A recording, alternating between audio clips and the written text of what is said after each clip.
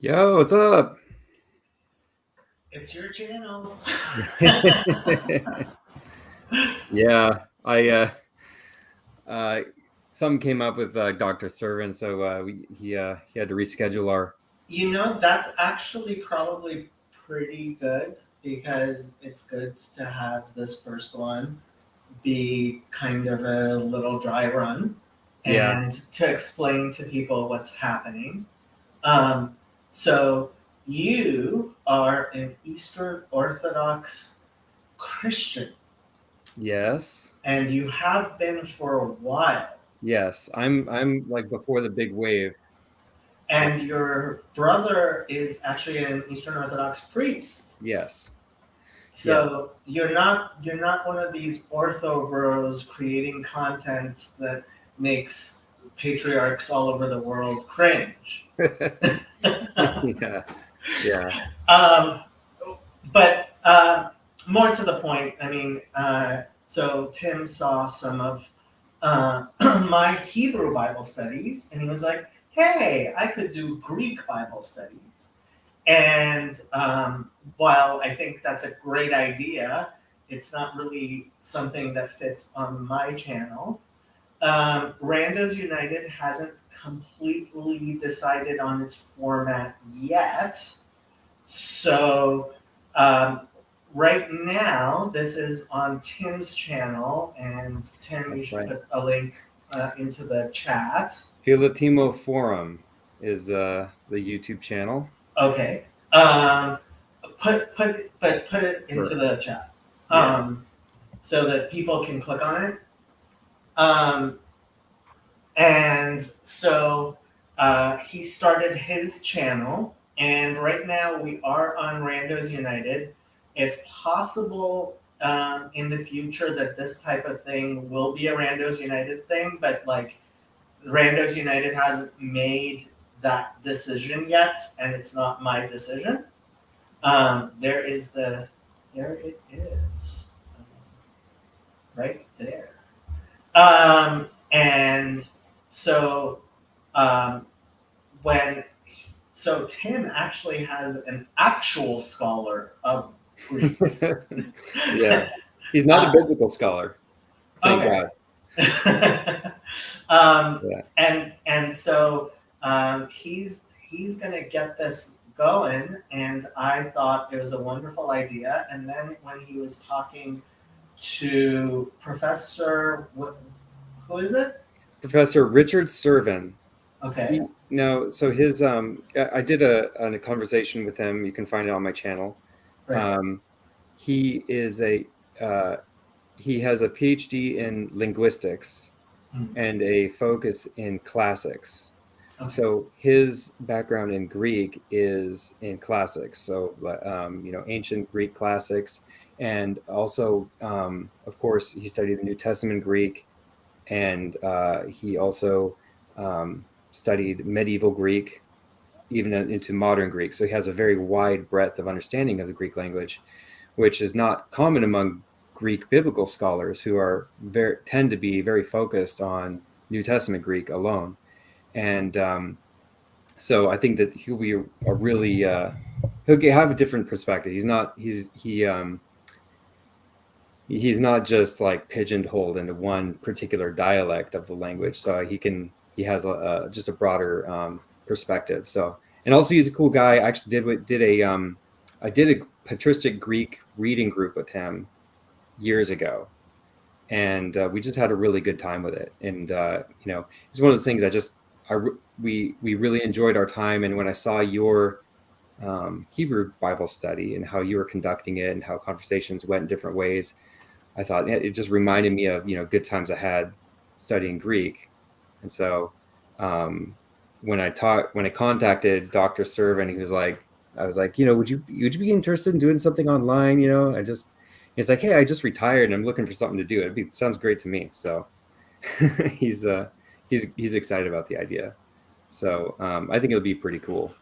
And um, and I think it'll be interesting to have, um, and the people around your channel is just a very eclectic group of people.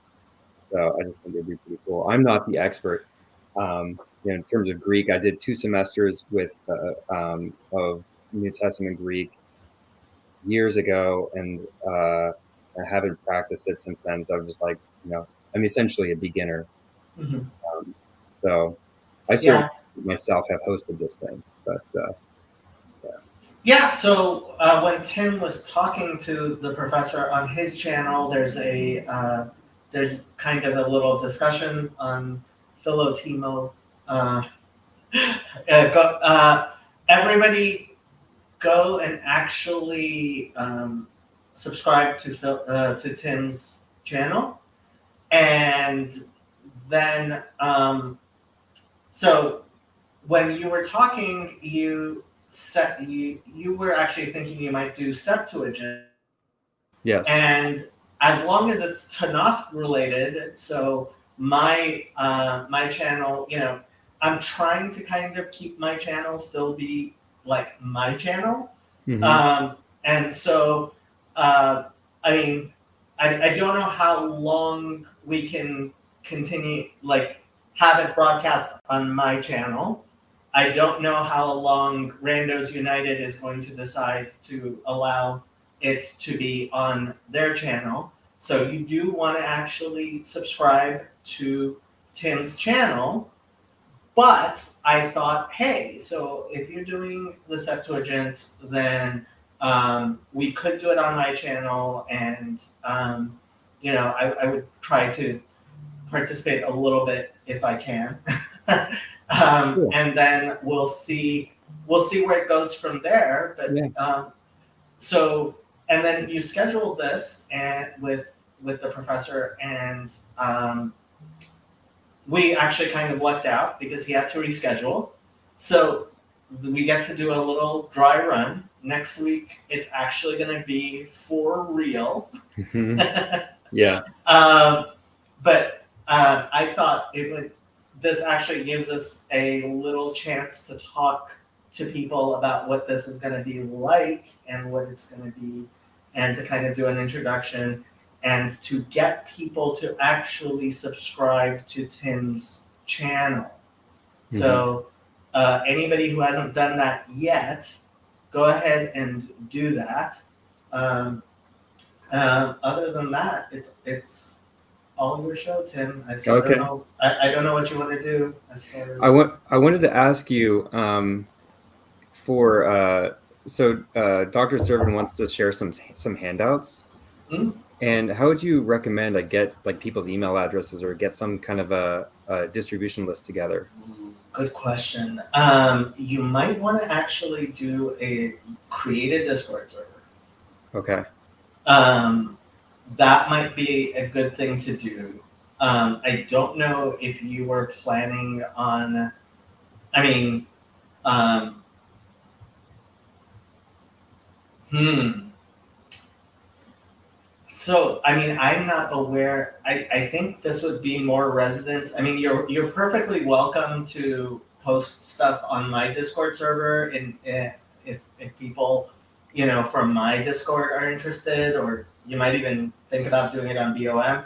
I am trying very hard not to taint your Greek Bible study with Jacob, because there are definitely people who prefer things that are not related to Jacob at all. And Hmm.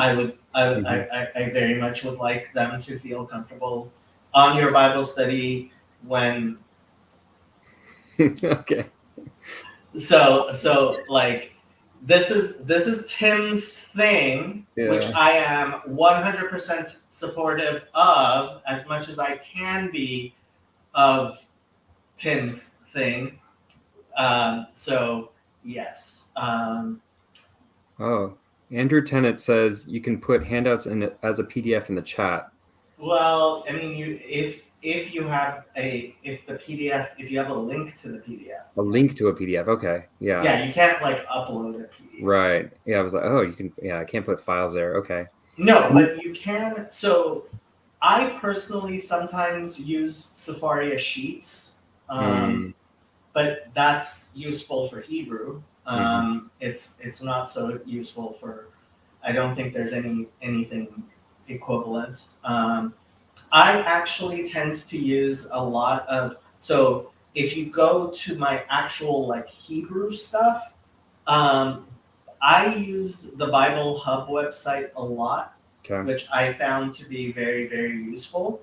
I also used Bible Gateway, which I found to be useful, and a few other specifically Hebrew related websites.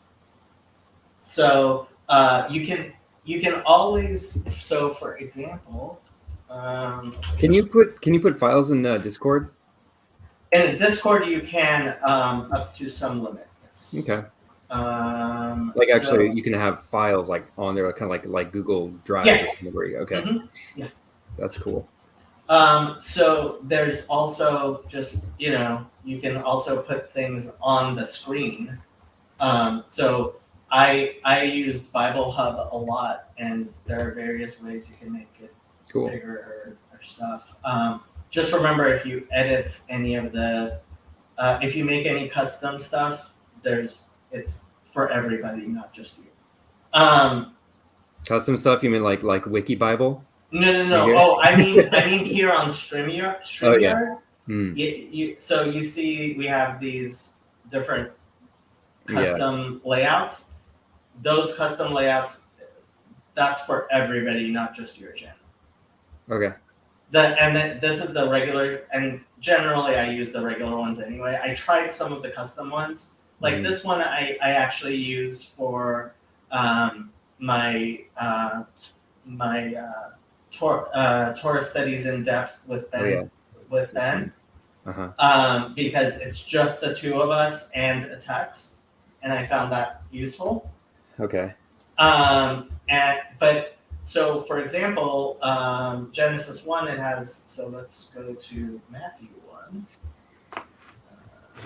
Matthew 1. I do want to ask you about the Septuagint and its history. I made my video, which was the Orthodox Catechist's rendition of the Septuagint, and I banged that out on the drive home from church, and I knew you weren't going to let me get away with it. So let's explain this word Septuagint. Yeah. Septuagint oftentimes is, and I'll try to be as fair as I can to the Christians. My video is mirrored, isn't it? Yes, I believe it is. Okay. Although I could read that, so it's okay. So it just says Septuaginta. Yeah. So the Septuagints, I would say, but so it's usually abbreviated XLL, LXX, which is for 70, and because it is, and in Hebrew it is called Targum Shivim, which means the translation of the 70, and so the story goes that during the time of Ptolemy, he wanted a translation of the Torah to Greek, and because he did not trust the rabbis, he took 6 rabbis from each tribe, so that's where the number 72 comes from, and he imprisoned them in individual cells and had them each independently translate the 5 books of Moses to, and this is an important detail a lot of Christians forget, the 5 books of Moses to Greek. And the miracle was that when all 72 came back with the exact same text. Now, this miracle is also discussed in the Talmud, which actually says the miracle is not that all of them translated it the same, because hopefully when people who know Hebrew translate it to another language, it should all come out the same. The miracle is, according to the Talmud, is that they decided to change certain things to be more politic with the king, and all of them made the same changes. Now, that is a little bit different from Christian version of the story. Second thing that the Talmud actually has a list of some of these possible changes, and they don't actually match up with the versions of the Septuagint that we have today. So we would say that the Septuagint we have today doesn't reflect the Septuagint as it existed during the time of the Talmud, which let's say is vaguely around the year 400. The Talmud does mention translations into Greek of things other than the five books of Moses.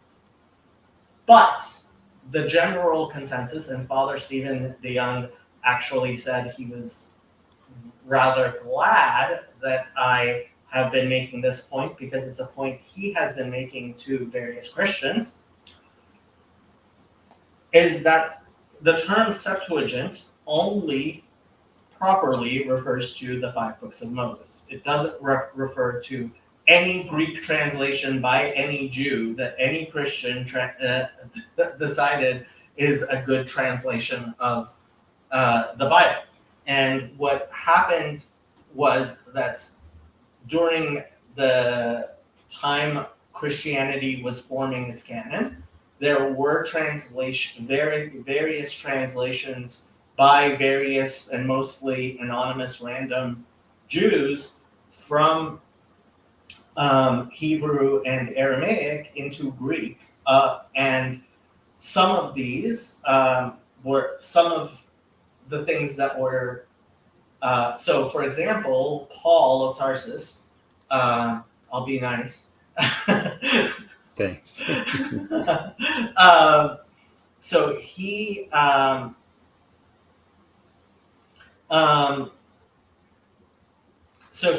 would be, so he quotes from the Septuagint, not from the Hebrew.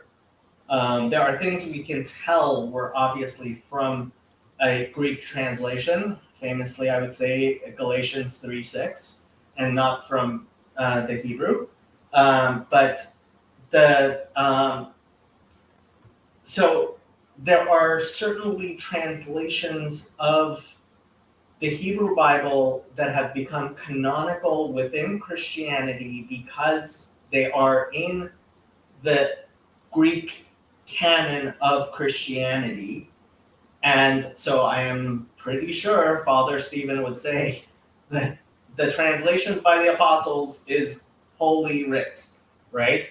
Whereas what has remained for us from being copied generally, and if you look at like critical editions of the Septuagint, one of the things that has become very clear is, for example, the Septuagint version of Isaiah is a pretty bad translation. Like, it's universally agreed this is a pretty bad translation. I don't think Christian scholars disagree that it's a pretty bad translation. Yeah. So yeah, I never really got the sense from Orthodox people that that the Septuagint is like a point of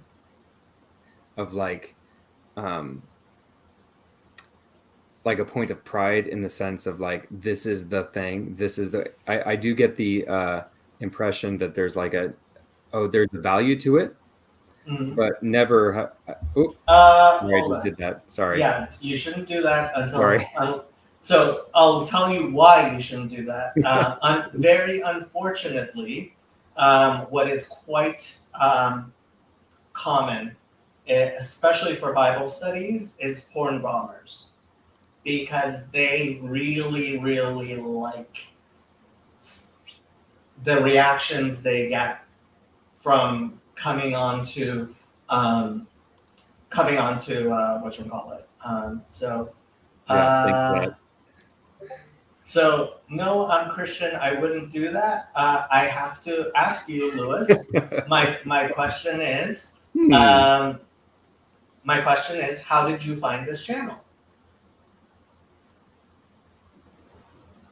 That's a simple question. How did you find this channel? Okay. Now, and so that's why you have to be careful, because they will come on and turn on their video and flash you with porn, and that's happened several times. All right. Yeah, see, that's what tells you that this person is not actually paying attention. So this is I am guessing this is a porn bomber. Sorry, nice try, man. Sorry, you might want to. If Jacob wasn't here, you probably would have got away with it. Oh, you're a friend of Claire. Yeah, that's definitely not going to get you on here. you might want to have a discussion with us and get to know us before you suddenly show up on our channel and decide we're going to give you airtime. But so yeah. Jacob, I was saying that I didn't think I didn't get the sense. I don't get the sense that the Septuagint is a point of pride among Greek Orthodox. Right. Okay. So let's go back to that. Yeah. And also, I did want to mention. Whoa. Oh, hello. That was quick. Are you sure I wasn't going to show porn? You only said his name yes, twice. I was sure you were not going to show porn, Father Stephen. You only said his name twice, Jacob. Yes, Father Stephen. You had points you wanted to. Set me straight, Father. No, I'm recovering from Pascha still. Yeah, I know. So, but Christ in you were talking Greek Old Testament, so yes. Yes. So Tim has decided that he wants to do a Greek Bible study, and he has a professor of linguistics who is going to be doing that with him. I heard that bit. Yeah. Yes. Yeah. But he wasn't here this evening, so no. Yeah, he something. So we'll just make do with Father Stephen DeYoung. I'll substitute. You're welcome. So I was going to say, and Father Stephen can correct me, is that there are at least some ortho bros who believe in Septuagint primacy. And before the discovery of the Dead Sea Scrolls, and to this day, I still get people telling me the Masoretic text was written in 1000, and the Septuagint is from 200 BC. Therefore, the Septuagint is right, and Unfortunately, there were a lot of people teaching that in Orthodox circles. So it is not entirely those people's fault. One of the reasons I hammer on it so much is because of that. There are a number of, when I'm being polite, I call them oversimplifications that happen in a lot of catechesis. When I'm being less polite, I say they're urban legends that have come around. And I have to be fair to my fellow clergy, right? You can't be an expert on everything, right? Like I can't carry a tune in a bucket.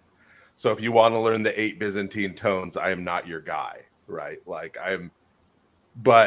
so people I catechize might get a better than average biblical, right?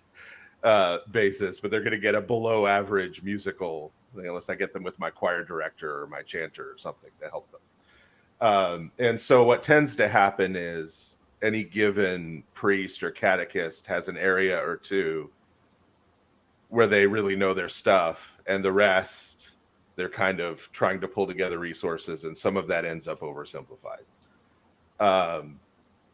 So yeah, they people will just say to this day, although it drives me nuts, that the Septuagint is the Orthodox canonical Old Testament, which is wrong on like 8 different levels. I know you already mentioned that the Septuagint is a particular translation of the Torah.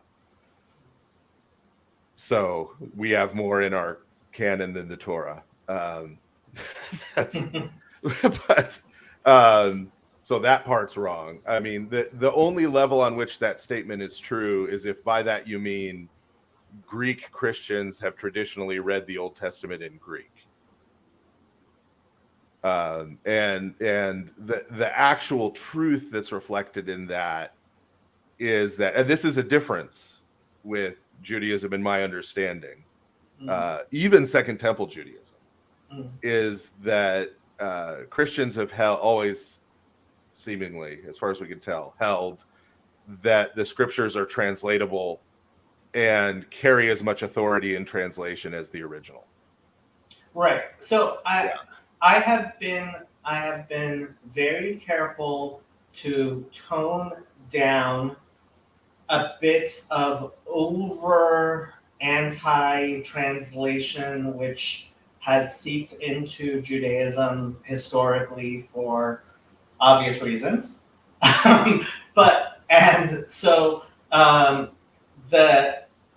The Mishnah quite clearly says that the Torah can be read in Hebrew or Greek, right? And so there are people who say that that means the Greek script, which I think is anachronistic reinterpretation personally. But there is that opinion that, oh, no, the Mishnah must have been talking about, oh, you can just substitute Greek script, alpha for aleph. I mean, it is derived from there, but I don't think that's a. I mean, who am I to go against some of the rabbis who said this? But I think they were trying to understand things, and now we see that in hindsight, people who know Greek understand that you couldn't read. I don't believe that. Origen did that. I don't know if you know that. Oh, Origen was big on the Hebrew. Okay. And he did what's called the hexapla. This I had heard of. Right. Yeah. Which is, it's called that because there are 6 columns. Right. So he had the Hebrew. He had 4 different Greek translations. And then the 6th column was him transliterating as best he could the Hebrew into Greek characters, because, I mean, none of his readers could read Hebrew script. Right? I see. Or at that point, Aramaic script, but right. Yeah, somebody actually, so this gives me a chance to pull this up. Matt C says, Grail Country is debating whether the resurrection is a, and I can't read Greek enough to actually know what that says. Techne is the modern Greek translation that won't get you murdered. Place by yeah. So I mean, I guess modern Greeks. I guess there is some way in which, if you were to translate, because there were certainly many Jews who did not know Hebrew script, and so maybe I should in fact repent of what I've thought of those rabbis. But when it comes down to it, the Mishnah says you can have a Torah scroll in the Greek alphabet or in the Hebrew alphabet. It seems clear in the Second Temple period that there were, especially in synagogues well outside of Judea, right? So in Asia Minor, right? Synagogues in Rome, even some of the synagogues in Galilee, it seems, you would have readings directly in Greek, but not Aramaic by itself. Because the Aramaic Targums are so free, if you read it in Aramaic, you had to also read the Hebrew. Yes. Like alongside it. Yeah. And the Yemenites still do that to this day. They still read the Hebrew with the Aramaic, even though more people in the synagogues know Hebrew than know Aramaic. Yeah. And then there's this fascinating thing that happened. I don't know how familiar you are with like Aquila and Symmachus and Theodotion and that whole Does history. sound some is I've Okay. heard those names. Yeah. In the second century, this is more granular detail stuff with Greek Old Testament, right? So technically speaking, Septuagint is that one translation of the Torah. The original translations of the other books of the Tanakh are usually referred to as the Old Greek. Okay. Right, to separate it from other Greek versions. Okay. And so what gets packaged as like the critical edition of the Septuagint is really they're aiming at the Old Greek. Okay. And then in the apparatus, they'll have the other Greek translations. I see. So the three major other translations that were produced were in the possibly the end of the first, but realistically, mostly the second century, maybe a little bit into the beginning of the third, by three different people: Aquila, Symmachus, and Theodotion, all of whom were Jewish, not Christian. In the case of Aquila, he was a Jewish person who became a Christian and then reverted to Judaism. The reason why, though, is that he found out once he had become a Christian that he was no longer allowed to practice astrology. So I took Tim off the page because his son was walking on. Yeah. So yeah. So Aquila, not for the best reasons did he flip back and forth, but or at least the most spiritual. Yeah. But each of those three did new Greek translations, sort of as an attempt to keep a Greek translation of the Tanakh that would be usable by Jewish communities going. Because the Christians had kind of glommed onto it and were interpreting it in certain ways, and particular translation choices they were making use of, right? Let's make some other translation choices to clarify, from their perspective, to clarify it. Right? Yes. So this is the reaction that Judaism has had to Christian interpretations. Right. Is there has been a sort of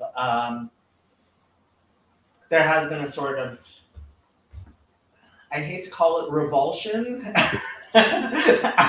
In some cases, it's accurate. At the liberties which look, when it became very obvious that a lot of Christians were translating things in certain ways, and I'll go back to Galatians 3:6, right?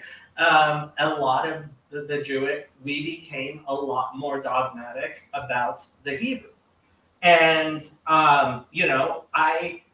I believe that it is bad for our religion to be affected by that sort of a reaction on a permanent basis. Obviously, at the time, I'm not going to speak, who am I to speak of the rabbis who made certain decisions over the thousands of years that have happened, but we cannot be attached to temporal decisions permanently as if this is what, there's a difference between what in halacha is called a takana, which is an edict or something that the rabbis have enacted, and halacha l'Moshe Sinai, and that which was taught on Sinai. And so that distinction is actually one of the things that I personally have been advocating for Jews to remember within Yeah. Judaism. If you get stuck in that reactionary posture, you end up like some hypothetical person who their whole system of doctrine is based on a reaction to medieval Roman Catholicism. I don't know what kind of person that would be, but Never met anybody like that. yeah.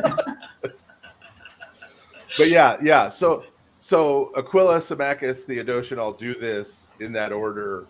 It sort of doesn't stick, obviously, right? It's sort of considered a failed attempt, and the Greek just kind of gets jettisoned from Jewish communities. But some interesting things. Also, a note.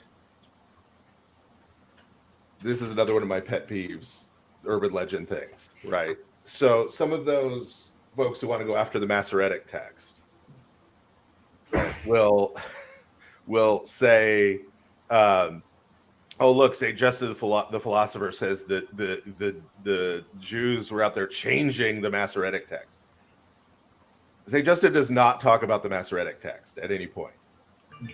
When he talks about changing the text, he's talking about Aquila, Symmachus, Theodotion, these changes in the Greek text in response to Christianity. That's what he's talking about. Father, with these Greek texts you're talking about, is this like what time frame is that? This is Aquila may have been right at the very end of the 1st century. Okay. But realistically, we're mostly talking about 2nd century. Then Theodotion goes a little bit into the 3rd century. So then, what were like the Hellenistic Jews using for their scriptures if they were not familiar with Hebrew? Before that, the Old Greek. Okay.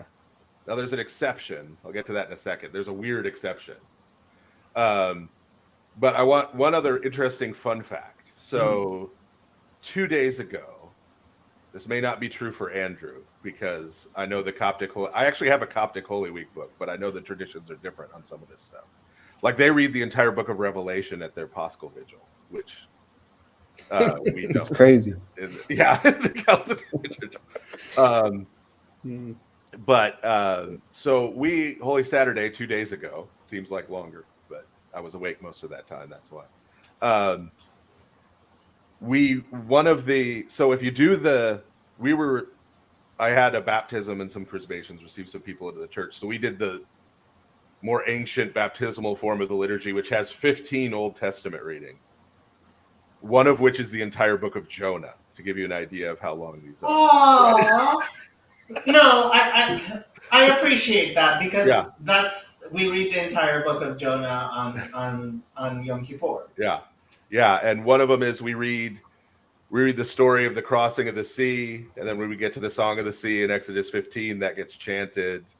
So the 7th day of Passover celebrates the crossing of the sea. So we've incorporated a lot of into nice. I appreciate that. Yeah. Nice. And the last one is the last of the 15 is the story of as they say in New Jersey, the Tree Holy Utes, Shadrach, Meshach, and Abednego, and their song also gets sung, but the version of that is read in Orthodox Orthodox churches on Holy Saturday is translated from the Greek, but it's not from the Old Greek. It's Theodotion's version. Okay. So the version we read authoritatively and liturgically on Holy Saturday is from a Greek translation made by a non-Christian Jew in the early 3rd century AD. Right. Okay. Which I like pointing out to Orthodox people because it screws up all their Septuagint theories, right? Like, so I'm in general. So really quick, I want to ask you, and then we'll get to Chad's questions, and then want to continue this question. But did you get a chance to read that part of the Talmud that I sent you regarding Jew who can be called a Jew? Because the Talmud there actually says that any Gentile who is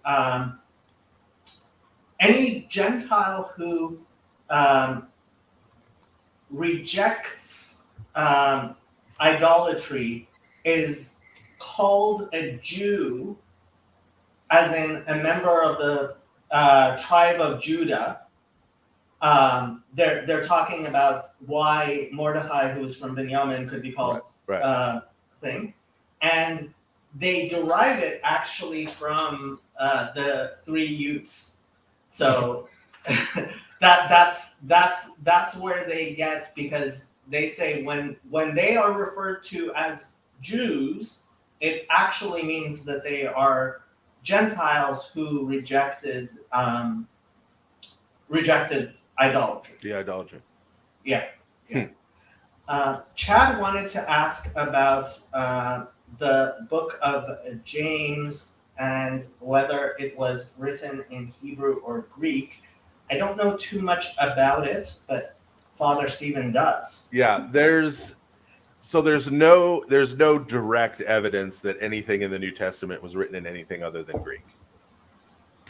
There is indirect. For example, there are. It depends on how you understand these things. That there was some version of the gospel according to St. Matthew in Aramaic first. Right. But the problem is we don't have anyone, even among like the early church fathers, who just says St. Matthew wrote his gospel in Aramaic first.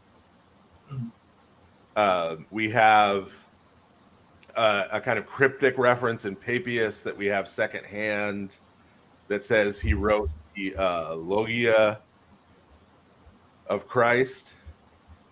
And so the whole theory of Q is based on that. But Logia, as it was used at that time, I mean, this goes way down a rabbit hole, but can include deeds as well as words. Right. So that could be a reference to a whole gospel in Aramaic. This also, then you have to get into the whole relationship between what was called the gospel according to the Hebrews and St. Matthew's gospel, which is a whole other kind of kettle of fish. Because the gospel according to the Hebrews, also sometimes called the gospel according to the Nazorians, which may also be the same thing as the gospel of the Ebionites, we're not sure, was very clearly written in Aramaic, because when it gets referenced by church fathers, they're having to explain things. So there's a passage in it, for example, where when it was translated into Greek, Christ referred to the Holy Spirit as his mother. And so Greek-speaking Christians were like, what? And so they had to kind of explain, well, no, right, like feminine noun, ruach, right? There are Christians who tell me that because of the feminization of the Shekhinah, Judaism worships a mother goddess and is idolatrous, and any reference to the Holy Spirit being feminine is blasphemous and idolatrous. Well, English speakers, you know, you don't have all these problems with pronouns in other countries. They understand the difference between language, gender, and biological sex, and that there's not really a relationship. Like French people don't think tables are like biologically female. Okay, yes, but so, I have to say, I mean, I do have to say there is this concept of God's feminine aspect. Like, so one of the things I tell Trinitarians is, I'm fine with the number 3, but I also like the number 2, and I also like the numbers 4, 5, 6, right? So there is the masculine and feminine of God, which I think is right there in Genesis 1, where it says that God created human beings in male and female. And so we do have a very developed concept in Judaism of, for example, so the foundation that I'm helping to create for this little corner.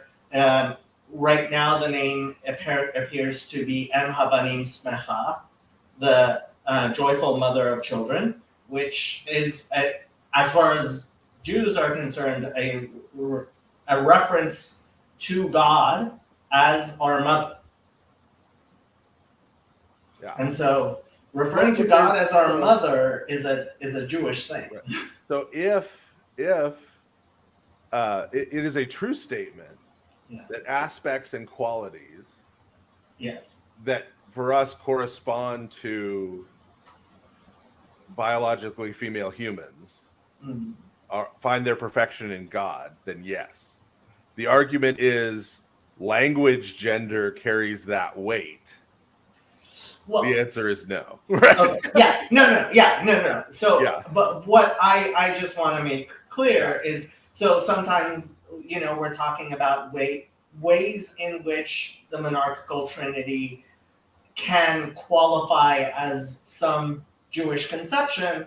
And for me, like, if you can say there is a hypostasis of God that is God the Father, in a similar sense, I would say there is a hypostasis of God that is God the Mother. It is not a completely open panel, but people who are known in this thing, there is a StreamYard link, and so people who have already been on this channel before and aren't here just because we have a very famous celebrity can, in fact, jump. That's me. I'm a medium-sized fish in a tiny pond.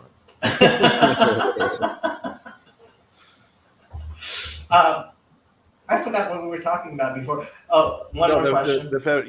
There's also a difference. Like, for example, I know you're friends with some Mormons, right? I am, yeah. And they believe that there's a heavenly Father and a heavenly Mother. That's not what you're saying. Right? No. Those are two different people who used to be humans. No. Right? No. But even with take out the humans part, right? Right. So that's not the same. What I would say is, in the same way that we would refer to God as our Father, we would refer to God as our Mother. Well, in different regards, right? Fatherhood and motherhood are different things. They are definitely different things. So not in the same sense, right? But fatherhood is like, and this is the thing, like when you're trying to map it onto the Trinity, well, like, but I'm not trying to map it onto the. Neither am I for that. There are things, but there are things which we would call I would say, in a sense, are how I understand how monarchical Trinitarians are using the term hypostasis, which would equally refer to God's kingship, God the Mother, God the Father, in Judaism. The disambiguation there, I think, is that so. And I think this touches on, wanting to limit it to 3. Although Aristotle said everything that comes in 3s is perfect. So that's when he becomes a Rishon, we'll talk. Yeah. Maimonides liked him anyway. So he did. Maybe a little too much, but I wouldn't say too much, but that fight is very live in Judaism. Yeah. But yeah, in terms of going beyond that is, for us, we would disambiguate between the divine energies, which for us would be an expression of some of the things that you're talking about, from the persons of the Trinity. So for us, for example,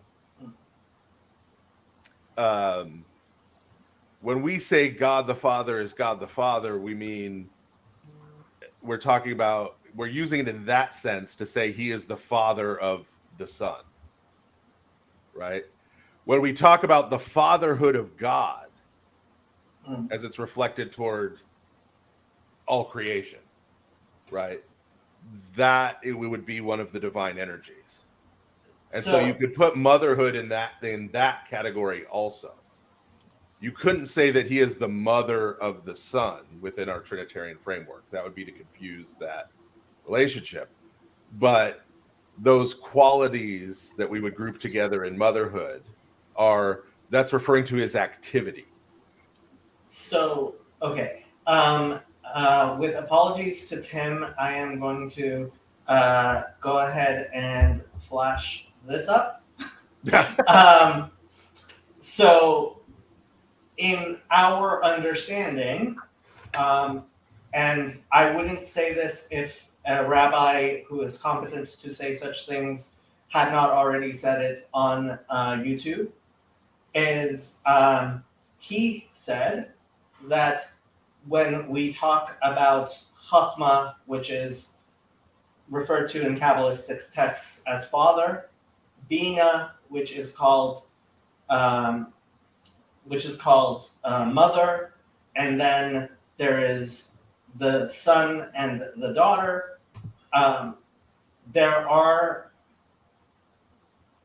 We would see the Sfirot as they manifest in Atzilut, in the worlds of emanation, as being, as I understand it, what you would refer to as pure essence, as opposed to energies. And this is where sometimes we end up with questions when it comes down to okay, how much are we agreeing or disagreeing? Because when in Psalms it refers to Em Habanim Smecha, the mother of the children is joyful, we believe that is a reference to God in Scripture. Yes. So the key distinction for us between essence and energies is really what is knowable and what is unknowable. Right. Okay. Energeia is God's activity in creation. Right? His activity toward us, which we come to know not intellectually, but by participation in it. Would you say that which knowledge? Would you say that which is revealed by Scripture is something that we know of our knowledge, or something that is divinely gifted understandings of God? So I don't think either of those quite covers it. Right? Okay. So from a Western Christian perspective, at least a traditional one, I mean, you get all kinds of things now, but from a traditional one, they tend to posit revelation, which includes Scripture, or if you're a Protestant, is Scripture, right? As propositional knowledge. Right? It's a list of here's a factual things about God that have been revealed in the text itself, right? As text. To that we say no, right? And I agree with you. Yeah. Okay. Yeah. So this is the distinction between knowing someone and knowing things about someone. Right. There are people like my wife's doctor, her parents, who know my wife, know more things about my wife, details about my wife and her blood chemistry and her, exact height and all these things than I know. But I know my wife in a very different way than they do. Yes. Right. And a deeper and richer and fuller way. Yes. So, and I think there's in some of the stuff I've written, I use a passage in St. John's Gospel to kind of get at this. But for us, the scriptures are a witness to the participation of humans in that experiential knowledge, that reflect that and then present a means for us to have the same experience through the meditation upon scripture and through keeping the commandments, right? Following the scripture, following the way of life, right? Presented in scripture. But the goal is not to try to isolate what happened at some point historically in the past, but to come to participate in that ourselves now, to come to know the same God that they came to know, right? Yeah. And so it presents guardrails in that, right? Where I could say, I had this experience that I think was a religious experience. It's not consistent with this, so it's a delusion, right? It's something else, right? But I think that's fundamentally how it functions. When we were talking about the Messiah, right, and your challenge, right, for prophecies that Christ uniquely fulfilled, right? I think the Gospels are, and I think it's clear this is the way they present themselves, right? Is we are people who knew Jesus, or in the case of St. Luke, I went and talked to a whole bunch of people who knew Jesus, right? And this is what they saw, this is what they experienced, this is what he said, this is what he taught, this is how he lived. And based on all this, we believe he's the Messiah, right? And then the goal for us in reading the Gospels, right, is a means through meditation and application of coming to know Jesus as the Messiah ourselves, right, as Christians, to come to that same kind of knowledge and realization. Okay. Right? Like that's the thought. And a tidbit, because I told you I was going to do this. Okay. Push back on your Christians have an egalitarian Bible thing. We don't. Okay. The Gospels have always been treated differently than the rest of the New Testament. This is true liturgically. Okay. This is true liturgically. It has always been. Yeah. The earliest manuscripts, the Gospels are separate. Father Steve, you have to understand. Yeah. I come from a world where I thought Protestantism was Christianity. Yeah. Yeah. Right. And in the Protestant world, and I could pull up the clip of a very large, and I think I may have in fact pulled up the clip for you of Mike Winger saying when Jesus was speaking in the Gospels, he wasn't speaking to us, right? And Paul is speaking to us, and I'm sure you've seen the dispensationalist. That's the dispensationalist thing, yeah, exactly. Yeah, where like it's at Pentecost that the new. Right. So you have Jesus's to do that. Life is just things that happened. If you're a Protestant, you have to do that to some extent.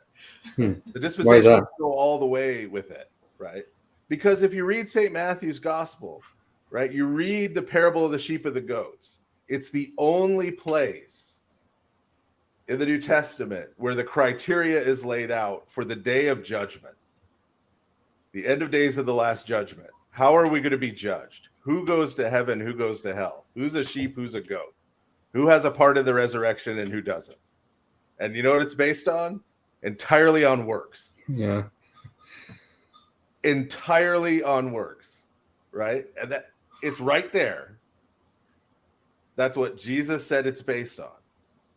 So if your whole ethos is works are completely irrelevant, it's just based on whether you believe certain premises are true or not. That's what you're going to be judged on. You're going to be given a theology true-false test. And if you get it right, heaven. You get it wrong, hell. Right? Then you can warp what St. Paul wrote into sounding like that if you're careful about skipping certain passages. Right? But you can't get that out of the Gospels. And so the dispensationalists are just very consistent and say, oh, he's talking to Jewish people when they eventually become Christians down the road. I see what you mean. Yeah. Yeah. Okay. So then, And St. Paul, who we've turned into this antinomian, right? That's for us, right? We just go with Romans the way we read it, which is 1 through 3, 5, 9 through 11. Forget the rest, right? We say that's systematic theology from St. Paul. Right? This is our. Yeah, I definitely have encountered that, Father. That growing up Protestant in Bible studies and stuff, it's like, well, the context is he's talking to the Jews and they needed to hear this. Yeah, absolutely, 100% have heard that before. Yeah, but you look at traditional Christianity going all the way back as far as we could tell, right? Gospel books and epistle books are separate books. We still have this in the Orthodox Church. Lots of Catholic churches still have it. I can't read the gospel in church. Exactly. Only clergy can do the gospel reading. Mm-hmm. Laity, anybody who walks in off the street can do the epistle reading. Mm-hmm. Right? We do the little entrance. We do a procession with the gospel, which is just replacing the procession with the Torah scroll. But we do it with the 4 gospels instead of the 5 books of Moses. Right? It's night and day. Purpose the Torah serves in the Tanakh is served by the gospels in the New Testament. Like there's a direct parallel that's expressed 100 different ways. It's just been jettisoned in a lot of Protestant. I'll give you a tiny bit of trivia, which will shock pretty much everyone. We call it the 5 books of Moses and the Chumash because it is split into 5. But the Talmud very clearly says, and Rashi quotes, that actually there are 7 sections of the Torah, and that is the halachic, the actual Jewish law, which very few people know. So if you ever want to bowl an Orthodox rabbi over, right, ask him how many scrolls, how many Sifrei Torah are there? And if he says 5, he's wrong, because there are 7.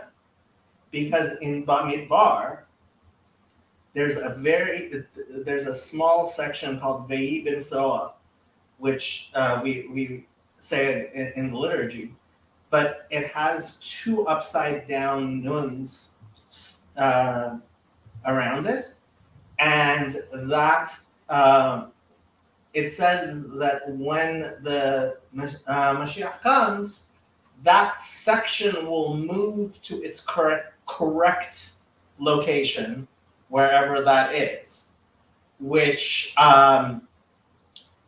for the people who want to read the Torah very propositionally, which has started happening in Orthodox Judaism, oftentimes in response to people like trying to in reaction to the liberal forms of Judaism,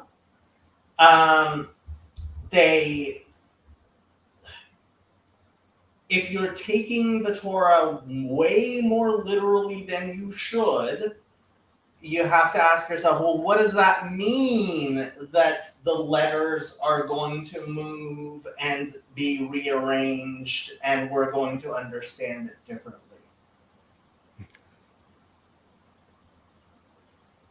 Yeah, that doesn't really work if it's propositional content. No, it does not. It does not. Well, I was just going to say that me categorizing. Let me be clear. I know sometimes it sounds like I'm just going after Protestant, but I've read this stuff. I could point you to this stuff, right? Go and read Charles Hodge's Systematic Theology from Old Princeton, right? Find Presbyterian Calvinist. When he lays out at the beginning of his Systematic Theology his method, he says theology is a science. We extract data from the scriptures in logical propositions. We tie them together logically, right? We make good and necessary inferences, And so he says the findings of exegesis, when you do it properly, are just as sure as the findings of science. So I'm not just caricaturing Protestant. Like this is the self-concept of like classic American Calvinist Protestantism. You're making Phlebas hot under the collar. Phlebas is a friend of ours who is a long-standing member with his family of several generations of the CRC. Okay. Yeah. Well, he's got one on me because my Dutch relatives were all heathens in the old country. When my grandparents came to this country, they joined an RCA church because that was the only place where there were other people who spoke Dutch. But they ended up actually becoming Christians. And so my dad was raised in a church. And so when the RCA went off the deep end in the 70s, he was a deacon and we went into the CRC to get away from that. So I don't have a ton of generations in the CRC. I just have my own childhood. But no, this, and so again, yeah, that the fact that I criticize it doesn't mean I'm misrepresenting it,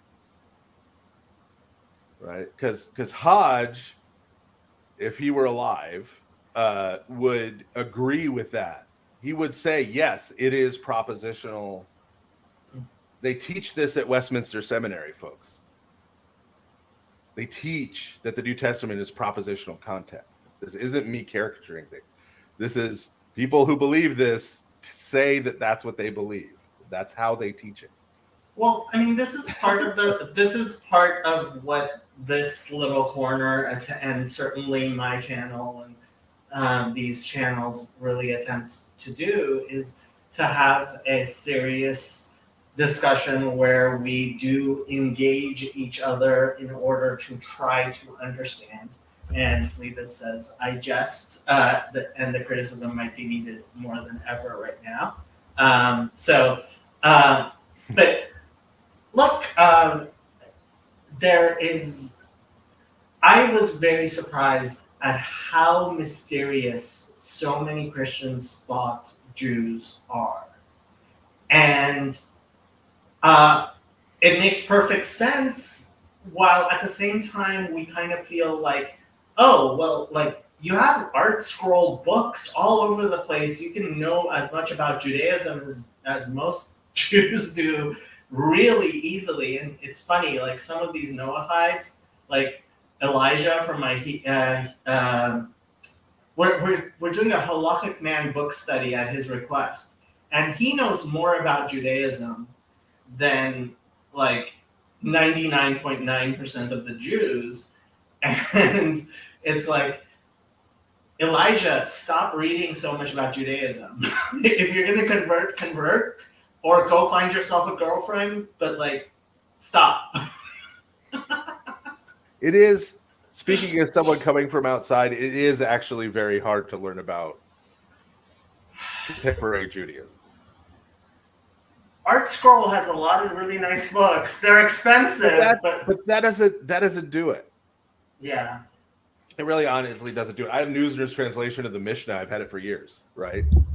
But it's not the only reason I think I can comment with some understanding on, for example, like Reformed theology, is because I got an MDiv from Westminster and I studied with brilliant people, many of whom I still personally admire as people who believe it. Yeah. Yeah, no, that's why I think I have an understanding. So to me, I could get all the books I want. I could go wait for a rabbi to die and sell his library to half-price books, and I could go buy the whole thing, right? That's still not going to be the same as having actual interactions. And I think I told you, I mean, I tried to get the Orthodox rabbi in the town I lived in before here to let me just sit in and not say anything in his Talmud class, and he said no. You're a priest. I know. I'm not saying I blame him, but I mean, I'm just saying it's not easy Okay. for me to make friends and get somebody to talk to me about this. Okay. Kind of stuff. Let me say something. Yeah. Depending on which denomination of Orthodoxy, they're all going to say no. Yeah. But Yeah. they if you go and sit, they will actually be perfectly happy, because Rabbi Moses Feinstein, who you could say in a certain sense in the United States is like, well, he passed away, but his rulings are, like he's the patriarch of America in Jewish terms, Lavdil, right? He was asked this question of if a Gentile wants to attend one of your classes, he said you don't have to protest, meaning that if somebody does, that's fine. You don't have to like shoo them away. But if you were to ask, the answer is very definitely. So that was my mistake, was asking. Yes. Okay. Yeah. The Reform rabbi would hang out with me anytime I wanted to, but he was kind of crazy. So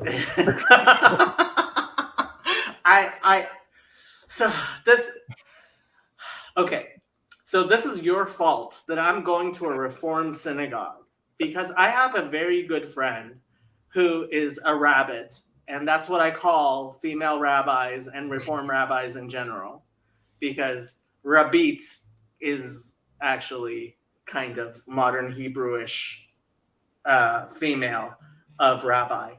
And if she were a man, I think she would be an Orthodox rabbi, but that's not allowed in Orthodoxy. And she does a very good job. And after my time going to Orthodox churches, and Andrew, I forget the name of the priest. He said hi, Father Stephen, but I forget his name. And Andrew and Richard and I went to a service for it was like the 12 stations. Father John Fenton. Mm-hmm. Yep, from St. Michael's. Yeah. Yes. Yeah. So like once I'm doing that, I can't really defend my complete rejection of everything Reform and conservative very much. But in a very real sense, I mean, I say when Andrew Clavin converted and he is an Anglican now, from Reform Judaism, I believe he's a lot closer to Judaism than he was before he converted to being an Anglican Christian. Yeah. That's something I kind of face here, because this area is 70% Roman Catholic. Mm-hmm. And despite what some people may think, I'm not actively going out and trying to recruit everyone and shut down the Roman Catholic Church. But there are a lot of people here with everything going on in the Roman Catholic Church who are basically deconstructing. Mm. And if I don't say anything and I leave them alone, or I don't welcome them into the Orthodox Church, they're just not going to be Christians. Yeah. And to me, even if that gives me a bad reputation with the local bishop and the local, Catholic clergy. We have it let people, we have it a bit easier. So Rabbi Moses Feinstein, said that Reform synagogues are as bad, if not worse, than churches, and it is forbidden to walk into them, and they do not represent Judaism. So for us, that's not even. So my whole thing was like, yeah, if I'm going to a church, Reform synagogue, very similar things. And yes, there are, if there were Reformed Jews watching us, they would be losing their mind. But for the same reason, we end up not having very many mainline Christians in this little corner, we also end up not having any Reform or conservative Jews that I know of in this little corner. Oh, before we go too far past the talking about the entrance and the gospel book and stuff, I think if you ever visited my parish here in Lafayette, Jacob, the thing that would probably freak you out the most would be when I'm making the entrance and people sort of group around to touch the hem of my vestments. As I'm on the way past. So there's lots of little things. Well, I mean, even in customs that have stuck around.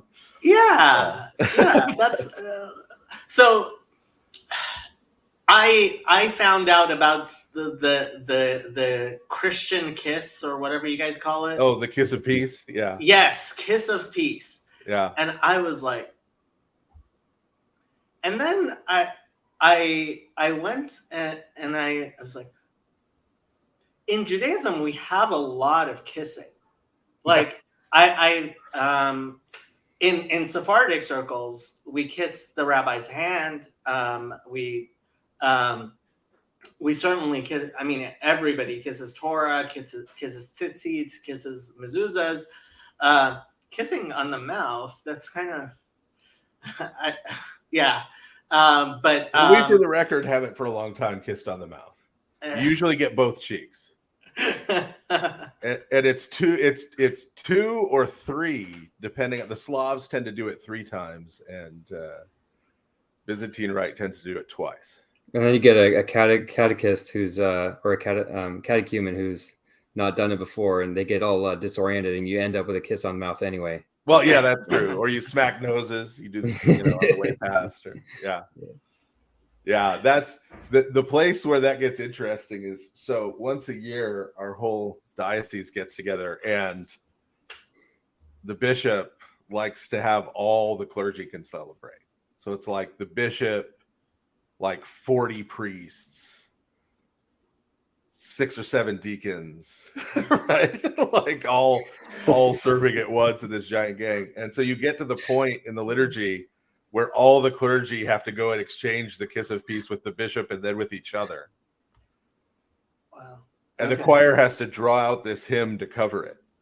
And it starts turning into a whale song after a while. So I have a question.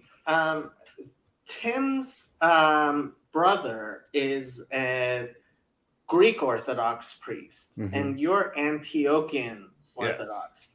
Yes. Can you celebrate Mass? Yes. Okay. Yes. We're in complete communion with each other. The only problems right now are the Greeks and the Russians. Right. Can celebrate together. And we're still feuding with Jerusalem. Antioch and Jerusalem are feuding. Really? Over, okay. But yeah, so over Cyprus or something? Qatar. Okay. So yes, it's over Qatar. So what happened is Qatar has, Christian community, mostly foreign workers. Right, Orthodox Christian community. Qatar is within the historic territory of the Patriarchate of Antioch. Okay. But the vast majority of Antiochian clergy over there are Syrian, some Lebanese, some Jordanians, some Palestinians. Right, some of them have Israeli citizenship. But for pretty much all of those folks, the government of Qatar doesn't necessarily want to let them in. Right. So they were having trouble getting a priest in there to serve that community. Okay. And so the Patriarch of Antioch and the Patriarch of Jerusalem cut this deal where they sent a Greek priest from the Patriarchate of Jerusalem who didn't have any connections to anybody in there to serve that community. Okay. Right. So they had that agreement. Everything was fine. And then the Patriarch of Jerusalem decided to make that priest the Bishop of Qatar. Okay.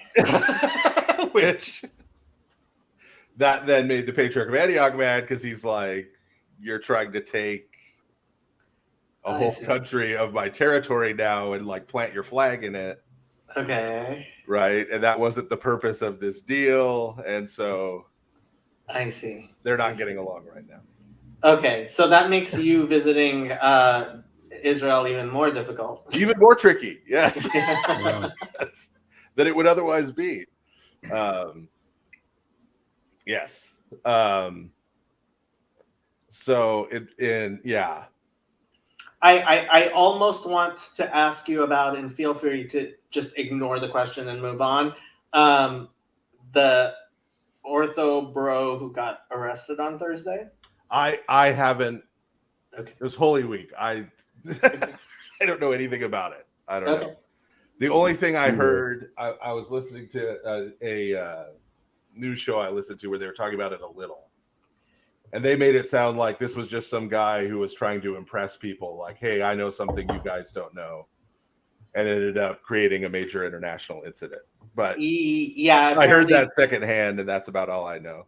Apparently, there were Ukrainians on his very small gaming thing, which took the information, and there were some claims in the news that he did it because he is a Christian who was opposed to the war and maybe had sympathies either with the Patriarchate of Moscow or Ukraine.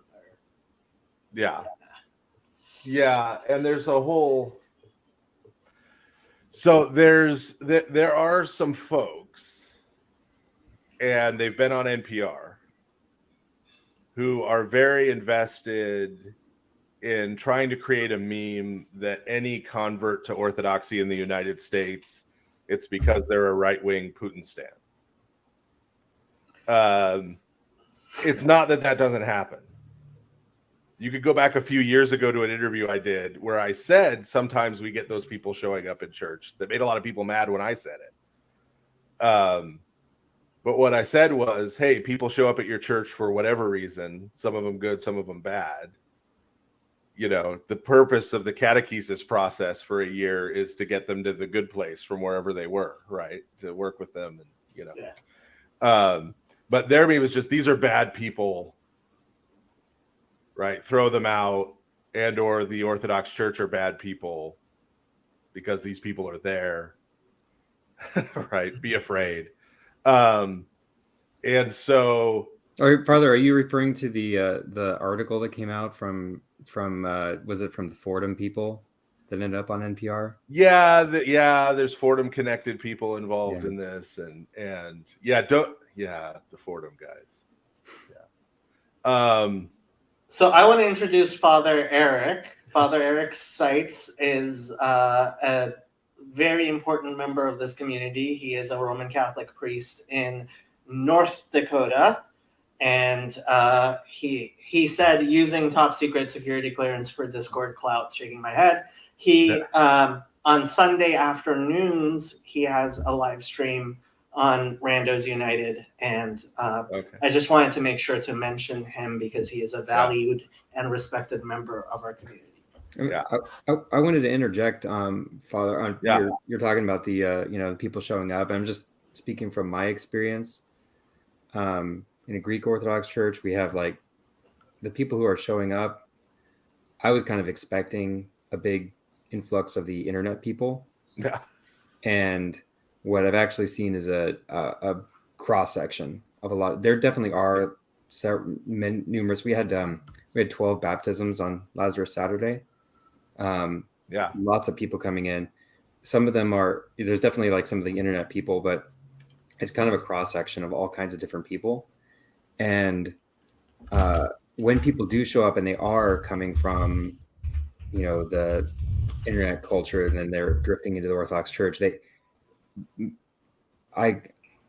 every single one of those people so far have been somebody who came in like, I don't really know.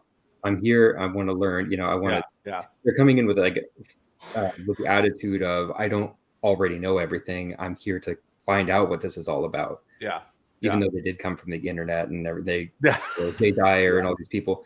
And so I really haven't seen that like hyper I don't know, ortho bro attitude. I don't know. I just haven't seen. I am less hostile to at least several of those people, the well-known ones, than most of my friend circles, shall we say. Yeah, and what I don't like Yeah. with those guys either, you know, like yeah. But There's that sort of Yeah. like stereotype that probably people Yeah. imagine, yeah. and I really haven't seen much of Yeah. that really. Well, that's what I was saying. It's not that it doesn't exist. It's Mhm. that, you know, these cases are taken to. Matthew Heimbach was a real person who managed to get excommunicated twice from the Orthodox Church, which is something. Um, and I don't mean cut out, like you can't receive communion for a while. I mean like anathematized, thrown out twice. That takes some skill, right? He managed to sneak back in, and then they found out who he was, and they threw him out again. So there are all these people, and I once had a guy show up at a Vesper service we'd never seen before. So we go to talk to him afterwards. First thing out of his mouth is, "I think Vladimir Putin is a great leader." And I'm like apropos of nothing, you know, like, we're all looking at him like, okay, you know, like, who cares, you know? So there is, I mean, there are folks like that, but there are people who show up for other kinds of reasons too, and that's what I was talking about in the interview, right? I mean, we get people who, you know, their Protestant denomination starts ordaining women. And so they say, okay, well, I'm going to go join the Orthodox Church because they don't ordain women, right? It's like, well, okay, but we're not just your church, but doesn't ordain women, right? This is a whole different tradition. This is a whole different. So for whatever reason people show up, right? You work with each person individually, right? To say, hey, where are you at? What is it you're looking for? Sometimes they're looking for the right things, and you just have to show them. Sometimes they're not looking for the right things, and you need to show them what they should be looking for, you know? But yeah, that whole demonization thing. So there, I don't care. So you mentioned the Fordham people.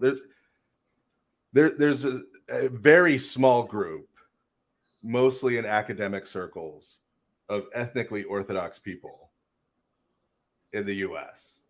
who are just manifesting the neurosis of the white liberal in full bloom, which is, we don't want to actually change anything. We know we can't really change anything, but we want to perpetually virtue signal that we're the good ones who would really like things to change if that were possible. Right. And just want to sort of agonize over the plight of all the women who aren't being ordained, you know, all the time.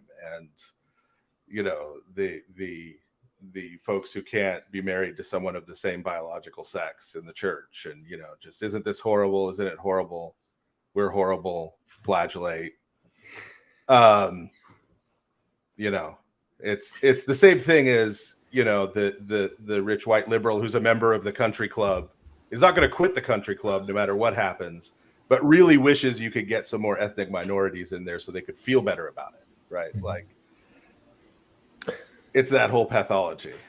Unfortunately, in Orthodox Judaism, we've reached the point where people are now claiming to represent Orthodox Judaism when they obviously do not, who are ordaining women and I mean, there's a rogue rabbi that got kind of weird, but yeah, we have similar problems, and I think there's a real reason why in this little corner the only Jews I know who are involved are Father Eric are Orthodox Jews. So Father Eric, Father Stephen, Father Eric. Hello. I've seen you on the internet every once in a while, and I just read God is a Man of War, and I loved it. Oh, thank you. And I based my Easter Vigil homily basically on that, because we do Exodus, the crossing of the Red Sea for our second reading. So, 2 thumbs up. Thank you. That was helpful to you. Yep. I've got a really random question while you're here, Father Stephen. In your book, you say that Theodosian's translation beat out the other Old Greek translation. For Daniel, yes. Why is that? I don't know. It seems to be just the one that was preferred. The language was preferred for public reading. Okay. But so that teaches us something about how the ancient church saw the text, right? Because if they were looking at it as this is a series of propositional statements and we need to get back to the original, like what was in the mind of Daniel or whatever, then that wouldn't fly, right? You'd have to find this is the authoritative version based on some kind of historical thing or based on, well, this is the one the apostles quote, or this is the one that, right? But the reality is the purpose that text was serving was a liturgical purpose. And so the translation that best lent itself to that liturgical purpose is the one that was used liturgically. And then another super random one. You mentioned that I'm forgetting where in here that there's differences between the Septuagint and the Masoretic, and it could between be the Greek and Hebrew traditions. Yeah. Yeah. And it could be that the Septuagint is reflecting older tradition. Well, so one of the things we know, so over against the anti-Masoretic text people, it's very clear that what is now called the Masoretic text, minus the work of the Masoretes, right? So you can't really call it that, existed, right? At the time of the Dead Sea Scrolls, existed by the 3rd century BC, right? It pretty much in toto. We could argue about Daniel. I don't really want to, but if you really want to, we can argue about Daniel.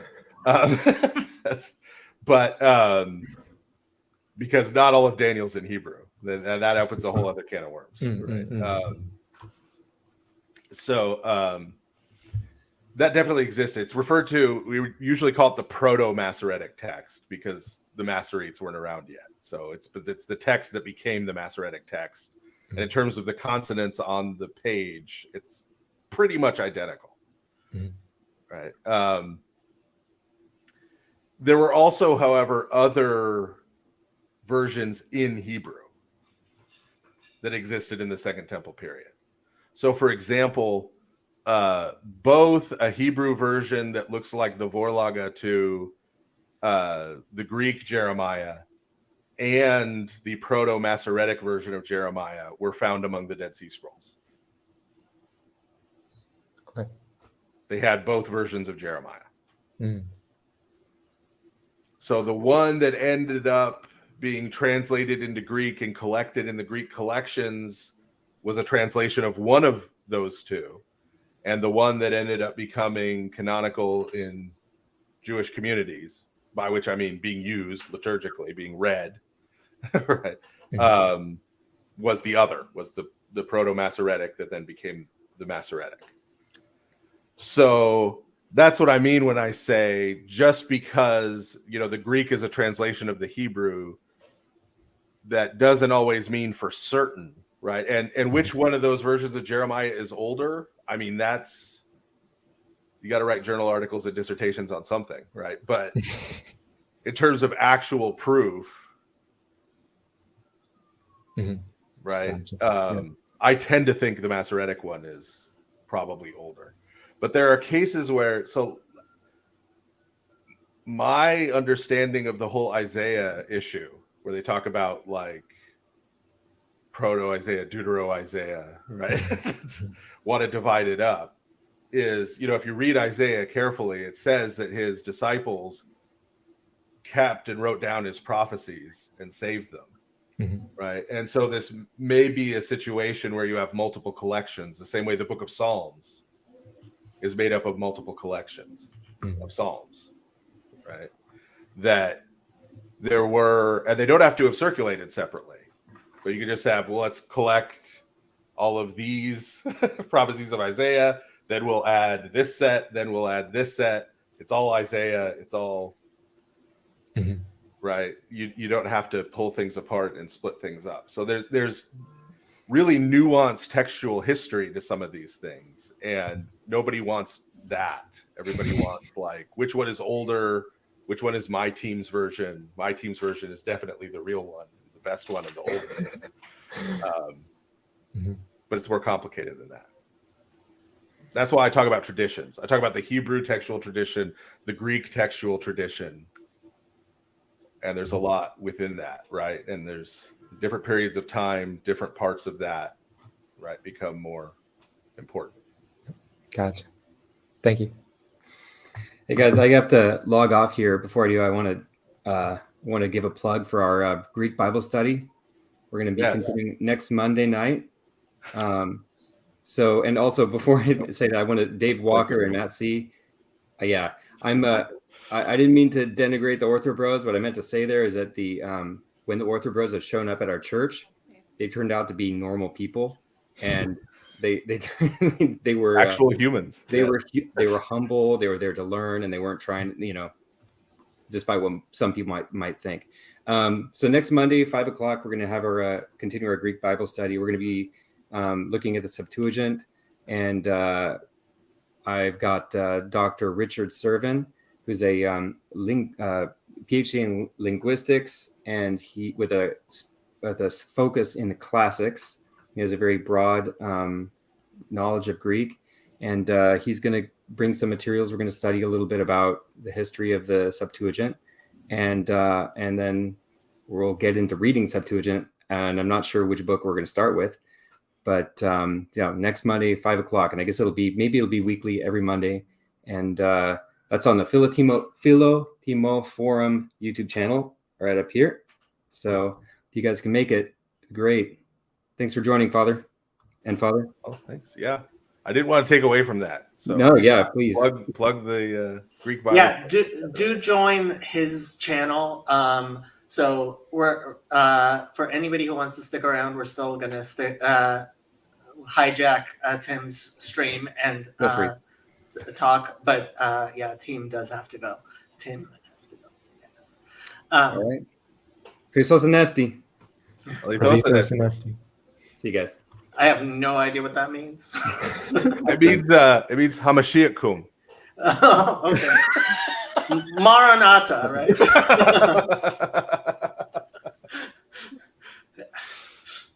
It's funny, but my family still speaks Aramaic, some of them, and I didn't understand what they were saying until I went and studied some Talmud, and then I came back and I could understand a bit of the Neo-Aramaic. But the language has changed a little bit over the past 2,000 years. So my grandmother's Aramaic, even though I joke, I actually joked I would kick anybody who contradicted my grandmother of blessed memories off my Discord server for disagreeing with her. But my grandmother's Aramaic was not pure biblical Aramaic. So how much Arabic do you know?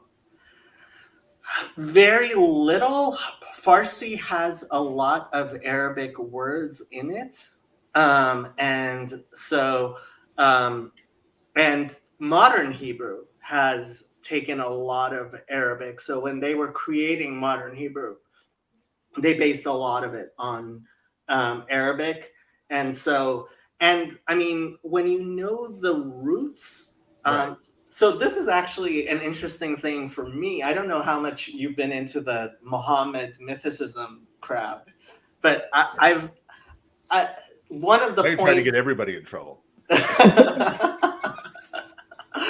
One of the points that the Muhammad mythicists make, which I think is a very strong point, is there's no history before the Quran of a name Muhammad. In Greek, in Arabic, right? That root Hamad, right? So in Hebrew, Muhammad, it's an actual word. So it's like, and so. But it and, seems like a title. Yeah. Yeah, it's a title, and I mean, when you look at the Quran, there is this theory that it was developed in Aramaic and then was adopted by Arabic speaking peoples. And the mythicists would say that Muhammad started as a simply beloved in the text of the Quran, and then Muslims started naming their kids Muhammad. So yeah, that's the Muhammad mythicist position. And the reason for it is you can't, there's no construction in any Arabic we're aware of that turns the roots Het Mem Dalid into the word Muhammad or anything like it. Yeah. So I'm in the Antiochian Archdiocese, so I'm around a lot of Lebanese, Syrian. I mean, the Patriarch of Antioch is in Damascus, right? So Jordan, right? Jordanians, Palestinians. And their historical traditions about the origin of Islam make a lot of sense with the actual textual data we have. So, yeah, fatwas are going to get issued here. But anyway, Saint Sophronius was the Patriarch of Jerusalem when the Arab invasion happened. Okay. And he wrote a text called On the Ways of the Arabs. He talks about how they dressed, what they ate, you know, the whole thing, like their culture, all of this stuff. Never once does he mention that they had a different religion. What year was this? This is 7th century. This is when they came and conquered Jerusalem. Yeah. And so there's that. There's St. John of Damascus, who was having public debates with Islamic scholars in the courts of the Caliph. Mm-hmm. And he, in the second part of his Fount of Wisdom, which is his Against Heresies, describes Islam as a heretical form of Christianity. And there is this sort of embedded traditional memory among Middle Eastern Christians that Muhammad's uncle was a bishop in the Church of the East, sometimes now called the Nestorian Church, though they don't like that. Right. And there is the presence of a lot of apocryphal Jewish literature, apocryphal Christian literature and traditions in the Quran's text itself. The Quran refers to the 7 sleepers of Ephesus at one point, who are Christian saints. Okay, I'm like, well, should I know that? Well, who are fairly obscure Christian saints. Father Eric hasn't heard of them, right? It's one of the few Byzantine icons with a dog in it. So the 7 sleepers of Ephesus were the 7 Utes. We keep coming back to the Utes this evening. Who during the last great Roman persecution of Christians under Diocletian fled and hid in a cave. They fled Ephesus and hid in a cave, and there was a cave collapse, and they died, presumably, as martyrs. But then 2 centuries later, they emerged. They came back and emerged in Ephesus, and in various ways identified themselves as these people from 200 years ago, and sort of taught. They weren't teaching some kind of esoteric secrets like trying to start, but were like teaching the Christian way of life, like calling people to repentance and stuff, and then sort of disappeared and died again. So this is a fairly, and most, of course, modern people write this off as a myth and everything. This is a fairly obscure bit of Byzantine, right? Hagiography. That story's in the Quran. Like they're referred to in the Quran. And Averroes, the great Muslim philosopher and commentator, was at all kinds of odds and ends to try to explain what was going on with the seven sleepers of Ephesus in the Quran. Now I think it's just glossed over, right? But why is this here, right? Like, what does this have to do with anything? Like, what? Like, that has to do with Islam? So the idea that Islam started out as some kind of Christian sect and just incorporated a lot of these traditions that were in the region makes a lot of sense to me, and explains why Saint Sophronius wouldn't think, oh, this is another religion. He would think, oh, this is some weird form of Church of the East Christianity, right? Or something. Yeah, the Quran as a text is very interesting because it appears to be, and this is what Muslims call the linguistic miracle of the Quran, because most Muslims believe that Muhammad was in fact illiterate himself, and it appears to be a text beyond his capacity to compose. And in fact, they've started doing like numerical analyses, and it's in the tradition. And maybe we should go back to the Enochic question somebody asked a long time ago. But like in the Jewish tradition of Kabbalistic texts, there appears to be encoded certain numbers and certain things, and there are places where there are letters which, so there's a joke told by way too many Jews. So there are the Quran starts with three letters, Aleph Lam Mim, right? Aleph Lamed Mem in Arabic, which it doesn't appear to have any meaning.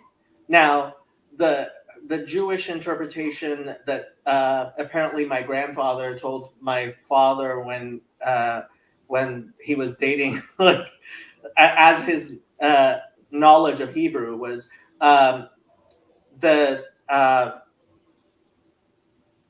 was that it's Ein Lo Mamashut, that it has, which is actually modern Hebrew, but like that it has nothing substantial within it.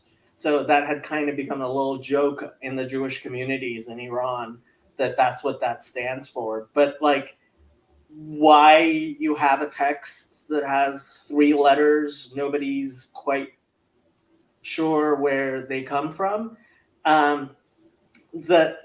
The Islam mythicist position is a lot stronger than most people are willing to argue for, because for obvious reasons, and some people are more afraid of death than, I guess, a Jew, a Roman Catholic priest, an Antiochian priest, and a Coptic Christian are. Although if you're that afraid of death, Andrew, you might want to. I feel like we should walk into a bar for some reason. That'll keep us safe. So you've heard the joke: a priest, a minister, and a rabbit walk into a bar, and the bartender asks them, "What do you want?" And the rabbit says, "I have no idea. I'm just a typo." Yeah. I'm only here because autocorrect sent me.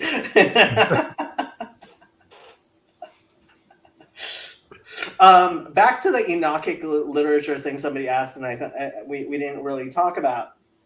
So I've actually been trying to look into this a little bit more, and it appears that the Enochic literature was very much into this fight in heaven thing, which thank you for finding that, Father Eric. What does Jacob think? Yeah. So the Enochic literature. So this is, I get this argument a lot from Christians who will say that there were Jews who believed in rebellious angels. And it's like, yes, many Jews throughout history believed in all kinds of things which the Judaism did not approve of. Just ask Elijah. Right? Well, also, you know, clearly, for example, they believe that at Qumran, because I mean, the Book of Enoch is the second most plentiful text there after the Book of Genesis, right? And then Jubilees is third. So, yeah, and I mean, there's, to me, from a Jewish perspective, I would think you could just say, well, you know, history has proven that the Pharisees were right because everyone else is gone, kind of thing. That is what they do say.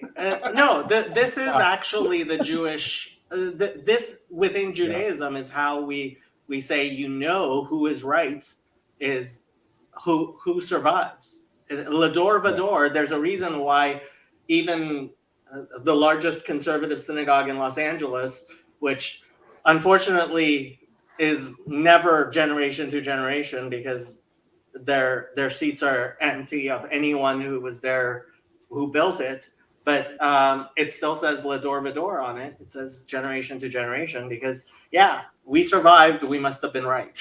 You invented Darwinism before Darwinism was a thing, huh? In a sense, although certainly not with the natural selection, but more with the supernatural selection. Yes, God does decide who lives and dies. That is a very Jewish idea, that God decides who lives and who dies. Yeah, it's the rebellious angel thing, though, is interesting to me because that seems to get cut off very quickly in post-Christian Judaism. It seems to be fairly plentiful before that and then get cut off very quickly. I say seems to because, for example, already, you know, Trypho is saying Christians blaspheme by saying that there are rebellious angels. Trypho is a foil, so I don't want to give him too much weight, right? But there's at least the idea expressed there already in the 2nd century that in Judaism that idea is done. Well, right? Okay. I mean, I have to say, you know, that. So yes, I believe Judaism certainly consolidated after the destruction, and the Pharisaic Judaism. Like, the thing is, as we see it, the Jewish tree is always constantly splintering, and in fact, usually the majority of Jews believe all kinds of heretical things, and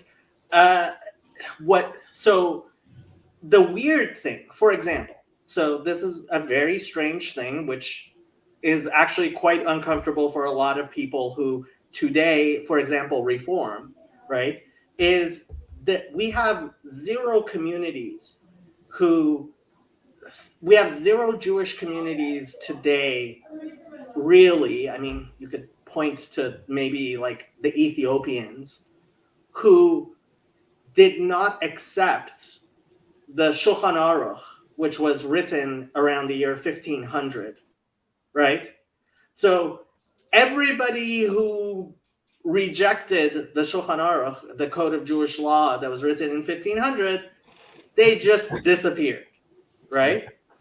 And like Reform and many people will go back and most Jews did not believe the things that were codified in the Shulchan Aruch 500 years ago. And Orthodox Judaism will say, yes, and they're not here. Yeah. The interesting thing to me, though, is, like I said, how quick that was. Because you could find later Jewish texts still playing with ideas that now sound very Christian to people. And the issue of the origin of demons as rebellious angels seems to be kind of a tertiary, right? Like I would think if you're working on separating from Christians and warding off what you see as bad Christian ideas, right? Like certain views of the Messiah's pre-existence, right, as a heavenly being, like that would be one of the first things you'd want to. But that persists for a long time. Versions of that, right? Not the Christian version, but other versions of that, right?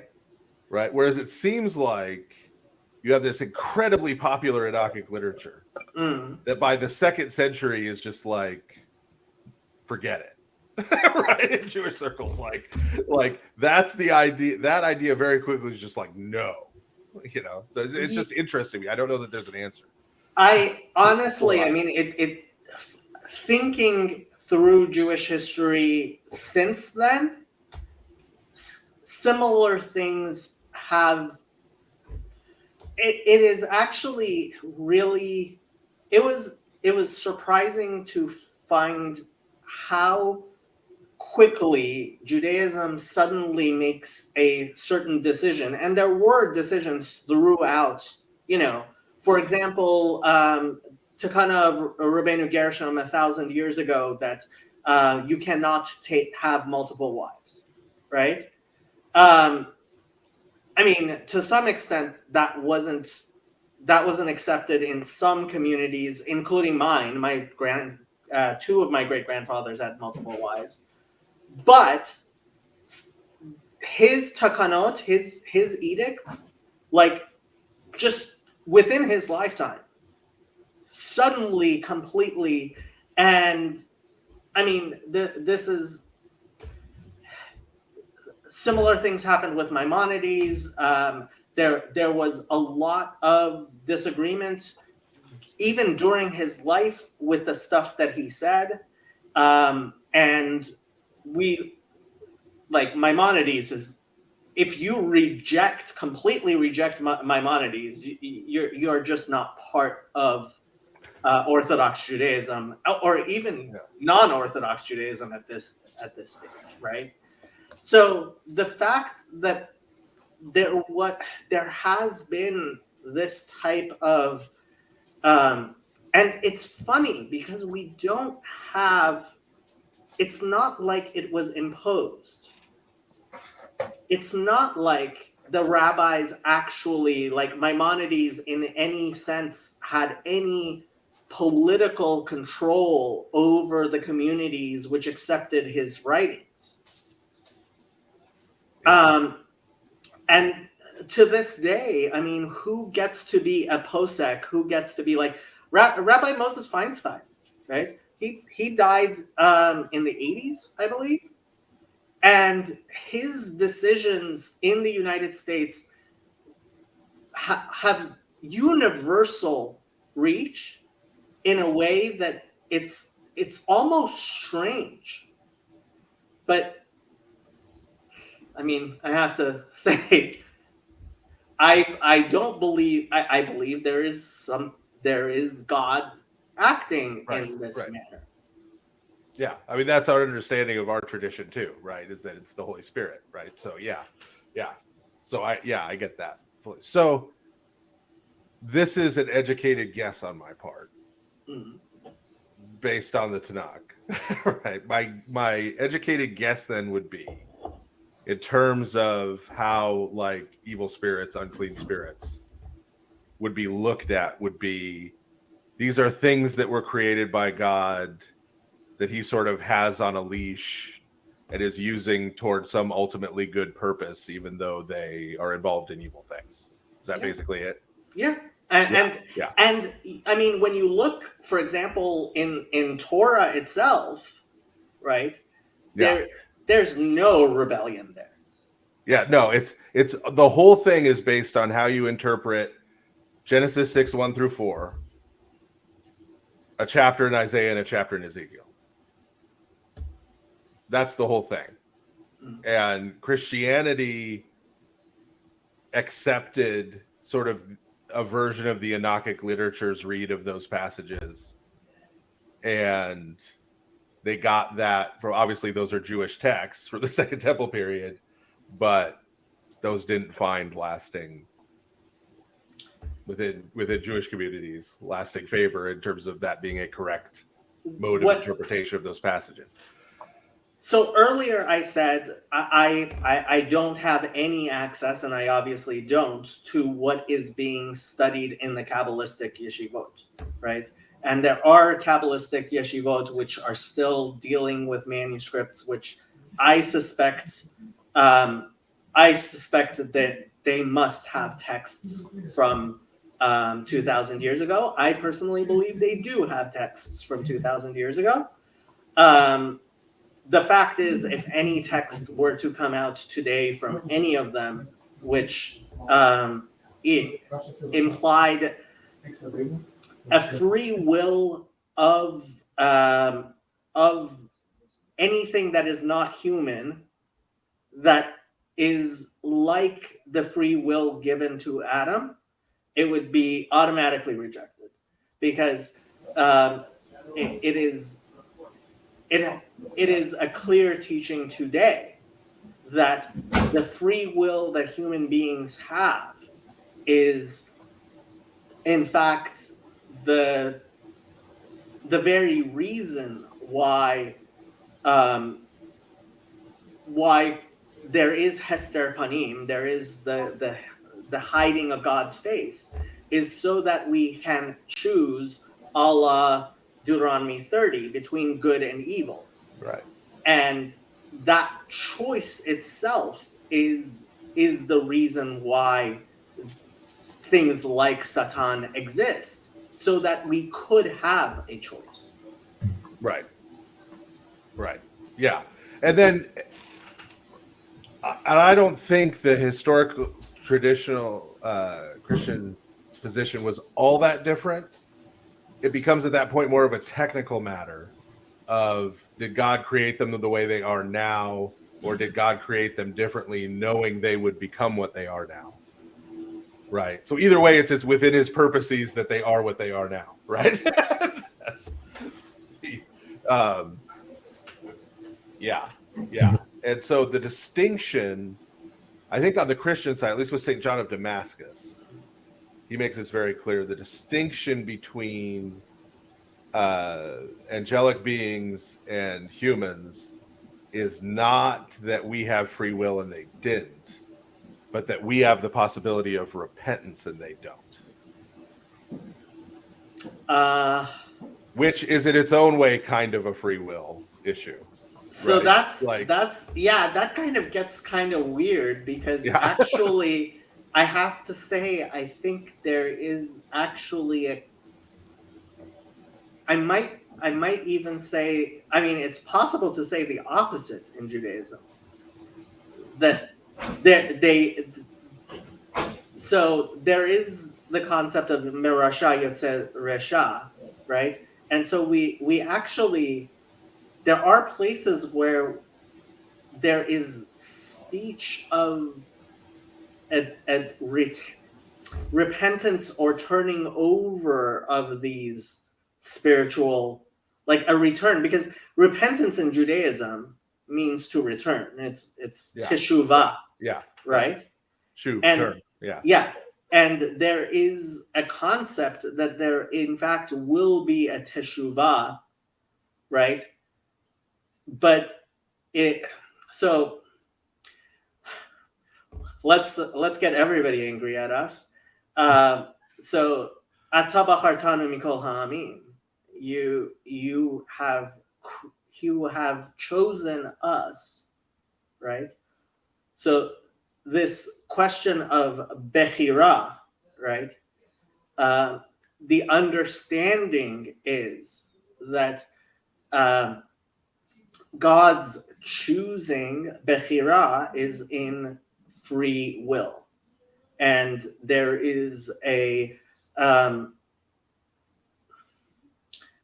sense in which the free will, as in the capacity to affect the coming of the Messiah, we do believe, and I have to say this to any Christians listening: salvation is of the Jews. That Well, Jesus said that, so I think. Yeah, that's why that's why I'm quoting him. Yes. I thought you didn't believe in the historicity of John. I don't. No, I believe I actually, and I just said this today earlier. I believe John was an edited Jewish text. I really do. So I put it on a higher level than Luke. But the the idea uva letzion goel l'shaveh pesha beYaakov, right, is that it is required of us to do teshuvah in order for the Messiah to come, right? And that's as basic Pharisaism as you get. Right. And I mean, that's it. Yeah, I mean, I am saying things, but when we say that we are the chosen people, that is what we mean, is that it is our repentance which is necessary for the Messiah to come. Right. Yeah. Which is what I'm always arguing against Calvinists, right? You're chosen to do something. You're chosen for a role that you will either fulfill or not. You're chosen like a horse is out of a stable. Yeah. That it's not you're chosen, so you're special, right? Like, you get given everything and everyone else gets given nothing. Yeah. Father Eric is rather down on me beating up on Protestants. So I was picking on Calvinists. Okay. Not all Protestants. I just want to give him an opportunity to disavow. Okay. Well, I don't know. It just looks unfair. You're always beating up on Protestants. You're never beating up on me. I don't know. What is this? I feel bad beating up on Roman Catholics lately. You guys are kind of down on the mat. I don't want to keep kicking. I mean, appreciate that. Thank you. Well, I mean, the fact is, I think Roman Catholics get beaten up on too much, and Protestants could use it a little bit. You always punch up, right? You always punch up. Well, we are in America. So, I mean, the mainstream Christianity is Protestant Christianity. The Christianity that has access to the levers of power in this country is Protestant Christianity. We've got a Roman Catholic president, and Father Eric can't do anything about him.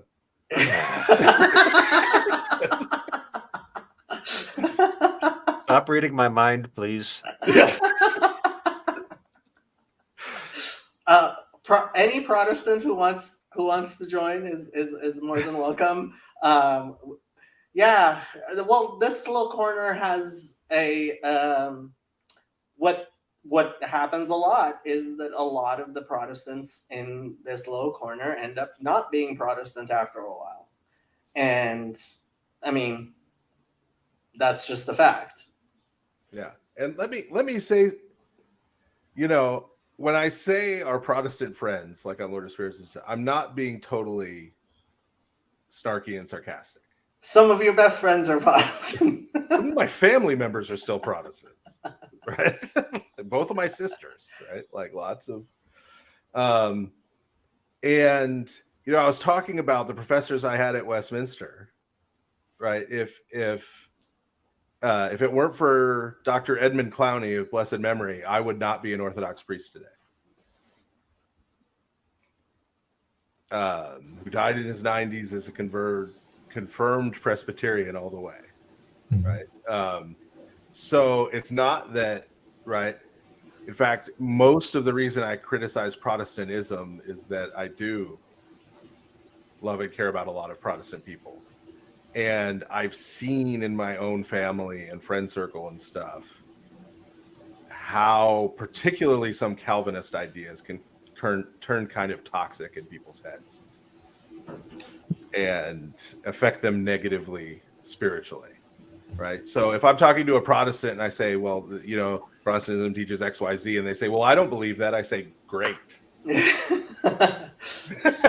Yeah, Good. and I have to say, I find my license, so it is against my religion to trespass on other people's religion. I find my license for attacking Martin Luther not just in all of the horrible It's things a he said about counterpunch, Jews, and he deserves it, but also the fact that, and I think this is the scientific fact, that John Vervaeke and other psychologists have in fact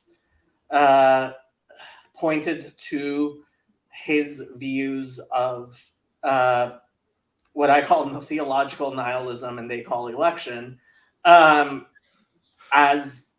being incredibly destructive to the psychology. I want to introduce Michael, who is an Eastern Orthodox and a dear member of this community. You may have heard him several times representing the Eastern Orthodox position on my channel. So, yeah. Oh, before we miss Jacob, have you heard any of the Fallout stuff from our Samson episode of Lord of Spirits? No. So when we were getting ready to do it, it's actually about the origins of monasticism. Okay. And that's really tied up in the Nazarite vow. Okay. Right. And the way that plays out. And then what you find in very early Syrian Christianity before the emergence of monasticism proper is Christian Nazarites. They're referred to as that. Mm.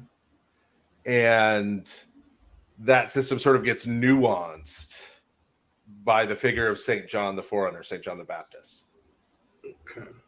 who's seen as sort of the crown of the Nazarite Mm. sort of experience, and then sort of the beginning of a Christian form of that. And so part of what starts going on there is these comparisons between St. John the Baptist on one hand and Samson on the other, right? Sort of the Nazarite who perfectly kept all his vows and the one who kept none of them, right? Like broke each one in turn, right? And this is part of how the issue of chastity starts to enter in, is that becomes the point of comparison. Well, what leads Samson down this road to breaking all his vows? Well, he feels like he has to keep sleeping with Philistines, right? And sometimes marrying them, sometimes not.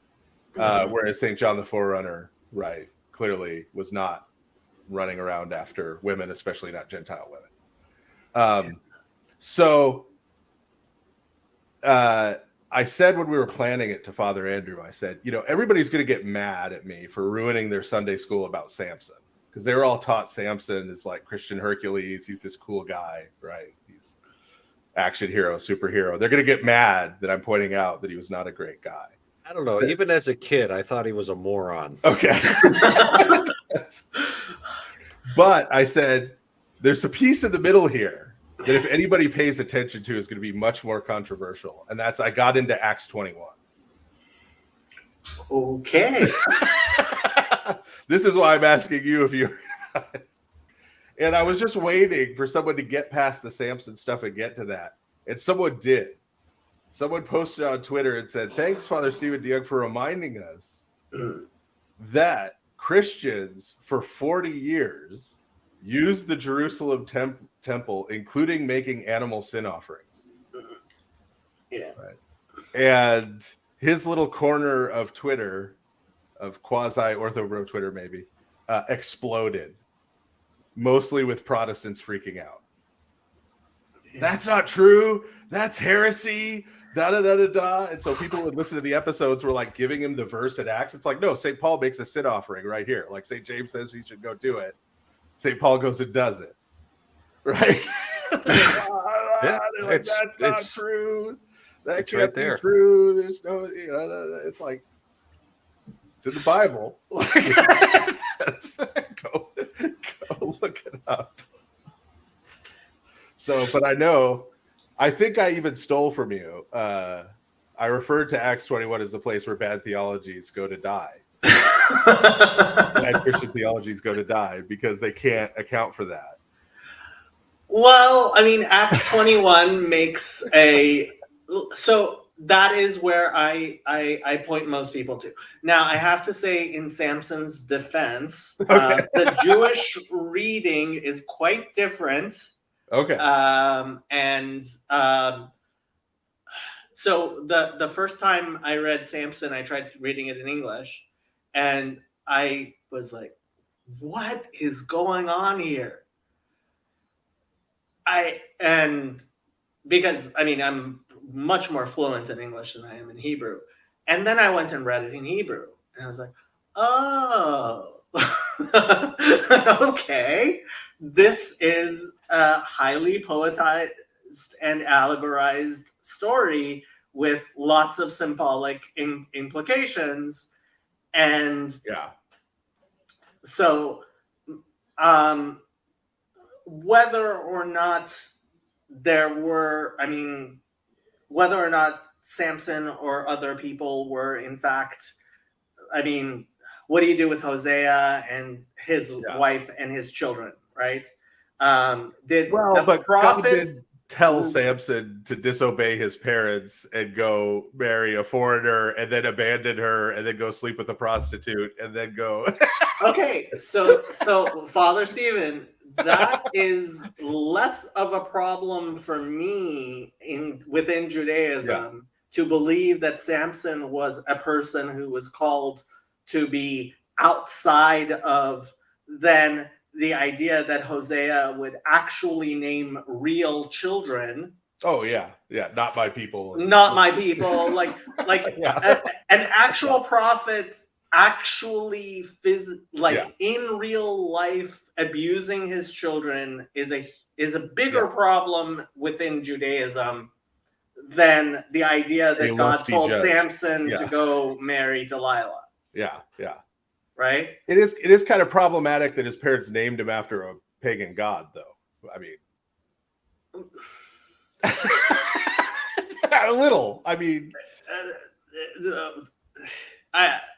what do you do with Mordecai and Esther, right? That wasn't their Jewish parents who just had an angel appear to them and tell them their child was chosen by the God of Israel, and they would name him after a pagan god.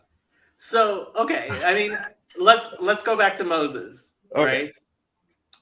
The Torah says Moses was named Moses because Mashituhu, right? That he was drawn out of the water. Yeah. Right? Oh yeah. Well, which is not where that name comes from, right? That's not where the name comes from. And Rabbinic Judaism is very clear that it was an Egyptian name that Batya gave him. Batya is the Pharaoh's daughter in Jewish. That's in the text, though. It's in the thing as well. Well, it's in the text, though. When she receives him, she says that he will be a child to her, and Moses means child in Egyptian. Oh, I did not know this. Yes. Okay. Yeah. So it's kind of in there, but if the you know text, the Egyptian. Yeah. But the text gives a Hebrew understanding of this, and Esther similarly, right? Like the fact her name is Esther, right? The God's name is not mentioned in the Megillah because it is Megillat Esther. It is all about Hester Panim Venapahu, and right. So this is a fight I have been having within Orthodox Judaism, and we've been talking. I mean, I'm guessing you enjoyed, if you did not listen to my debate with Chezi on my channel. I did. Okay. A lot of people enjoyed it, and it amazes me that people did, because it was like being back in yeshiva. It was just so much fun. But there is a lot of especially I would say modern Orthodox Judaism, but including in the more Haredi ultra Orthodox, and for anyone out there, don't use the term ultra Orthodox. That is a pejorative term. The proper term is Haredi.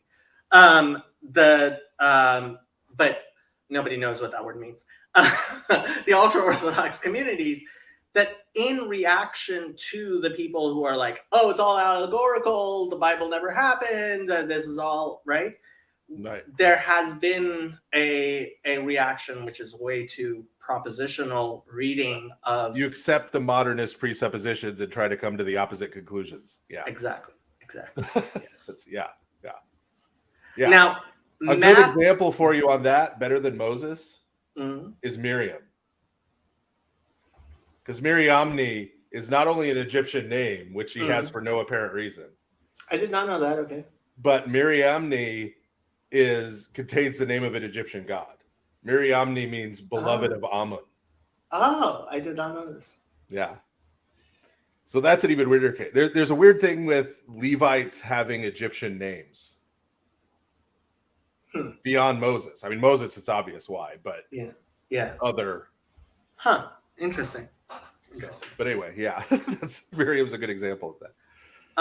Michael is very, very patient and will not barge in, but I know he's dying to ask Father Stephen a question. So. Well, I probably have a jump ball for both of you. Three of us. Don't forget Father Eric. Yeah, absolutely.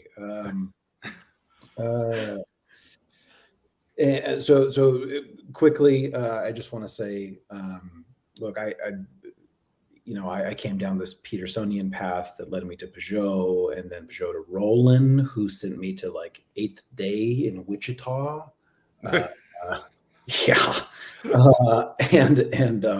And now I find myself as a newly chrismated member of St. Ephrem in San Antonio. Okay. And so as part of the underneath the leadership of the Antiochian jurisdiction, please feel free to tell me to get off here or otherwise. I'm not your priest. Or yeah. No, I'll try to do Father Mark justice. And, I had two jump balls that I wanted to throw out there. The first one was it came to mind when you all were just now talking about Samson. I've caught a little bit of the Samson stuff. So Mathieu Peugeot, Jonathan's brother. Yeah. Right. So he had this concept of Samson being the sun and David being the moon, and so I was throwing that to you, Father Stephen, and to Jacob to see if that tracked in any way that was meaningful. Well, I mean, Samson's named after Shemesh, which is the sun, but is also the sun god, right? When at the beginning of the story of Samson, when it's talking about where his parents live, it's, they're from the tribe of Dan and they live near Beit Shemesh, right? Which is either the house of Shemesh or potentially the temple of Shemesh in the area, right? So, I mean, I think that's where he's getting the sun connection. To me, and this was another part of that episode, the story really needs to be read not as much in terms of that, but in terms of the tribe of Dan and the thematic and symbolic use of the tribe of Dan as that goes through the scriptures. And not only is there nothing good really said about the tribe of Dan anywhere, including in Genesis 49, when his father, says he's a viper and talking about the tribe to come, but also it seems very clear now on the archaeological side that most of the Danites were from one of the sea peoples. They're kind of cousins to the Philistines who got incorporated into Israel, but it's not clear how incorporated they got because there still seems to be a lot of paganism. There's the Levite who gets hired at the end of Judges to bring the ephod up there to worship as an idol. In the city of Dan, there seems to They seem to have not fully assimilated, at least to what Israel was supposed to be, right? And kind of become emblematic. Like when you get into Second Temple literature, like Dan and Naphtali are sort of emblematic of the rebellion of the northern tribes. And Dan, of course, in the book of Revelation, in the New Testament, Dan gets left out of the list of the 12 tribes. It lists Manasseh and Ephraim separately and leaves out Dan, sort of in the restoration. Dan was at the foot of Mount Hermon. There's a lot of symbolic stuff there. So, like places where I know of in Second Temple literature where they use the sun moon language, it's usually Judah and Levi. I don't know how that plays out later in Judaism. Jacob can answer that much better than me. But like in the Testaments of the 12 patriarchs, right? The Testament of 12 patriarchs actually prefers Levi to Judah. They actually prefer a priestly Messiah to a kingly Messiah. And so Levi is the sun and Judah is the moon, right? In the Testament of the 12 patriarchs. But that's where I'm, at least with the literature, the ancient literature I've read, that's where I'm more familiar with that symbolism. With what I'd have to talk to Matthew, interact with him more about that. But David, of course, is from the tribe of Judah. So, I mean, there is that connection there at least. So we have our Protestant, Michael Sartori. He is, in fact, he has a young baby, and he told me he has to go, but I asked him to please come on because he is our believing Protestant that he has a channel, and he's very good at defending Protestantism despite all of its faults. Oh, thank you. I do like the Lord of Spirits. I'm way behind, but I listened to a bunch of it. So it's very, very good introduction to all things Orthodox. So I decided not to convert, but it was tempting for a moment. You got the beard already and everything. It's definitely I like how it's not Catholicism. That's my favorite thing about it. So. Wow, we got to throw shots at Father Eric. No, I get it. No, yeah. Since Vatican II, we're all friends, so it's okay. Yeah, we're all friends now. Yeah, there Okay. aren't any differences anymore. One big happy family. It's Well, in the no, I'm documents. glad I haven't it's actually helpful. read them, but it's in the documents. I've said that on the show before too. I mean, I'm Orthodox. I have to speak as myself, right? I mean, I'm an Orthodox, right? So I have to speak from what I believe and what I hold to be true. But if other people who disagree with me about things get something out of it, that's great with me, right? Yeah. Very cool. And Michael, I also live in San Antonio, so we should probably meet or something sometime. So that'd be great. Yeah. But I will listen to the rest of this in the morning. So good to meet you all. See you. Congratulations on the baby. Thank you. Thank you. I had a quick follow-up question on that. Yeah. If you have the time, Stephen, and then I still have a second jump ball. Again, if you guys will afford me the time. I have a couple of days where I'm just doing nothing, like recovering from Holy Week. That's why I got on here tonight. I'm like, hey, I'm just going to go hang out. So, beautiful. My follow-up question is, I was able to track with some of your response and pieces of that are meaningful to me. But I was wondering if, so what Matthew seems to be getting at is something like a pendulum of obedience and rebellion, right? Yeah. So here's the ultimate extent of rebellion, right? And that so it hits the highest angle, and then as soon as it starts to come back, that's dawn, right? That's the sun, and that Samson is like so the falling, right? The crushing, that sort of represents a dawn of sorts, right? So there's the sun, and that David is like Okay. here's a bunch of obedience, right? So dawn came, and so we swing back towards obedience, and you have a temple, right?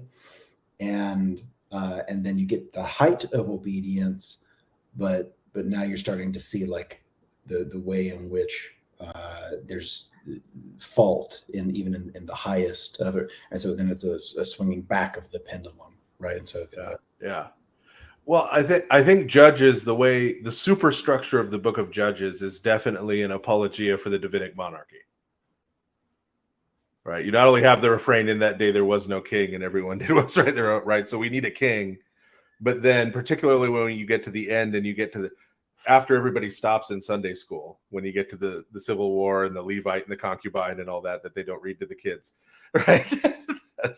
It's very clearly kind of down on the Benjamites, where not coincidentally Saul came from, right? So it's definitely aimed at, right? We need a king, and David's the emblem of the right one, right? So yeah, that's definitely there. And it's definitely true that as far as individual judges go, Samson is sort of the nadir, right? As you go along, Othniel, there's not a bad word said about, right? Like totally unproblematic as a judge, Shamgar, right? By the time you get to Gideon, he's a little shifty. I have to say, Yiftach is called the lightest of the light in the Talmud. Okay. Like he's a lightweight, or Yeah. okay. Yeah. So the as opposed, I meant, yeah. So it's kal shebakalim as opposed to the. So in Hebrew, kaved, glory, it gets translated to, is actually weighty. Yeah. So he gets called the lightest of the light, as in the least of the least. That's one of the. Have you ever noticed that wordplay with in English it's Ichabod, Ichabod. When Eli dies, right? The glory is departed. Also, kind of means the heavy guy is dead. I have to. I have to say, like in my defense, like Nach is for girls. Okay. And I'm not caught up on my yeah. Talmud. Okay. And so like. Yeah. Okay, so Eli, right? He's the gluttonous, the high priest, right? And he falls over and he dies. And they name his newborn grandson Ichavod. And they say because the glory has departed from Israel, but it also means like the fat guy is dead, right? Like the heavy guy is I see. Gone. So there's kind of a wordplay on the, so, yeah. But so, yeah, when you get to Gideon, my favorite part of the Gideon story is another thing where you have to know at least a tiny bit of Hebrew, because there's that part where they're coming to him and they're going, why are you trying to make yourself king over us? Why are you trying to set yourself up as a king? I'm not trying to set myself up as a king. Far be it from me to set myself up as a king. And then it says his son, Avimelech, was standing there. Avimelech means my father is the king. Yeah. It's sort of like, who are you trying to pass this off? See, I have to say, part of the reason I'm so bad on my Nach is every time I try to read it in English, you just miss so much that I try to read it in Hebrew, and I read it much more slowly in Hebrew, and and then you have to look up. And I have to say, if you are looking for a rabbinic commentary on Nach, the Malbim, he lived about 200 years ago, does an excellent job. I go to him first, even though he was part of the opponents of Hasidism, and I take a Hasidic take. His commentary, unfortunately, not all of it has been translated to English, but much of it is available in English on Sefaria for free. But the Hebrew is all there. So if you're looking for a Jewish commentary, rabbinic commentary on Nach, the Malbim is where I would go. So to be clear, Nach is the word for judges. Oh, so Tanakh without the ta. yeah. Oh, So it's Torah, Nevi'im, Ketuvim. okay. So the initialism for Torah meaning law, Nevi'im meaning prophets, and Ketuvim meaning writings is Tanakh, and Nach is the it's Nevi'im and Ketuvim. I So- studied Latin in seminary, so Sorry about that. Latin's great. It's got great vowels. It's very But- orderly. Yeah. But if you want to, like, if you're hanging with the boy chicks in the hood, if you're hanging with a bunch of yeshiva guys, just say Nach is for girls. They'll all know what you mean. So you get Gideon is this kind of ability, and then Samson, you're kind of at the nadir of that, right? So I mean, I think the basic thing he's saying in terms of the structure of that overarching narrative, right, is sound, right? In terms of, this is pointing to David, and Samson is definitely sort of, as an individual, if we're talking about individual people, sort of the low point on the way there, right? So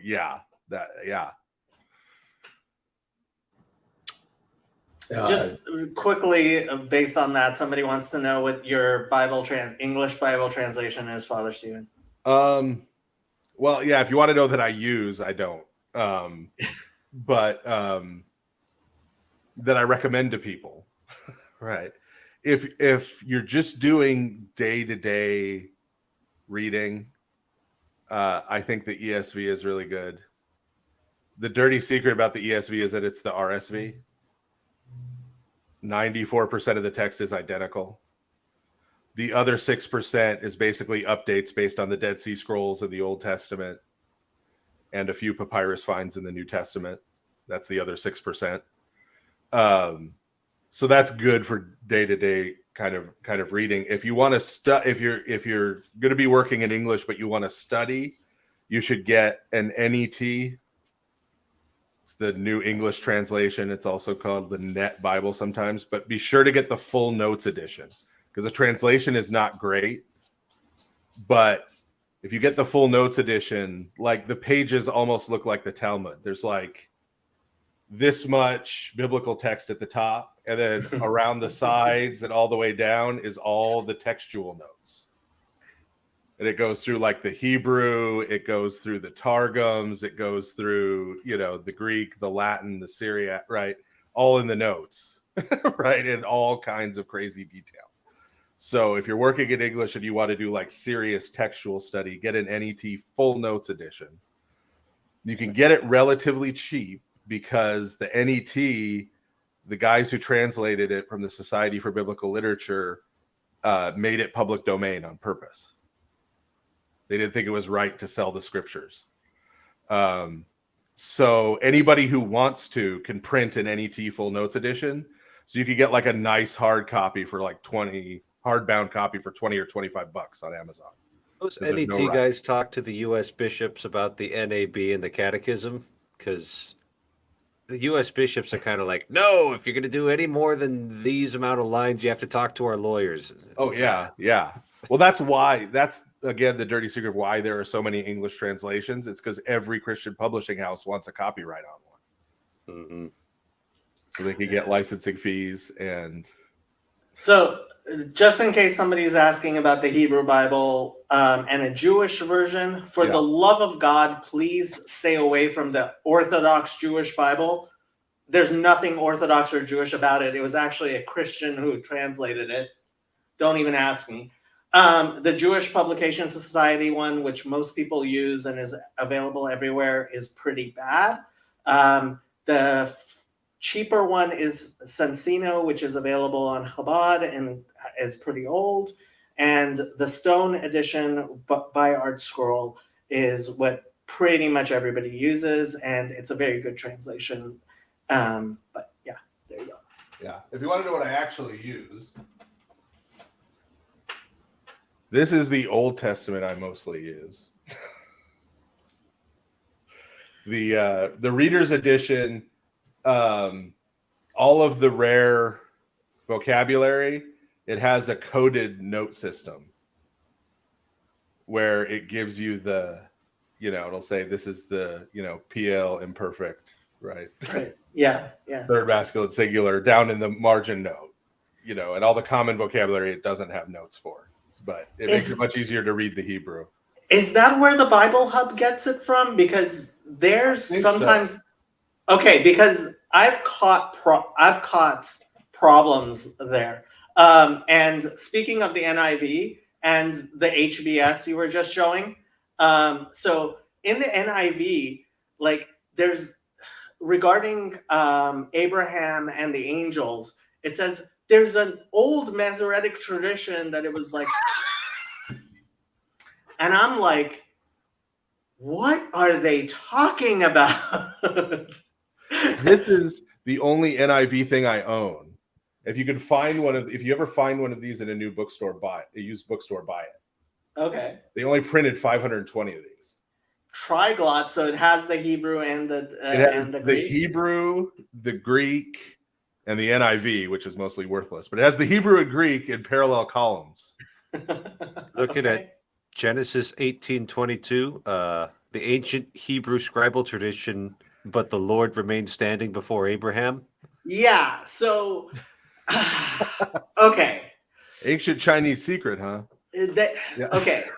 So I don't know if the HBS has it there, but this is a Rashi that says that it was a Takanat Sofrim, which means, if you translate it very literally, that it was, and this goes back to what you were saying about like the rabbis messing with the text, right? So there are places where we say that the text has a takanat sofrim, meaning a change that was made or an improvement that was made by the scribes. And I guess you have to be a Protestant to take this literally, because we never did. That there were places where the meaning,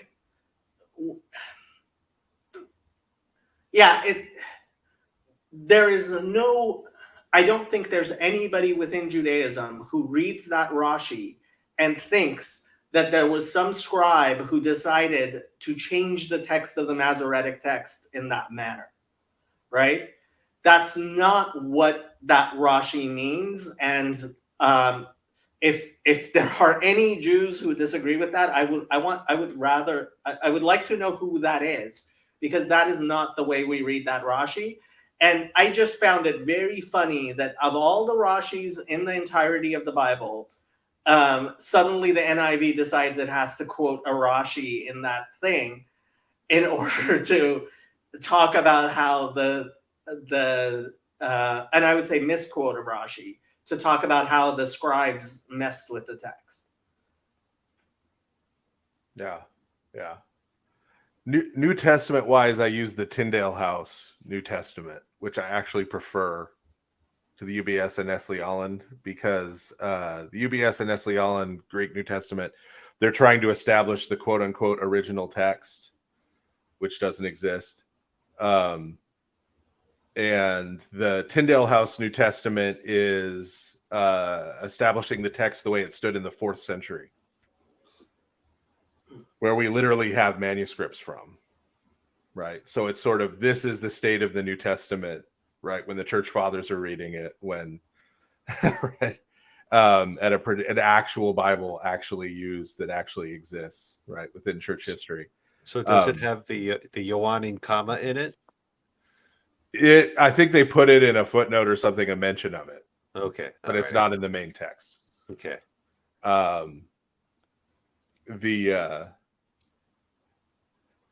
Yeah. You want to talk about that? No. Are you still required to accept it, or do you just personally accept it? I don't know how to answer that question. Okay. So please tell us what the Johannine comma is. It's this little bit in the first letter of John that makes a very explicit mention of the Trinity. Okay. And it's very textually disputed. I believe it was included in the Vulgate. And that Well, meant that it was a liturgical text because it was imported into the Roman Missal. And so I remember one time I was celebrating the traditional Latin Mass, and we were doing that bit, and I'm like, oh, it's in here. Okay. yeah. But Yeah. in modern Catholic translations, it's usually relegated to a footnote. Okay, so I guess you don't have to anymore. I guess. That would be Yeah, totally- the 'cause it- Pontifical Biblical Commission said, don't Yeah. worry about it now. It was in there at the time of Trent when the Vulgate was declared the text, right? Mhm. So I'm sure that's how it ended up in the liturgical text and everything. Mhm. So yeah, it really looks like when Erasmus was first compiling his Greek New Testament critical edition in the West, he left that out because none of the he had a limited pool of manuscripts, but none of them had it in it, even though it was clearly in the Vulgate by that time. It really looks like there was a cardinal who faked a manuscript and gave it to him in Greek that had it in it Oh, I could see that happening. to get him to add it.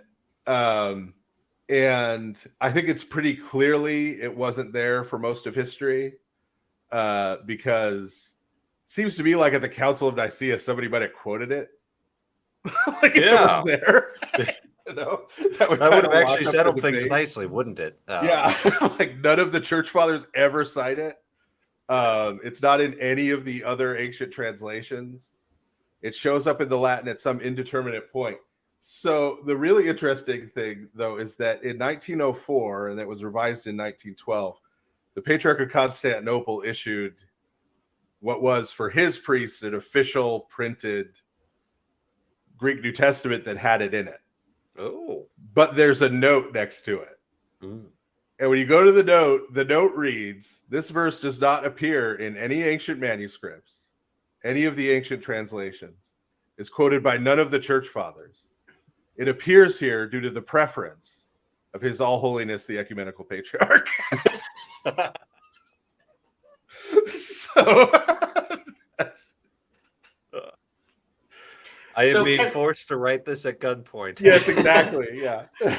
So Father Eric, can I get you in trouble? Feel free to ignore this question, but tell us about the monarchical trinity. Yeah. I don't really know much about it. So I don't know. I'm kind of curious about it. Like, it seems pretty cool. It does seem to fit Roman liturgical texts really well. I think especially of the doxology at the end of the canon, through him and with him. I'll reorder it. The problem is in the English translation, it's not properly English. So I'll see if I can. To you, Almighty Father, be glory, awe, and honor forever and ever, through him and with him and in him, in the unity of the Holy Spirit. Okay. So I hear that, and Yeah.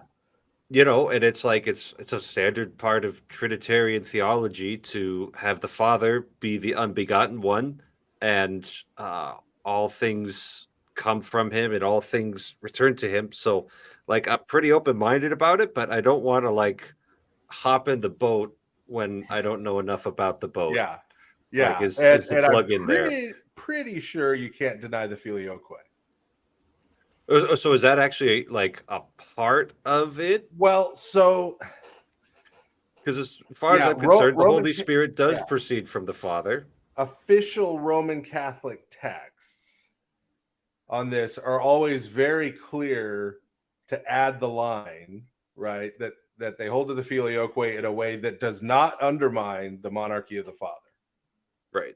So there's sort of a realization. Now, the Orthodox argument on the other side is that's like saying I'm going to add 2 + 2 and have it not equal 4, right? Okay. In such a okay. way that, right? That's that No ultimately- comment. Yeah. That ultimately it does, right? That ultimately it does kind of undermine it, right? So I mean, that's our counter. That's, and by our I mean Saint Photius the Great, who is Okay. less of a great figure on your side of the fence. But it's really sort of the original formulation, right? That takes seriously, right? Like I just read Thursday night when Christ says, and this is life, to know thee, the only true God, and Jesus Christ whom you have sent. Right? To take seriously the fact that statement by Christ means something. Mm-hmm. It doesn't mean that Jesus isn't divine, but it does mean something about the Father. Mm-hmm. Right? And to take even the grammar of the Nicene Creed, right? In Greek, it's nominatives and apposition, right? I believe in one God, the Father Almighty, right? Nominatives and apposition, it's basically one God, namely the Father. Mm-hmm. Right? And then Christ is God from God, right? And so it is not the egalitarian model of the Trinity tends to reduce the persons. Often St. Augustine gets blamed for this, I think more than he should.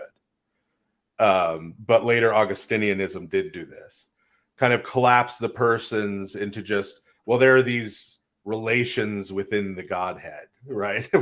where they're not actual persons with personal integrity, right? It's just sort of various relations that exist within the divine essence, right? Whereas on the other side, taking seriously, God is ase, he is uncaused. He does not receive the divine nature from another person. There's nothing that stands behind the Father, including the divine essence. So another way that the egalitarian Trinity is expressed is you sort of have the divine essence in the background, and then the It's three like a fourth persons person. sort of emerge from it in some way. It turns into a fourth person, yeah. Right. And so there is no, the Father is the simple possessor of the divine essence. And then the Son receives the divine essence, the divine nature from the Father by begetting. And like St. Gregory the theologian says, you ask me what exactly begetting means, I go, like, and the Holy Spirit receives it through procession. And you ask what exactly that means, we go, but this is where the filioque becomes a problem. Yeah, right, for us, right? So I don't see how the filioque actually does anything against the one origin of the Father. If the Son has already proceeded from the Father, right? It's already received. It's getting close to my bedtime, so I'm going to try my best here. But has already received. We're going deep here, so yeah, divinity and life and everything, the perfect image of the Father, and then so if you've already received that, and then the Holy Spirit proceeds from the Father and the Son, like the fact that the Son has already received that, it is now involved in the spiration. I don't see how that actually does anything against the monarchy of the Father. So I think what you're expressing is close to what, for example, St. Maximus, the confessor, suggested in his defense of the Latins is, he said, if you understand this as the Holy Spirit proceeds from the Father through the Son, right? That's not our normal way of talking, but we can work with that, right? But the classical expression of the filioque in the West is that the Holy Spirit proceeds from the Father and the Son as from a single principle. And that's where we have an issue, right? Because they were like, well, wait a second, what does that mean? Right? Like they're pooling the resources, or are we appealing to the essence behind? Can you give me a name of a theologian who would have used that?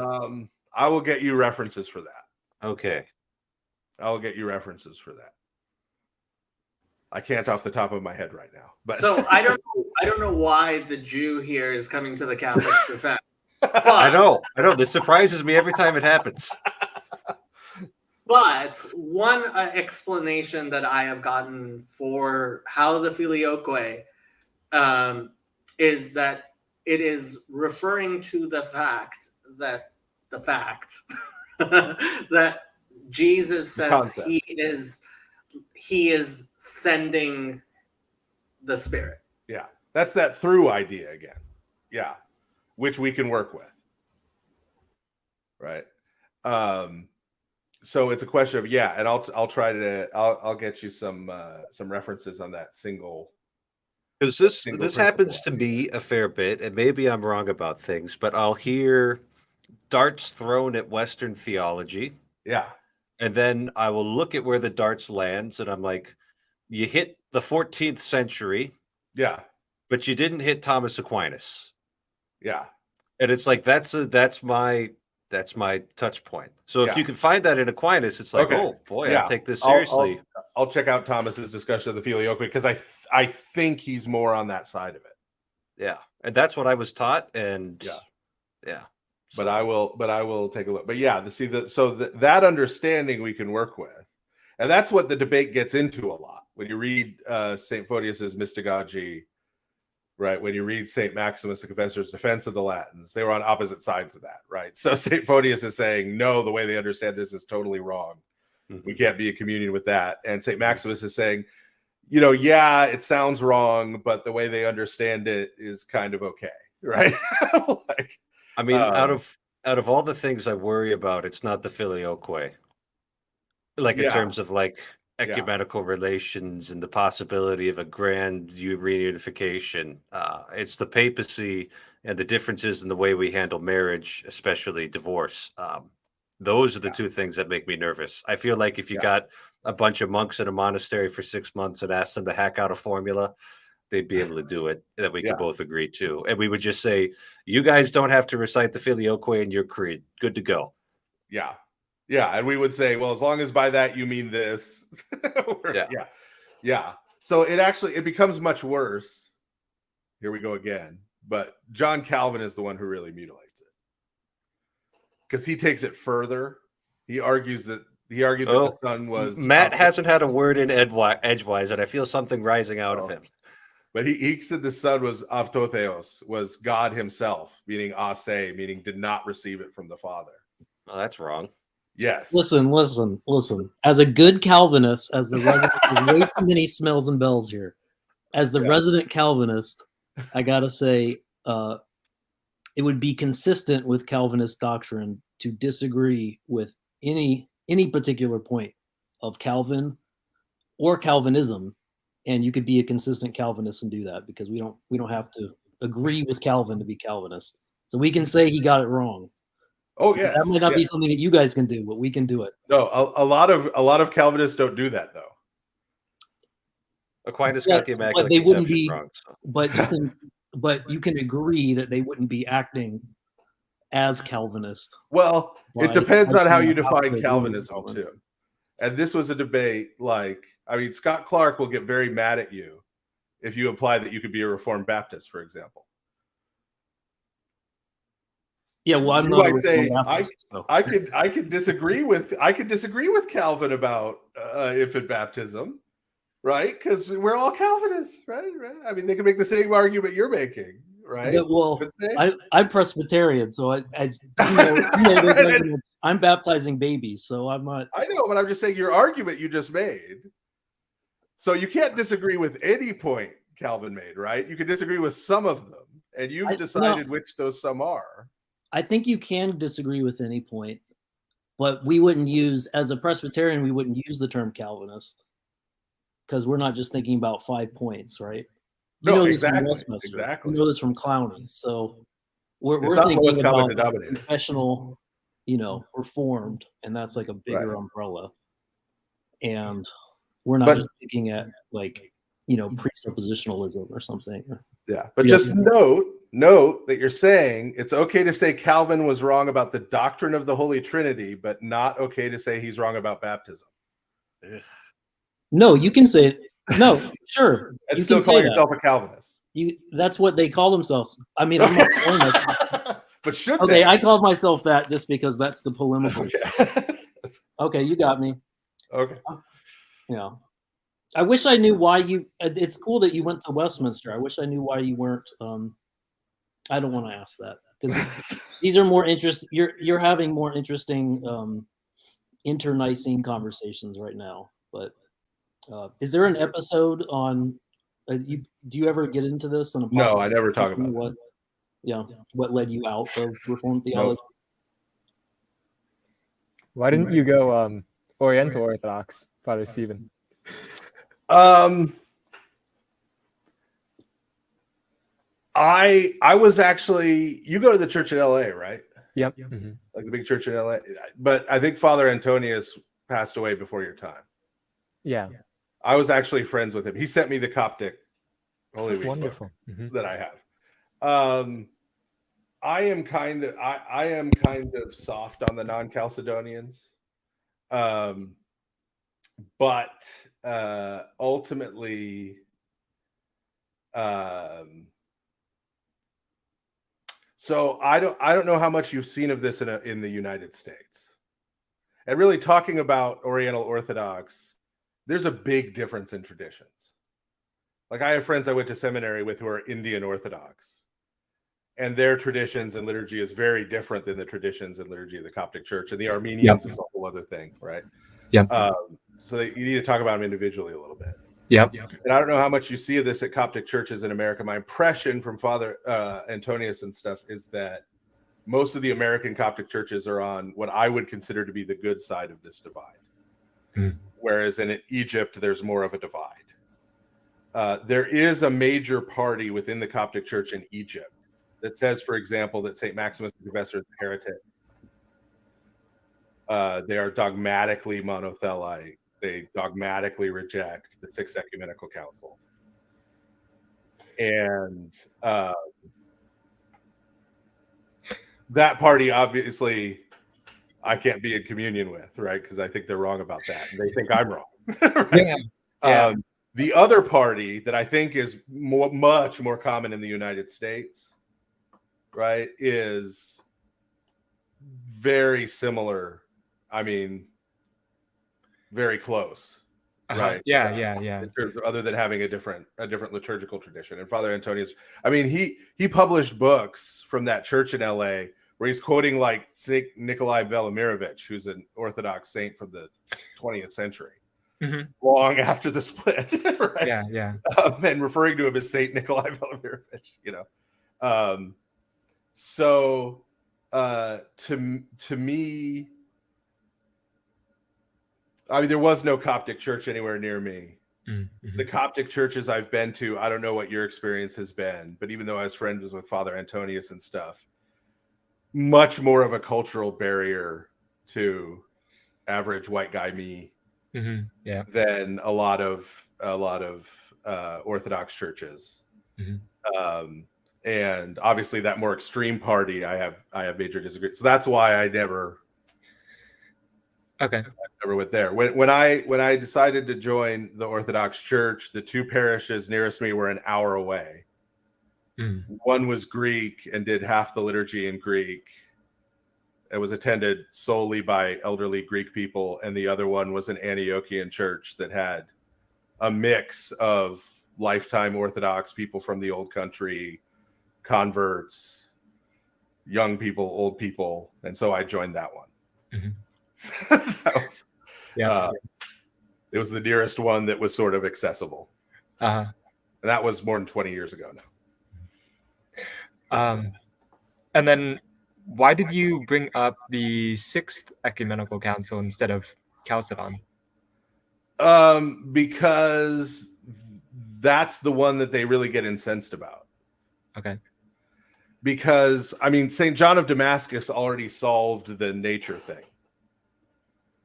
In the first section of the Fount of Wisdom, which is his commentary on Aristotle's categories, he sort of defines terms. Right. So I'm going to define the term nature, the term essence, the term this, the term that. This is what we mean by them. And when he talks about nature, he has a note there. He says St. Cyril of Alexandria used the word nature differently to mean what we mean by person. That's why he says there's one. Right? It's like problem solved in like one paragraph, right? We're using the word differently. But when you get to the Sixth Ecumenical Council and you get to the question of whether Christ has two wills and two energies. Yeah. I don't think the Coptic Church has integrated the idea of energies as much as you guys have. Because we don't have Palamos. And so you have parties on both sides of that. Mm-hmm. Yeah, you have parties who look at us and say, okay, we get what they mean by that. And you have parties who look at that and say, no, that's the real proof they're Nestorians. Right? Mm-hmm. Christ has two. Right. So would you be in closer communion with Protestants then, who like confessional Protestants who are ticking boxes for all the first six? So I gotta be honest. Right. And from an Orthodox perspective, right, we're not based on beliefs. That's not what our religious praxis is based on. So for me, I am closer to any church whose worship and life is centered around the Eucharist than I am to any church that isn't, regardless of the beliefs in common. Even if those beliefs about the Eucharist are pretty different, like between the West and the East? Yes. Yeah. Okay. Yeah. I appreciate your honesty. For us, it's the worship and the way of life that's at the center. And so, I mean, if we're talking about like a traditional confessional Lutheran, where they have an altar, right, where they have, and things are centered on the Eucharist, then, right, that would be an example of a type of Protestant. Or even, as much as I'm not a big fan of the Anglo-Catholics, right? I mean, they do have that kind of lovely liturgies. I'm not a fan of. I'm not a fan of them because of the attitude that many of them have, including a family member of mine. But anyway, yeah. So that kind of thing to me would be a closer connection that I would have with like a Presbyterian or Dutch Reformed or a Baptist or this is one of my things with, since he seems to have fully welched on talking to me like he said he would. This is one of my issues with Jordan Cooper is Jordan Cooper is really close friends with whoever he's talking to. Go watch his quote unquote debate with Jimmy Akin. Right, where the two of them are falling all over each other to apologize and talk about how they really sort of agree on everything. Right, a Lutheran and a Roman Catholic, and then he goes on with Gavin Ortland, who's a Baptist. And it's like, oh yeah, we're both Protestants. Yeah, we're all together in this. It's a Lutheran thing, I think. Like whoever he's with, he sort of morphs into it. I'm going, I've read Lutheran confessions. You don't think Baptist churches are true churches. You don't think they have sacraments. Like, why are you putting this forward on your channel that's supposed to be a Lutheran perspective? Right? And if you agree with Jimmy Akin about everything, why are you a Lutheran at all? Right? Like, why aren't you Roman Catholic? Like, that's... Well, I guess this is what, what Paul Vanderklay says, that we're all Protestants and not even confessional Protestants at heart. A lot of us are, we're functional Protestants. Maybe we're too ecumenical. I don't know. Are we agreeing too much? Are we getting along too well? I don't know. I like to think that it's a good thing if Christ's church is actually getting along. Yeah, I'm not saying we should be at war with anybody, but I mean, to me, like I don't come on here with Jacob and pretend I don't believe in the Trinity, right? Or like, hey, we're all monotheists, aren't we all? Like, you've got to be. It's good to be clear about what we do have in common, but it's also good to be clear on where the real differences are, and that doesn't have to breed animosity, right? Like, God will judge between you and me. That is the, like, I think part of what I love about Judaism, guess what, is that this type of debate, which having real debates, like Chezi and I debating about stuff, and me calling him a heretic, and I don't know if he's called me a heretic yet, but like it's that's what it sounds like to be in a yeshiva. Yeah. I will say this for the Presbyterians. They have that too. Westminster Seminary was a debate club disguised as a... Oh, absolutely. And it was calling each other heretics and fideists and X, Y, and Z, and then you all go have a beer.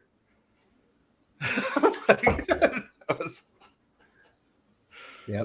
And Clowney would lead that, I'm sure. The last time I saw Dr. Ed Clowney, I bought him Subway. He was retiring from teaching at seminary at age 92 to go and help with a church plant. That's the kind of man he was. So yeah, and I had Meredith Klein for Old Testament. If you listen to Lord of Spirits at all, you know I learned a lot from Meredith Klein about the Old Testament. Part of that is he was also in his 90s, so I think he was there for some of it. But like, you know, so it's not that I disrespect these people or you know, at all, or don't love these men. I just think there are certain things they were wrong about. Yeah, I think I'm one of, I don't know, I'm probably one of two people who may have keyed into the Kleinian background of some of what you're doing. Yeah. And that's what made me immediately subscribe. And but learning so much more than just, you know, Klein kind of reframed. But yeah, you guys do good work. Thank you for what you do.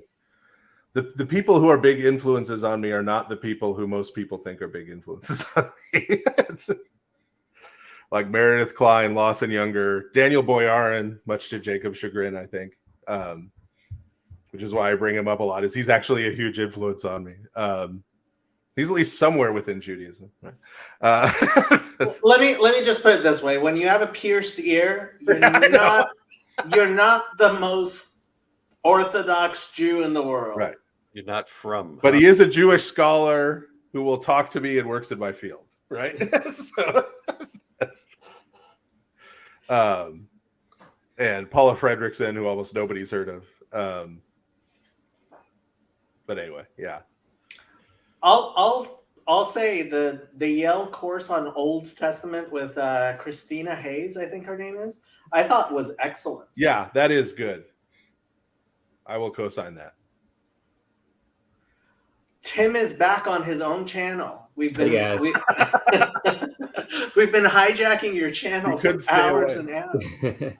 Yeah, I had to go put some kids to bed, so I'm back. So speaking of Westminster, I found out that right after the Civil War in the United States, 1860s, a church in New Jersey sent a mission to the city of Urmia, which Lake Urmia, and that's where my family had been living, and sent 4 doctors, including a woman, to go live there to establish a teaching hospital in the middle of like rural Kurdistan.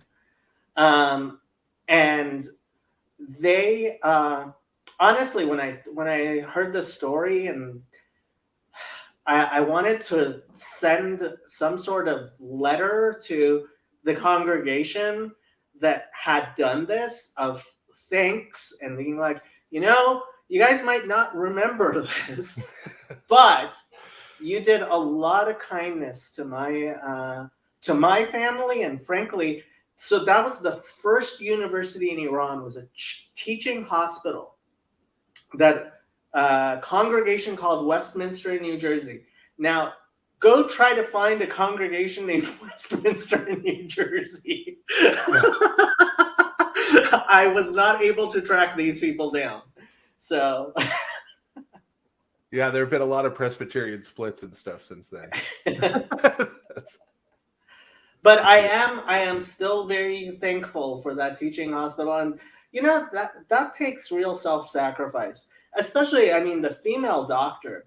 Like, imagine being a female doctor in the United States and picking up and leaving to go live in rural Kurdistan to minister to, well, supposedly they were there ministering to the Orthodox Christians, but mostly they were ministering to the Muslims and some of the Jews. And they established the first university in Iran as a teaching hospital.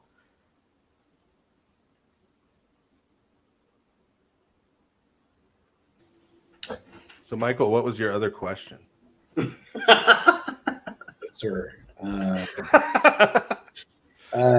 I'll try to. It ties together a couple of things, and if it's just too big of a jump ball, I understand.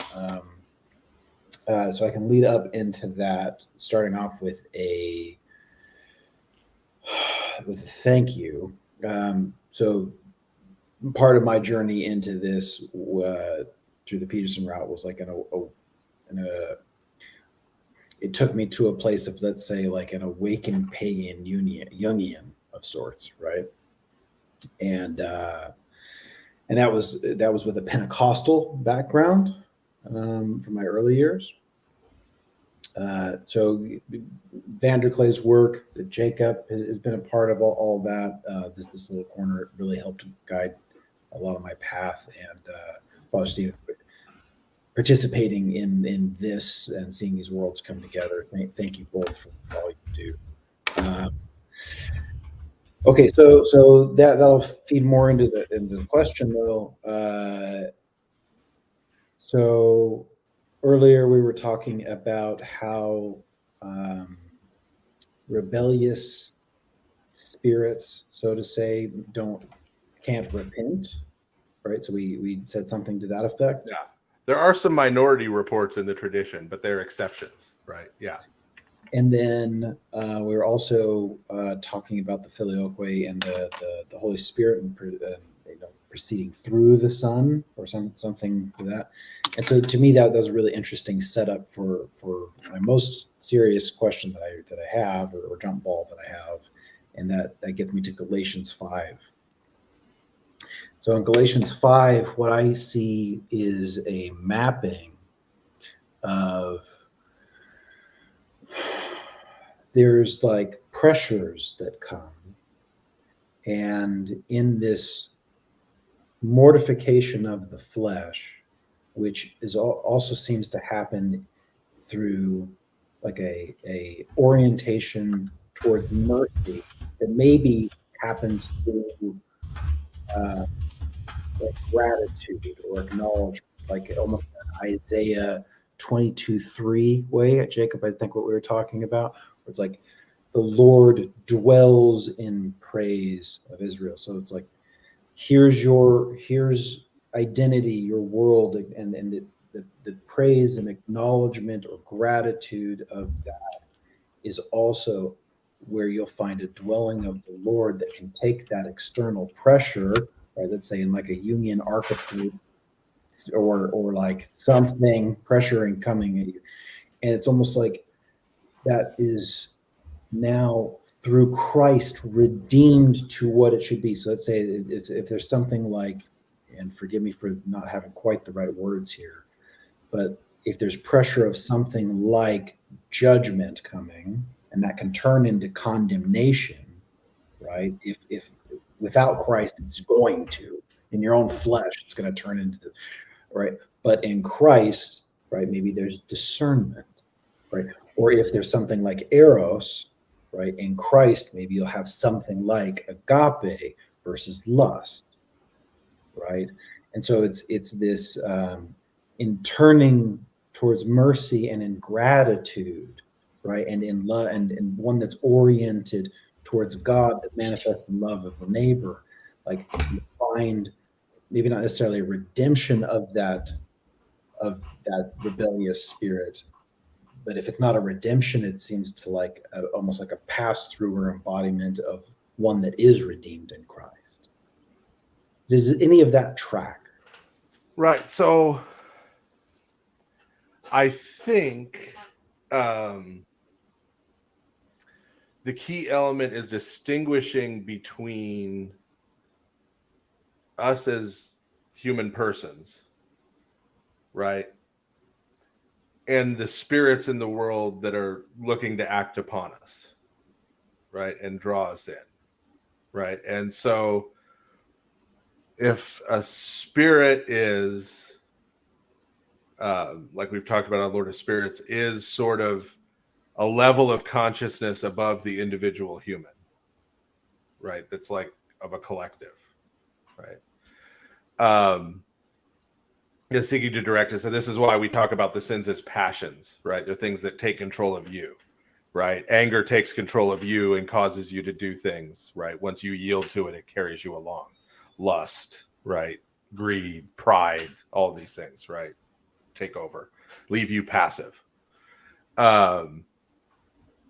And one of the that is actually one of the key means of judging between those spirits and the Spirit of God.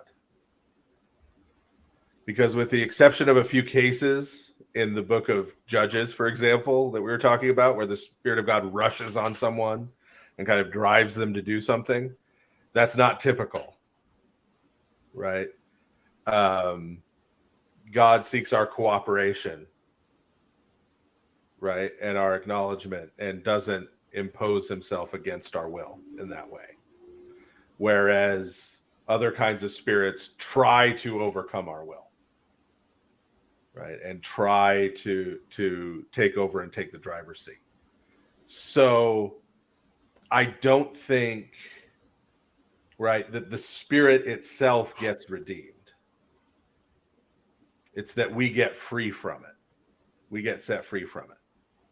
But there's not sort of a neutral space, right? This is what Jesus is talking about when he says, you perform an exorcism, you cast the demon out, but the person's life isn't set in order, right? And they don't change, they don't repent, they don't go about. And so that demon just comes back with 7 friends, right? And he ends up worse than he started, right? And so that has to be replaced, right, by the Spirit of God. That only happens voluntarily through cooperation, right? And this is the key thing with synergia in Orthodox theology. God is at work in creation doing things. When we align our will and participate in those things, we come to know God more deeply. We're transformed by it. So God is pouring forth his love on creation, right? When we go and we love our neighbor, right, concretely, we show love. We come to know God more deeply in that encounter. It transforms us, makes us more like God, and that we become more loving, right? All the way down but that's for all of the divine energies, right? Not just love, but that's why Christ says, blessed are the peacemakers, not blessed are the peaceful. Those are 2 different things, right? It's easy to go hide in a cave and be at peace with everyone, right? Because you never see anybody.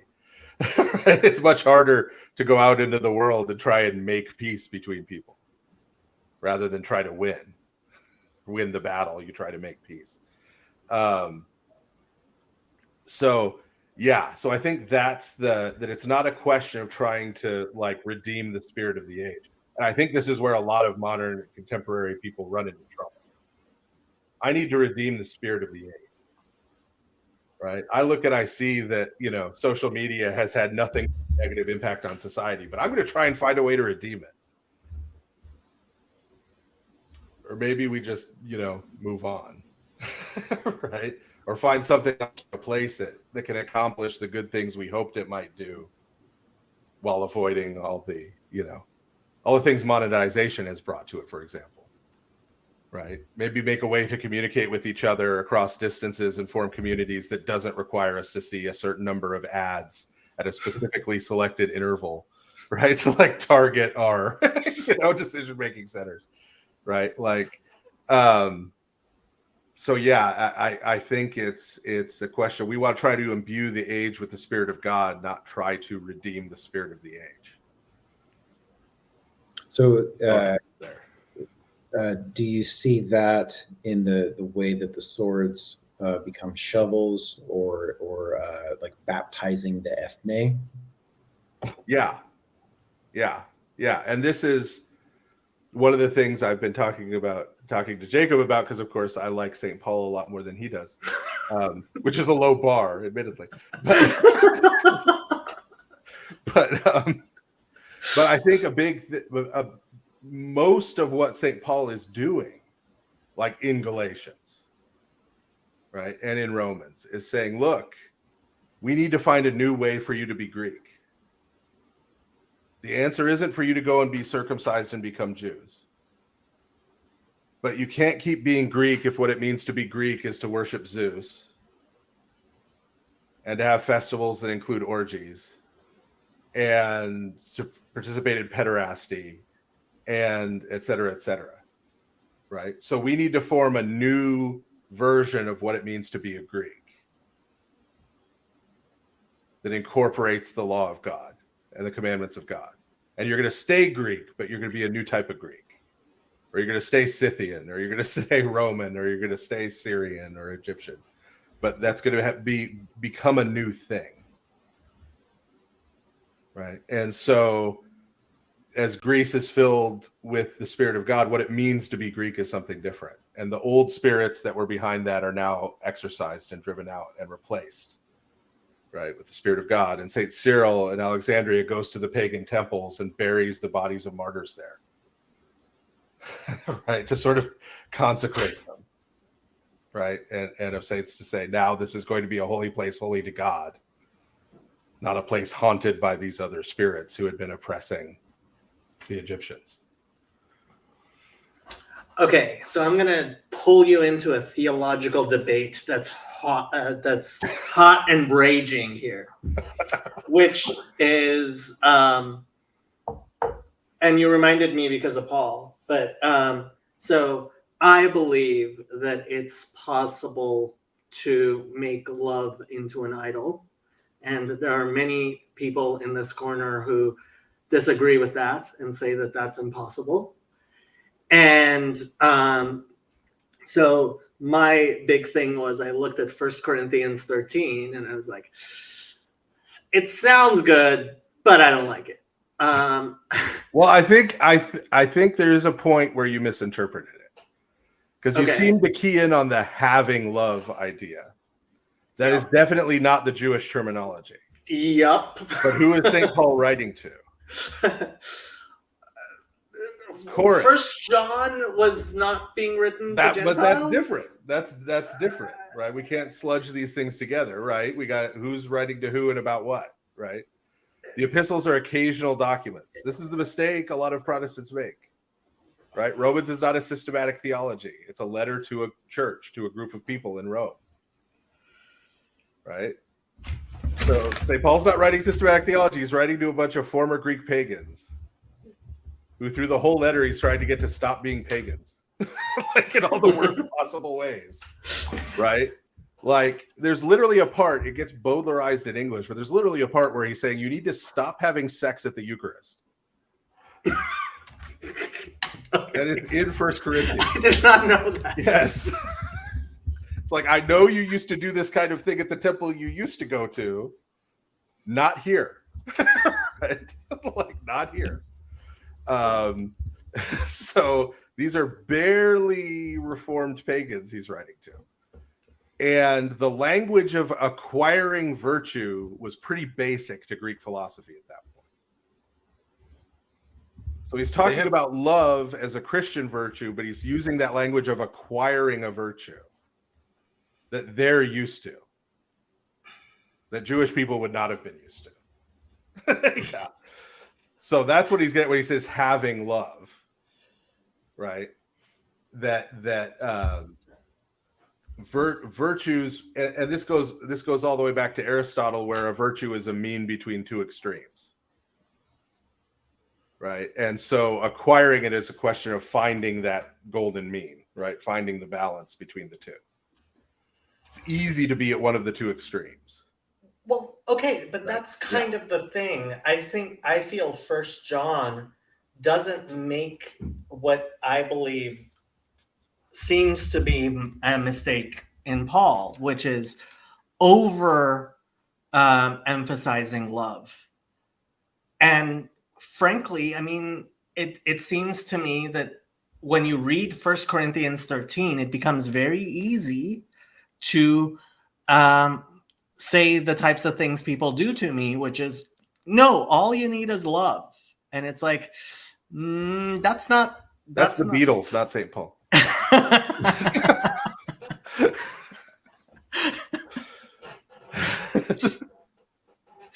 Well, yeah, no. And so first we have to honor the fact that almost everyone in the modern world misinterprets 1 Corinthians 13. I can prove that very easily.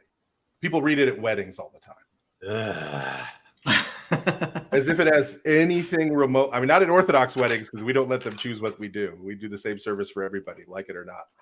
That's we read smart. the passage about wives obey your husbands, just so everybody has to shift nervously in their seat. That'd be great. But yeah, they read it away. So clearly, right, if you think that's about romantic love, you're nuts, right? I think the overall argument St. Paul is actually making in that chapter, because he's talking about these other gifts, right? And the gifts he's saying love is superior to are the ones that people would want or desire to have because they would give you some kind of prominence, right, within the community. Like, I'm the one with the great wisdom, right? I'm the one who understands the scriptures. I'm the one who speaks all these languages. I'm the one who can do this, can do that, right? And he's trying to say, no, the person who shows love for their neighbor, the person who loves their brother or sister, that's the person who's at the top of the heap. Right. Stephen, do you think that love is something like what Jordan Peterson tries to get at, where it's like a fullness of both, let's say, grace and truth, right? Or like a father's love and a mother's love, right? It's like the fullness of that rather than. Yeah. Yeah. I mean, I think for St. Paul, the core, coming back to that passage we actually read in weddings, right? The core of love for St. Paul is self-sacrifice.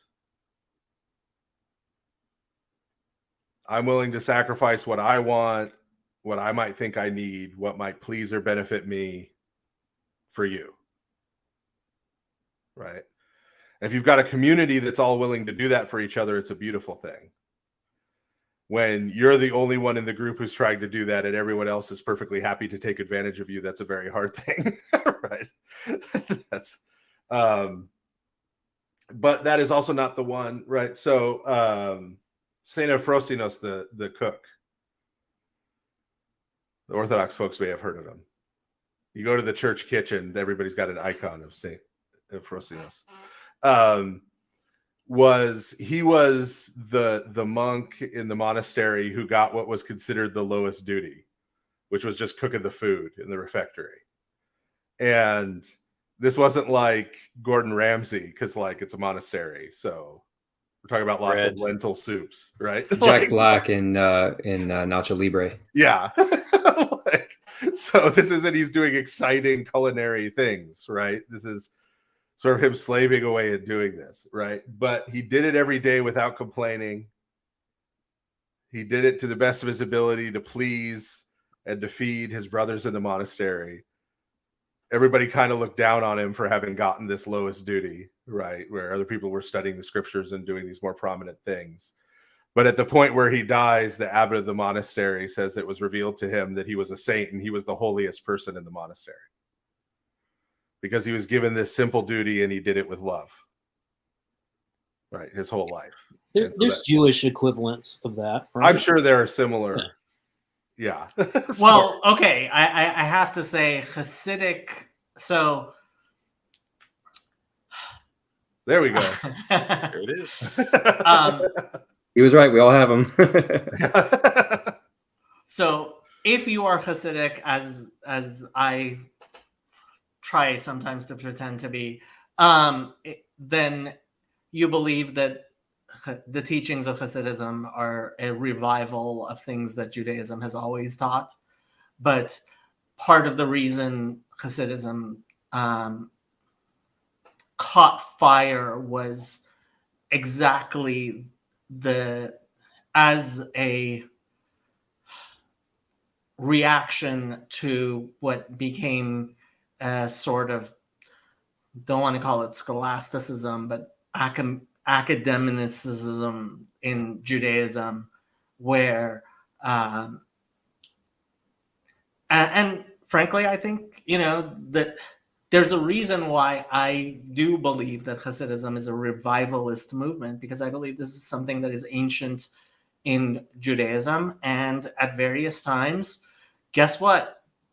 The Jewish people have fallen away from the true path. Happened once or twice, but It's in the Bible even. Jacob, I was listening to that series with Rabbi Breitowitz on the Rambam. Oh, okay. And wow, like it's like these Gentiles are listening to things no Jew has ever heard of. Go ahead. No, I'm joking. Obviously, many Jews listen to this. But yes. And my impression, like one of my first impressions, was, it reminded me of like scholasticism, of like rationalistic kind of scholasticism, and it was a little distasteful to me. Like, it was like I wasn't disagreeing with, like, it's great. I mean, it's just the approach reminded me of like Thomas Aquinas. Am I just making that up, or is that no? So Rahman al-Islam, he is a misnagid. So within Judaism, there are three liturgies / prominent schools of thought, and actually Maimonides, while he was of Sephardic, literally Hispanic, but Sephardic stock, as opposed to Nachmanides, which was much more scholastic and became a kind of the center hold of what is now politely called Lithuanian, and originally referred to themselves as the opponents, mitnagdim, of Hasidism. And Rabbi Breitowitz, as much as I love him, I am both Sephardic and kind of think of myself Hasidic. So he comes from the third, which is the Lithuanian tradition, which is, I would say, overly scholastic. And so you might be detecting some of that interpretation in him. But Maimonides, I mean, look, Maimonides, who am I to criticize Maimonides? But Maimonides very much integrated a certain view within Judaism, which I think there are equally strong traditions within Judaism, which were very much counter to that influence that you see. And so when you study Maimonides, within Judaism, you should also at the same time be studying Nachmanides and other various what we call Rishonim, which are Jewish. There are Jewish epochs, and each generation group, it's actually mostly like 500-year group, but every time there is a change in epoch, you are not allowed to really disagree with a previous generation. We believe in a Yeridat HaDorot, which will probably enrage Chezi, and he'll jump on here to tell me I'm wrong. But generally, Orthodox Judaism would say that that generation of Maimonides, right? Nobody today is able to criticize Maimonides as in to reject him, but certainly there are other ways of equal stature that I think don't participate necessarily in as much of that scholastic flavor. And this is part of the debate that erupted between the Hasidic and Hasidic Judaism and what's now referred to as Lithuanian Judaism. And I mean, I may be biased, but I think Hasidism has very much overtaken almost the entirety, and I wish the Lithuanians would just tap out, but they haven't yet. But that might be what you are seeing from Rabbi Bradowitz, because Rabbi Bradowitz does come from the Lithuanian tradition. That is how he was raised. Okay, interesting. Good thing Father Eric left before that shot at Thomas he took. Oops. Well, it's Tim's show and Tim's channel. So There we go. He could take shots at Yeah. whoever he likes. Yeah. I already offended the Ortho Bros accidentally. But back to your question, Jacob. Love could definitely be an idol. You've heard of Aphrodite, right? Like, Yes. So, I think that's a question of what you mean when you use the word love, which, as I already said, most modern people get wrong. So if you're talking about by love, the divine energy love, God's love at work in creation, that can't be an idol, because participating in that will draw you closer to God and you'll come to know God by it. If you mean something else, if you mean anything else other than that by the word love, then yes, it can become an idol, because it's going to move you away from what God is doing in creation to something else. Well, okay. So part of what makes me say this is because the Baal Shem Tov, the founder of Hasidism, said that love, and usually translated as fear, I tend to prefer to translate it as awe, but Ava v'yira, right? Those are the two wings by which Judaism flies, and that there is a there is a left-right relationship between these two, male-female, and curiously, in Judaism, the feminine is actually yira, is the strong, and is gevura, is the fear and awe part. But the I think that when not coupled with awe, it becomes as a singular thing which is supposed to represent God. I don't think love, I don't care how you define it. And this is what a lot of people will say to me is you're misdefining love, right? What you talk about is not love, because the real love wouldn't do that. And for me, that coupling love with awe of God, love of God and awe of God, and so the Bible actually commands us to love God and to fear God. Those are two separate commandments. And when you collapse your definition of fear of God into the love of God, I think you're doing something that's intrinsically very wrong. No, I agree with that. Right. So, like, from the Orthodox theological perspective, when we talk about the divine energies, that's why I said earlier, love is the example we most commonly use, right? But that's not the only thing God is doing in creation, right? He's also establishing justice, right? Which a lot of people would not call loving by our modern standard when they're on the wrong end of it, right? He's also making things holy, right? He's also right, and on and on. And those things aren't at odds with each other, right? And if you try to reduce them all down to one, you're going to run into trouble, right? But so saying all God is doing in the world is loving everybody and everything, is just as wrong as saying God is all wrath.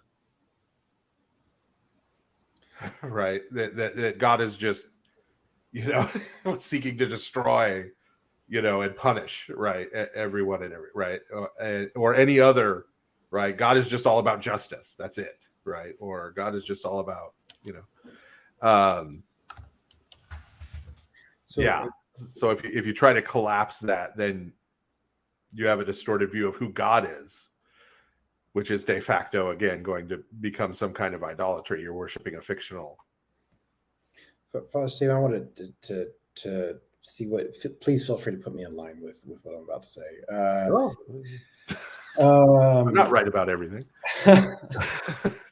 So there, it's like agape, right? Is what's being used in 1 Corinthians 13. Well, right. Well, I'm going to have to do it. People get mad when I do this too. Sure. So I know we've been taught the thing that Iape and Philia and Eros are these discrete things. And using them as labels for the discrete things is fine. But linguistically, Eros is pretty clearly sexual in almost all of its uses. It's not always negative, but it's pretty much always sexual. Right. But Philia and Iape, there's a ton of overlap. They're virtually synonyms in the New Testament. So I'll give you an example. St. John's Gospel. Sometimes when it refers to the disciple whom Jesus loved, it uses Iape, uses Iapao. Sometimes it uses Phileo in the same phrase. And we wouldn't say, okay, well, there's one disciple who Jesus loves with the love of God that's unconditional, and there's another disciple he's just friends with. Right?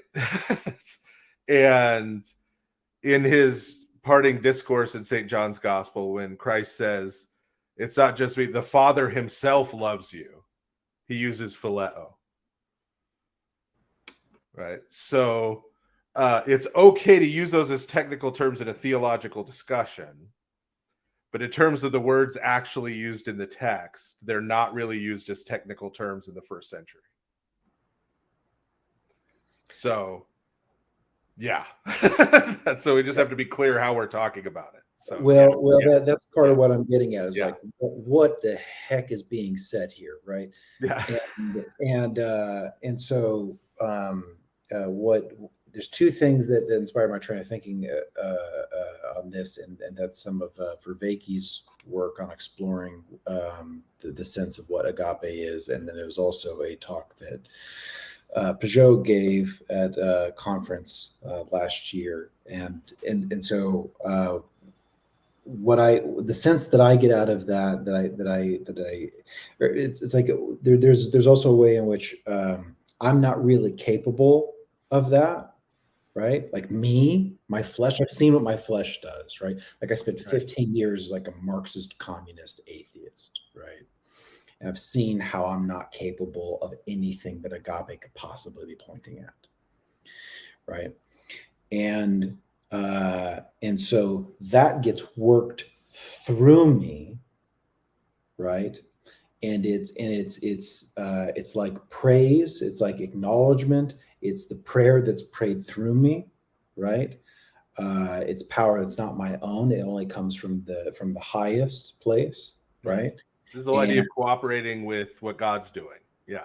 Right.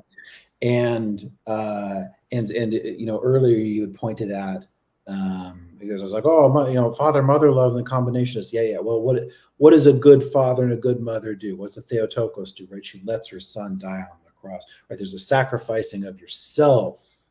Right, that's what a parent does. They sacrifice their own selfish desires, right, in order to lift up their children. Yeah. So they there's should. Yeah. They should. So there's this praise aspect that's worked through you. There's a dying to self that's happening, right, and love for the other.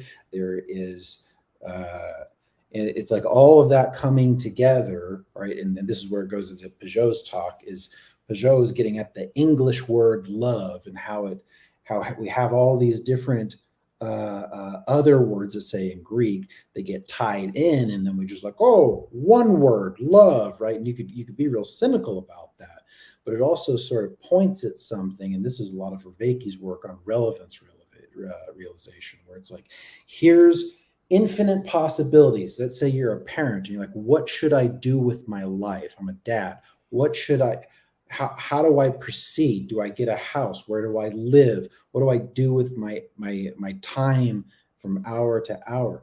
Well, that agape, that love, all those things, right? It's like it narrows it all in to focus. And then what is relevant is found through love, through that kind of love that Paul seems to be pointed at. Yeah. Yeah, the definitions of love. This is my favorite rabbinical story to retell as one of the goyim out here. The fish story in the restaurant. I'm sure right, you love the fish, right? Yeshiva, not a restaurant. Okay. Okay, yes. Do you want to tell it, or should I tell it? You can tell it. So you apparently know a more official version than the one I read. The official version is that the head of a yeshiva walks into the cafeteria and sees one of the students is sitting there and he's gorging himself in fish, and he goes up to him, and actually apparently this was an actual story, but I forget who it's being told of, but some rabbi this actually supposedly happened to. I don't remember who. He went up to the student and he's like, what do you think you're doing? And because obviously sitting there and gorging yourself is not how a good student should act. And he says, I love fish. And the rabbi's answer is, no, you don't love fish. If you loved fish, you would have an aquarium. You love yourself, and you like how fish makes you feel. Yeah. I use that a lot in premarital counseling. Actually, when I'm talking to people. A lot of application there. Yeah.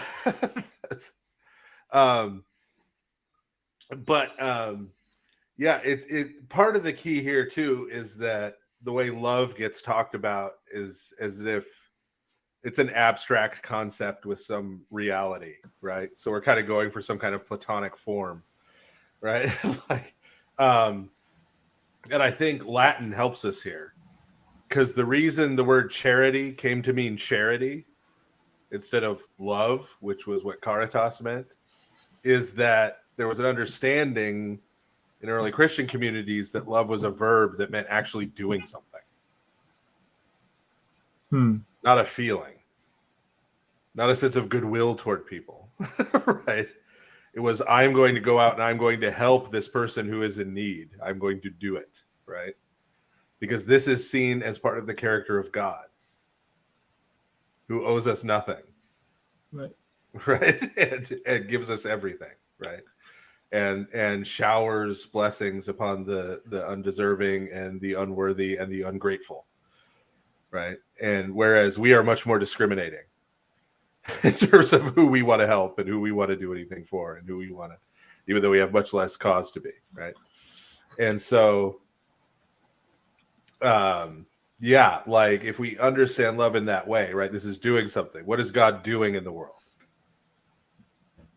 Right? He's being the hope of the hopeless, right? He's being the help of those who are alone, the protector of orphans and widows, right? This is what he is concretely doing. So when we go and we concretely do that, we're participating in it, right? We are loving those people who we are doing those things for. But none of that is emotional, right? Protecting widows and orphans, I was talking about the white libs at Fordham earlier, doesn't mean feeling bad about the plight of widows and orphans and posting about it on social media, right? It means going out and helping them and protecting them from the people who want to harm them,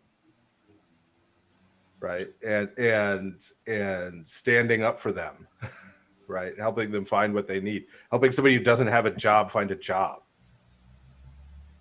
you know, helping somebody. That's what love is, right? Not just like, oh, we all love each other. We all feel so good when we're together. And I feel so bad for those poor people out there.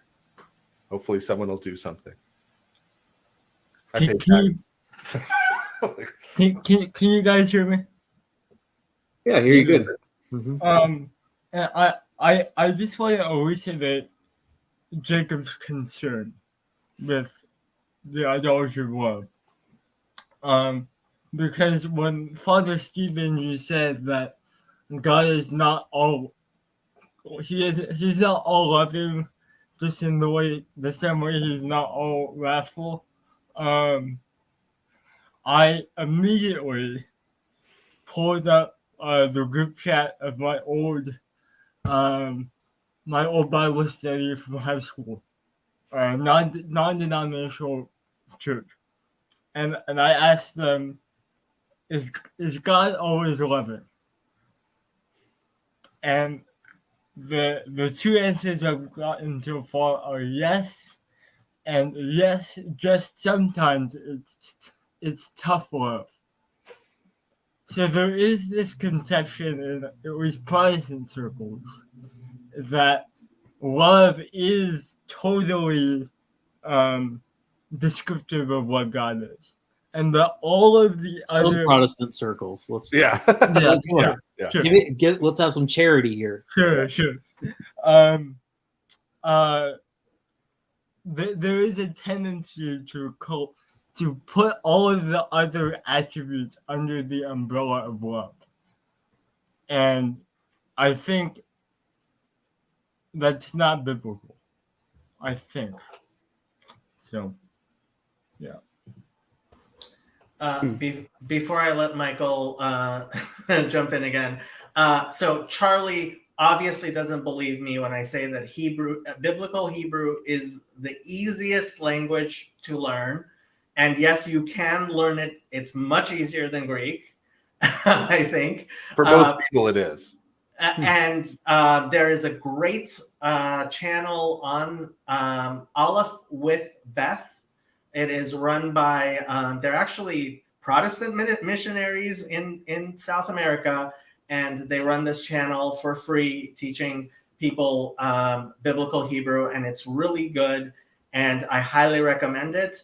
My channel is only for people who refuse to learn Hebrew itself and want to be able to use internet tools to look at the Hebrew, and that's what all my backlog. I have a lot of stuff with showing you how you can look up Hebrew things and understand the morphology without actually learning Hebrew.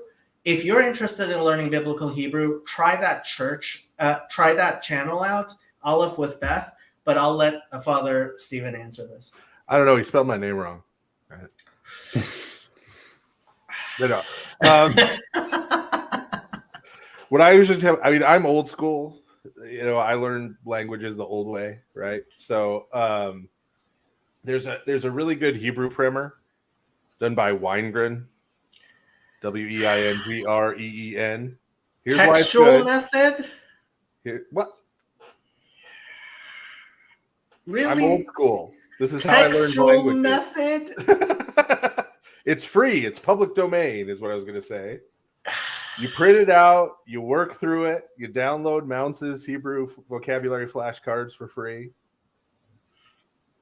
Go through those vocabulary cards, you read through the book of Jonah. Once you're done, you work your way through Jonah. Then you hit Joshua. Joshua has 70% of the vocabulary of the Hebrew Bible in it. Okay. So I actually, my primer on my channel is Jonah, and it is textual method. And if you're older, I think you might want to go with textual method but linguists generally, so there's now a newer method of teaching language, which isn't the old school method. It's called natural language. And for the vast majority of people, it works better and it's much easier, especially if you're dealing with young kids and stuff. I would definitely try natural language, and that is the method Aleph with Beth uses.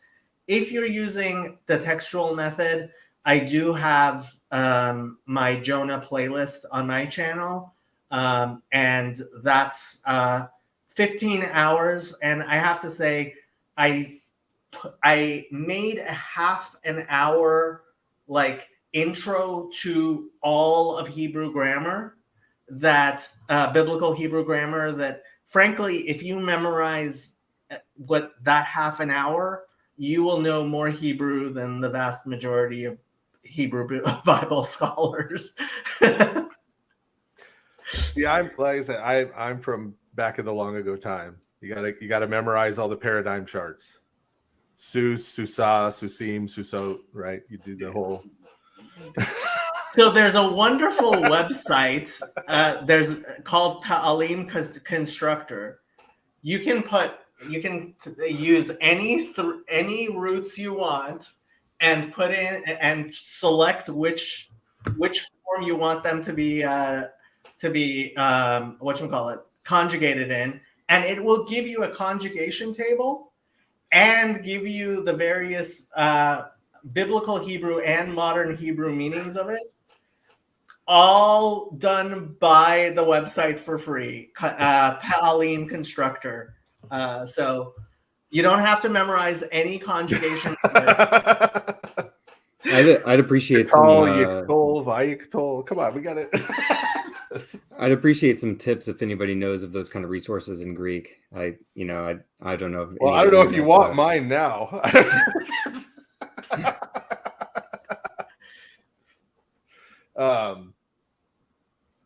Yeah. See, I still like J. Gresham Machen's old Greek primer. Love it. And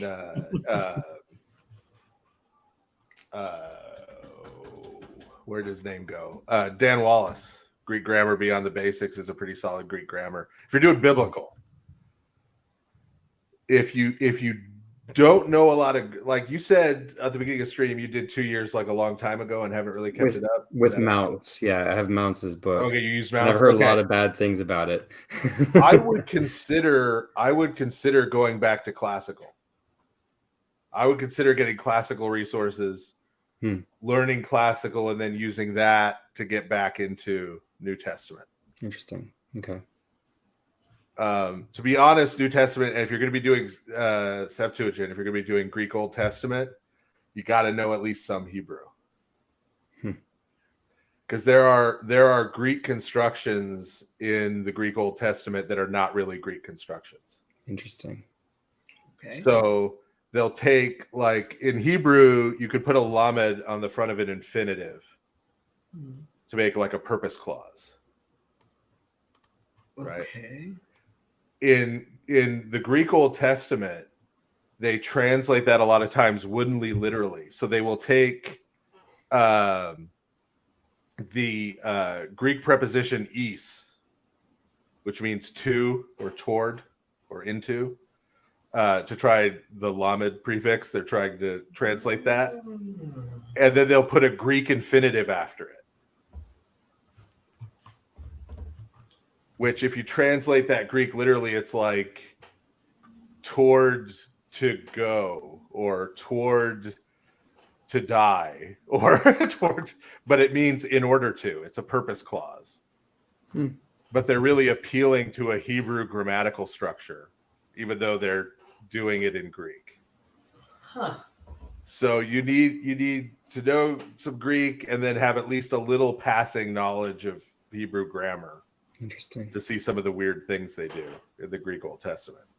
Do they try to translate the puns at all, or keep the like? In a lot of cases, no. What do they do with motiamuts and like the doubling like infinitive absolutes? Yeah. Like King of Kings, like so like, it usually gets translated as surely. Yeah, like surely you will die when you eat from the tree. Yeah. I mean, dying you will die. Okay. Sort of. Yeah, dying you will die is the Hebrew. I think a lot of people know that now. I don't know if that's like internet church stuff, but it's not too uncommon that people know that there's that doubling down kind of Yeah, if, yeah. Hebrew does. yeah. If you use the logos, the default translation like marked every time that kind of thing happens. So. Yeah. But there are a lot of things. My favorite weird thing, though, in the Greek Old Testament is in the Old Greek of Isaiah. There is a place, and this is what cracks me up about it. So there's a place where the text, it's following the Hebrew text relatively closely. And then all of a sudden it says, drink this, do it quickly. And then goes back to following Isaiah. Okay. Here's what obviously happened. When these things were being copied, one person was reading and a whole bunch of people were copying. So clearly someone got handed something to drink. And somebody else who was writing, like, just kept writing, right? Like some Christian scribe was like, drink this, do it quickly, and then went back to right? So this has now been copied and copied through the generations. Drink this, do it quickly. And you will find commentaries and journal articles and stuff trying to act like this is a legitimate textual variant.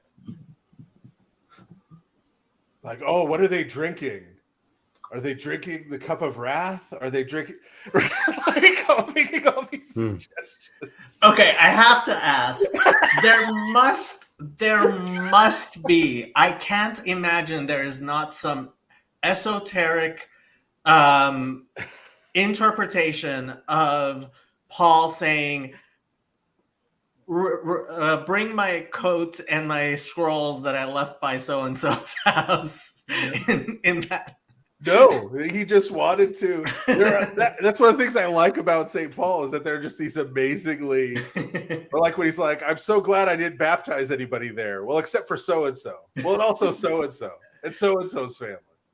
Besides them, I don't know if I baptized anybody else. But I'm glad I didn't baptize these people. See, okay, the Kabbalists, like the lists of names in the Torah, like when you read it with a commentary, like a Kabbalistic commentary, like it's like, whoa, right? Oh yeah, or they'll find gematria or something. Yeah.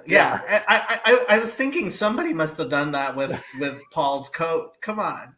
The thing that usually happens with those names is, so we know there were the 70 disciples, the 70 apostles. They never get named in the New Testament. But so you get these lists from very early in church history where they're trying to figure out who the 70 were. And they just take like all of those names, right? Like everybody, St. Paul mentions everybody. Oh, these must be, come up with a list of 70 of them. This must be them. CW wants to know Father Stephen's favorite interpolation. That might be my favorite. Take this, drink, or drink this, do it quickly. Yeah. My favorite.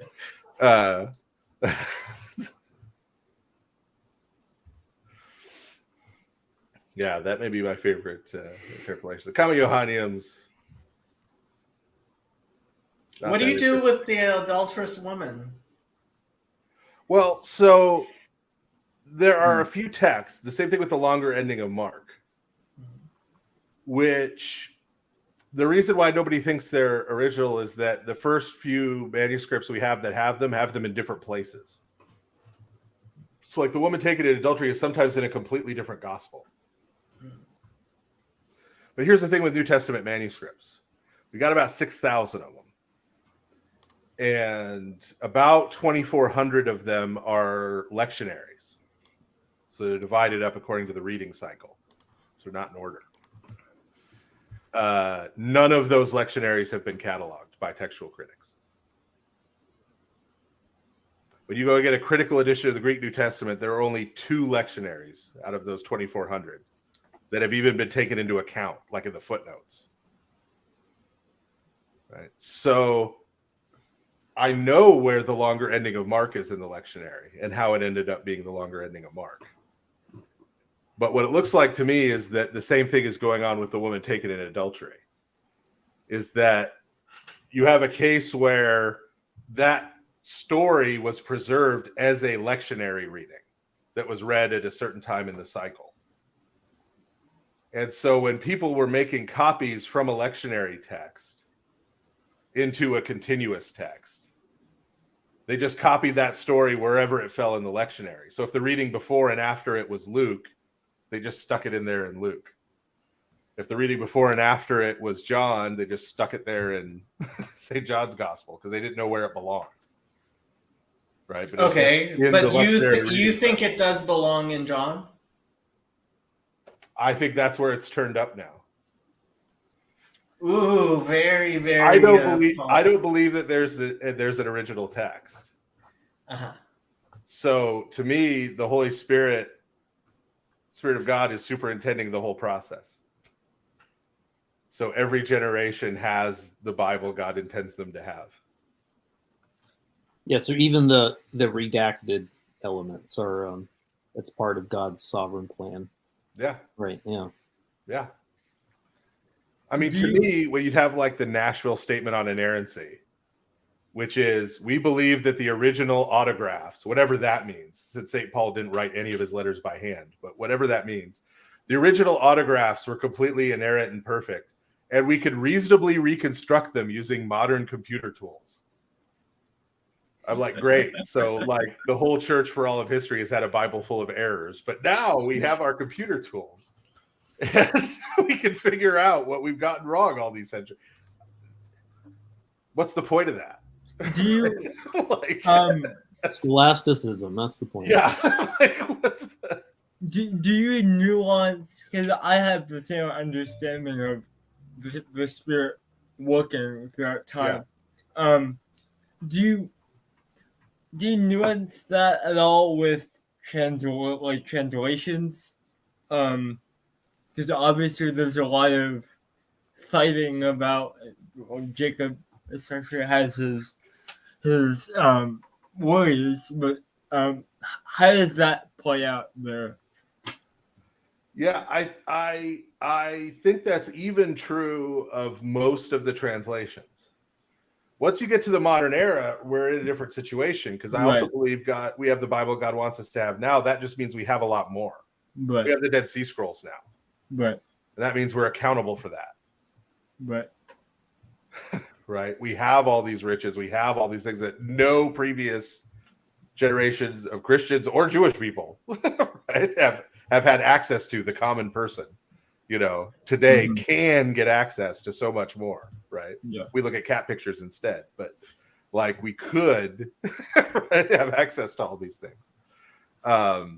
And so when we're talking about modern translations, that comes into effect. Right.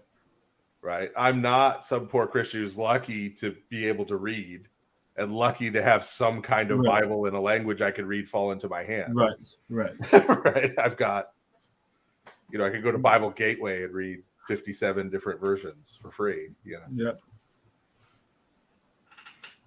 I mostly agree with that, but I have to say it's a lot more comforting from my side, where we look at the Masoretic text and I can honestly defend it, intellectually honestly defend it as this is I mean, the fact is that I think perfectly atheist scholars look at the Great Isaiah Scroll and look at the Masoretic text of Isaiah and say, this is a better text than the Great Isaiah Scroll, which is saying something about 2,000 years of history. And that's why, the word Masoretic text, Mesorah, means tradition, right? And so, this kind of goes back to the little debate Father Stephen and I are having about who holds the tradition. But I think that the Mesorah, as has been held by the rabbis over the thousands of years, is in fact the true Mesorah. Oh yeah, that is our main difference. It is our main difference. There are these strands of Jewish tradition in Second Temple Judaism, and I will go as far as to say that contemporary Judaism is a legitimate continuation of one set of those strains that goes. Thank you. Yes. No. I just also posit that Christianity is in continuity with other of those strains. Okay, so that comes down to the question of, and this really is like our first discussion, going back to our first discussion. Yeah. It comes back to, okay, there were, for example, the temples outside the temple, but Jesus and Paul, which tradition were they a part of? And I think that there's a lot of Christian picking and choosing of, oh, well, we have the temple in other places, and we have, because when it comes down to it, when the Christian Bible talks about a Sabbath day's walk, that's a Pharisaic thing, right? Yeah. Or when Jesus says you should have tithed your spices as well, that's a Pharisaic thing. And when Jesus goes on the Sabbath to the temple, to the synagogue and reads from Isaiah, that is a particular tradition. And I think that when you look at it, Christians, when they're trying to say, yes, we preserve a tradition of Judaism, oftentimes are picking and choosing traditions that they preserved, which are not in keeping with what looking at the New Testament itself says Jesus and Paul thought were the actual Mesorah as Jesus and Paul thought would be. Sure, but doesn't that mean? Can I get? Let me do a quick shot. Go ahead. Doesn't that mean that just as I think it's not controversial in many circles to say that whatever the strain of Christian Christophilic Judaism was in the second temple period, like if that looks a little loosey goosey, in 50 AD or in 0 8 CE or something, if that has indeterminate borders, like isn't it fair to say that Pharisaism, which is a loaded term because we're thinking about, like, are we talking about Talmudic Pharisaism, or are we talking about maybe a loosey-goosey, less defined Pharisaism of Second Temple Judaism, where there can be different schools of thought that are in disagreement on some things and not in others, and it's like these distinctions didn't get like set in stone the way we think of it, down through the centuries when we're using those kind of categories, right? Like, is that fair to say? Would you say? Yes and no, because where you're going with this, right, is, okay, so when Father Stephen and I talk about, for example, Christians having temple services outside, right, mixing elements, for example, incense outside of the temple itself, which Matt might not agree with. Yeah, I'm okay. You can throw the Norther Bros under the bus for this. That's fine. So when Jesus and Paul were going to synagogues, those synagogues did not have incense in them. And when, so there are, if you actually look at what was going on, there are things which I think Christianity did in fact, borrow from, which I don't know that there is any place that I have seen where Jesus talks about a rebellion in heaven, although Paul does. On that count, When Jesus talks about the lake of fire prepared for the devil and his angels, he is referencing the Book of Enoch. The language. Okay. It could be no other tradition, right? When he, not that we know of, that's not part of Pharisaic tradition, at least. When he talks about Satan falling like lightning from heaven, when and this is going outside Jesus and St. Paul, but First Peter, Christ, while he's in the grave, goes to Hades and preaches to those who sinned in the days of Noah. Second Peter, Christ goes to Tartarus, to the angels who have been imprisoned there in chains, using language from Enoch. Epistle of Jude quotes First Enoch. That's directly says, as Enoch prophesied.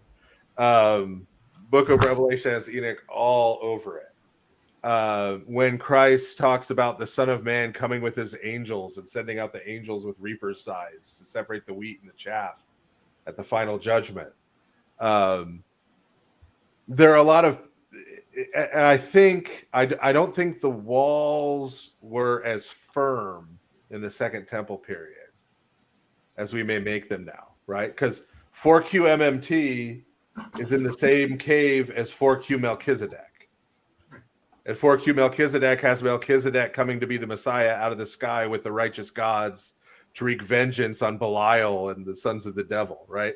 Like, so you could have those two things together, right, at that time in Qumran, in Judea, right? So I think some of those ideas were more fluid. I also think there is more of that Pharisaic carryover preserved in Christianity than is often credited. It's hard to tell in English, but you go to an Orthodox country, the name for Saturday is the Sabbath.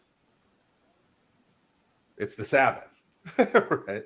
And Sunday is Kyriaki, the Lord's Day.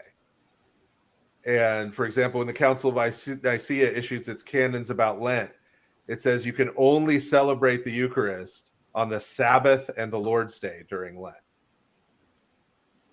not on the other 5 days of the week. So there is still an honor being given to the Sabbath, to the seventh day, even though there's now this Christian day of worship. And even though we're long past the time when Jewish Christians were going to synagogues on the Sabbath and then having a separate Eucharist on the first day of the week. We're long past that, but the Sabbath still has this status, right? Okay. Within the Christian tradition, right? That reflects that older state of affairs. So let's talk about the incense, because I Sure. I think that is Yeah. That makes a big, because you have said, and I agree with you, that Christianity has very much integrated temple services into maybe synagogue services and stuff, right? And that is something that I don't, I mean, again, so I don't know the New Testament the way you guys do. I didn't know those references, for example, to the Enochic stuff. And okay, it is possible, I don't know, but where does this integrating of the temple services, I guess, other than the book of Hebrews, because of the book of Hebrews, that theological crime scene, as I like to call it. But that's a spiritual. That's not talking about church as temple. Okay. This is where we disagree. Yeah. Yeah. And I might be. Yeah. I might. Hebrews talks about churches having altars. That's all I'm saying. No. I guess the other answer to that would be Revelation, right? The liturgy of the church does, and Father Stephen knows this well and could teach us all about this. Like the liturgy of the church does evolve and develop in the first few centuries, and I don't think he's going to tell you. I don't remember him telling you this in your talks, that all this stuff was locked in by 50 Well, AD, no. including the incense. St. Peter didn't have a set of vestments like mine, and he didn't, have an iconostasis and censers like mine, and Maybe things got templified a little bit right. over the centuries. But, and I have a journal article out there. I think it can be demonstrated that St. Paul presents the Eucharist as a sacrifice.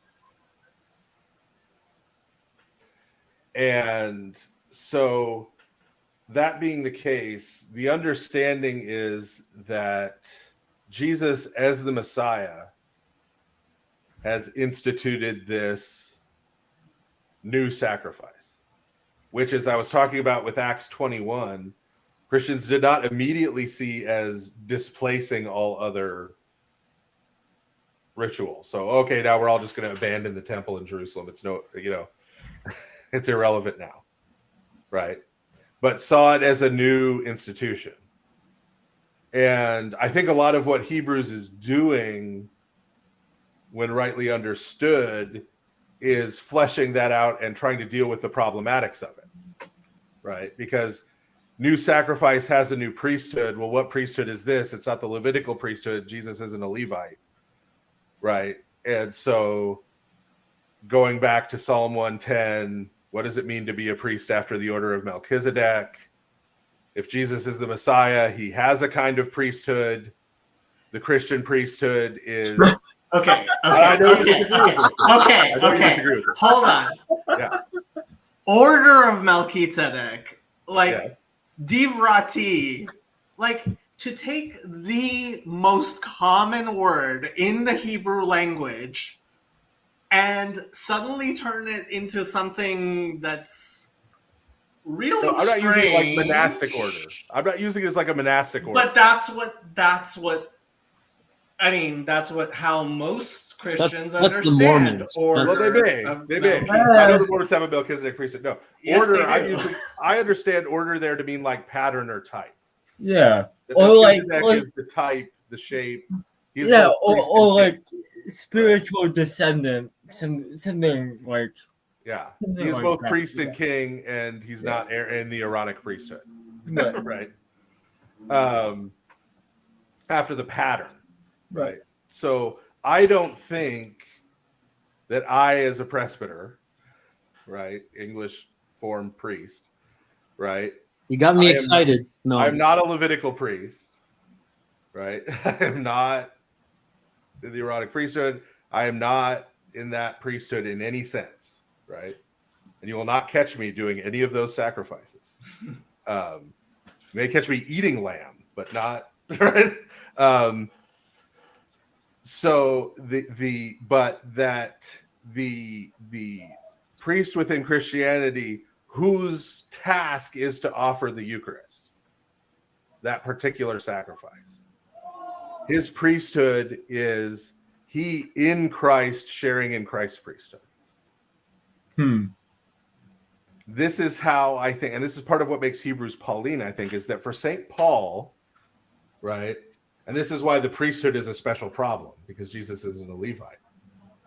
But so St. Paul can say in Colossians, we're all circumcised with Christ's circumcision, talking to Gentiles. Gentiles are circumcised with Christ's circumcision.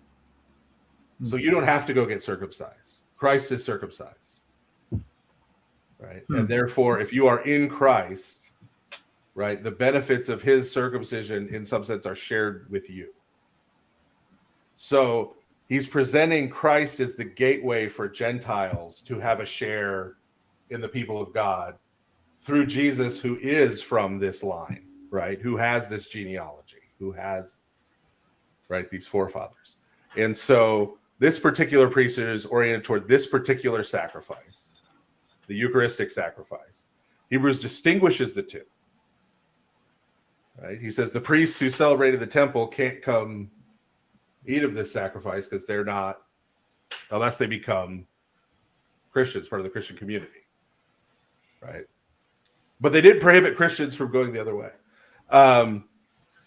Yeah, you could be Jewish Christians, like Christians, us Protestants, and not have a priesthood other than Christ's priesthood in the, us only having one priest collectively. and him being in the Yeah. The Well, heavens. yeah, that's a whole other. But that's Yeah, I mean, yeah. if you feel Yeah. Jewishly uncomfortable Yeah. with that Yeah.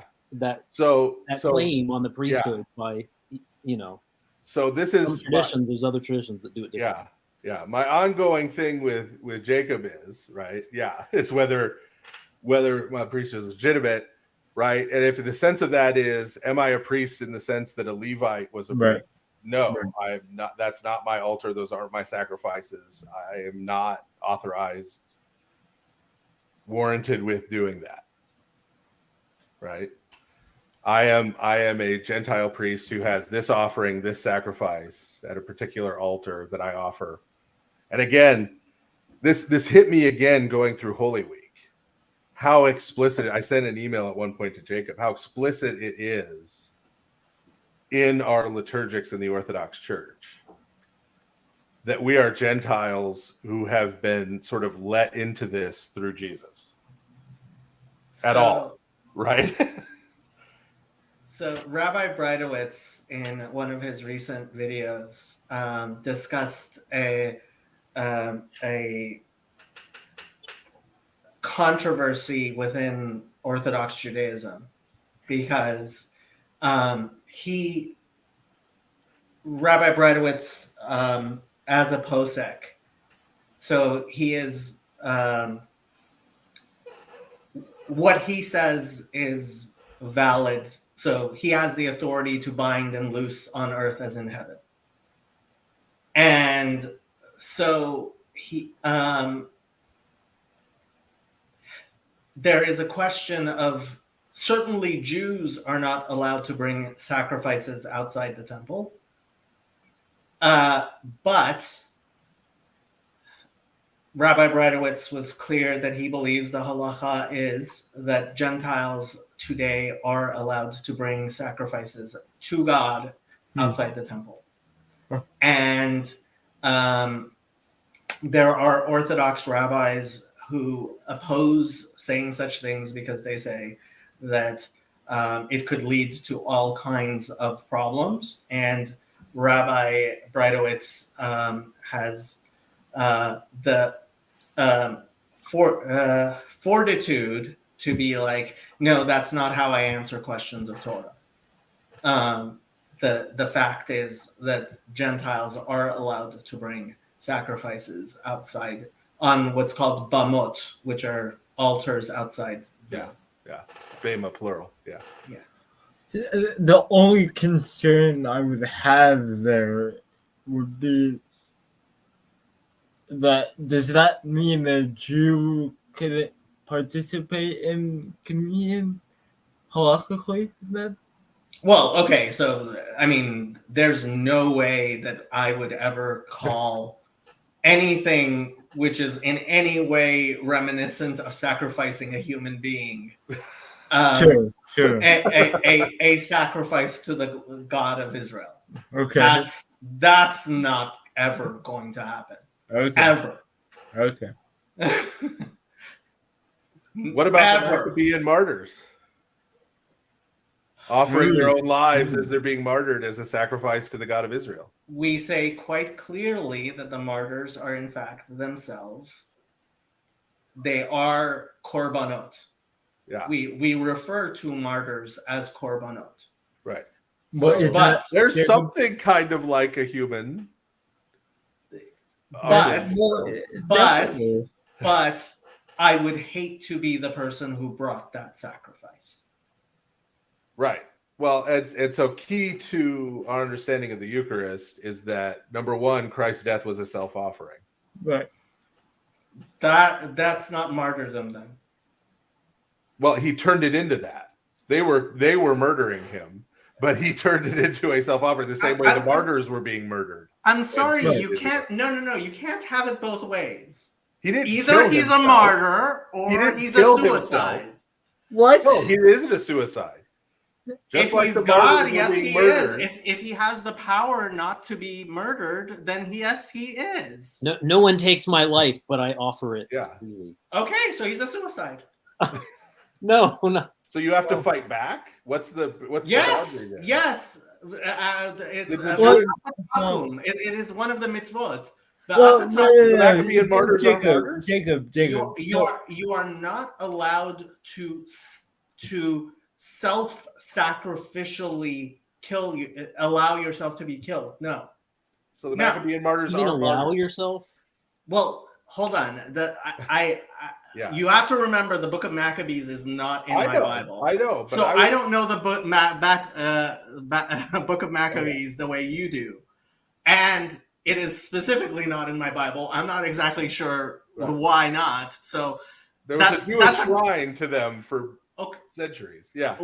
What? Yeah. But the idea of if you willingly, if you are, that's not it. That's so it's not suicide bombers. It's homicide bombers, and and in Judaism, yes, there is a mitzvah, v'ata takum lahargo. If someone comes to kill you, you are required to kill that person. So are you saying that if someone, I'm going to use the situation of the Maccabean martyrs, right? Okay, I don't know it, but go ahead. But someone comes to you and in modern terms puts a gun to your head. Yes. Says, eat this bacon, violate the law of your God, or I'm going to shoot you.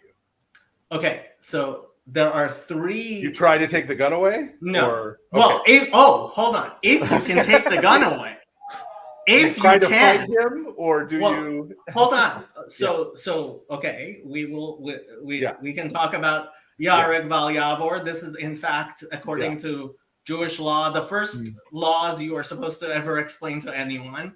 So thank you for reminding me. But the laws of the three cardinal sins are that the three cardinal sins are shfichot damim, murder, arayot, sexual impropriety, and avodah zarah, and idolatry. Right. Yeah. And those are the three that are yahareg val yavor, that you should die rather than to transgress them.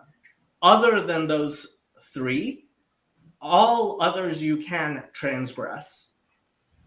The thing with if someone is trying to humiliate Judaism in the manner that of you're explaining, here, eat this pork, that is considered avodah zarah, that is considered idolatry, and to the point where the Talmud itself talks about if they tell you to wear red shoelaces, and for some reason apparently Jews didn't wear red shoelaces, then if it is in public and in order to humiliate Jews, you should die rather than. I don't want to talk about the Holocaust, Sherry, as much as I love you. Yeah, don't go there. Yeah, but you can lay down your life to keep Torah. But my question is about: are you keep the Torah? Are you required to fight rather than just saying no? I will die rather than break this. If you are able, there is a halachic requirement that if someone comes to kill you, and you are able to kill them without killing innocents, obviously, then yes, that is a halachic, that is a requirement within Jewish law, and someone who fails to do it is referred to as a chasid shoteh, and he cannot receive a Jewish burial. So then the correct answer would be when the guy comes with the gun and the pork is just to attack him. Well, if you can, if you can, yes. But you're restrained, right? Like to fight him, even though if you have the capacity to, yes, if you have the capacity to in fact fight back, yes, you should. Okay. So St. Peter agreed with you. He I'm lopped glad. off the guy's ear who came to take Jesus and arrest him. And Chezi wants to remind everyone that this refers to the three cardinal sins that I explained. So I was a big fan of Batman growing up as a kid. Now you're talking Father Stephen's language. My mom. He never used guns. Yeah, Right. Well, Yeah. well, my mom, she wouldn't let me watch lots of things: Power Rangers, Teenage Mutant Ninja Turtles, lots of things that I wasn't allowed to engage in. But Batman for sure was good. And she saw Christian values in what was going on with Batman. And I think that it ties into something interesting here, right? Where like, okay, so you're trying to figure out what's the right thing to do, right? So you're under threat, right? And you're trying to figure out what the right thing to do is. And Jacob just painted a particular kind of picture. And so here we are. We were talking a second ago about like where's the temple, right? And it's like, okay, well, Matt, is this just like in this spiritual space, right? But it's like there's an intersection of the visible and invisible, right? And so as you're trying to figure out the right thing to do, right, and you're at this intersection of the visible and invisible, there is a sacrificing that happens, right, of what's rational, right, the rational mind. There's a sacrifice, is a dying of yourself and your own rational controlling mind, that is something like Eucharist, right? That is something like a thanksgiving and appreciation and a praise, right?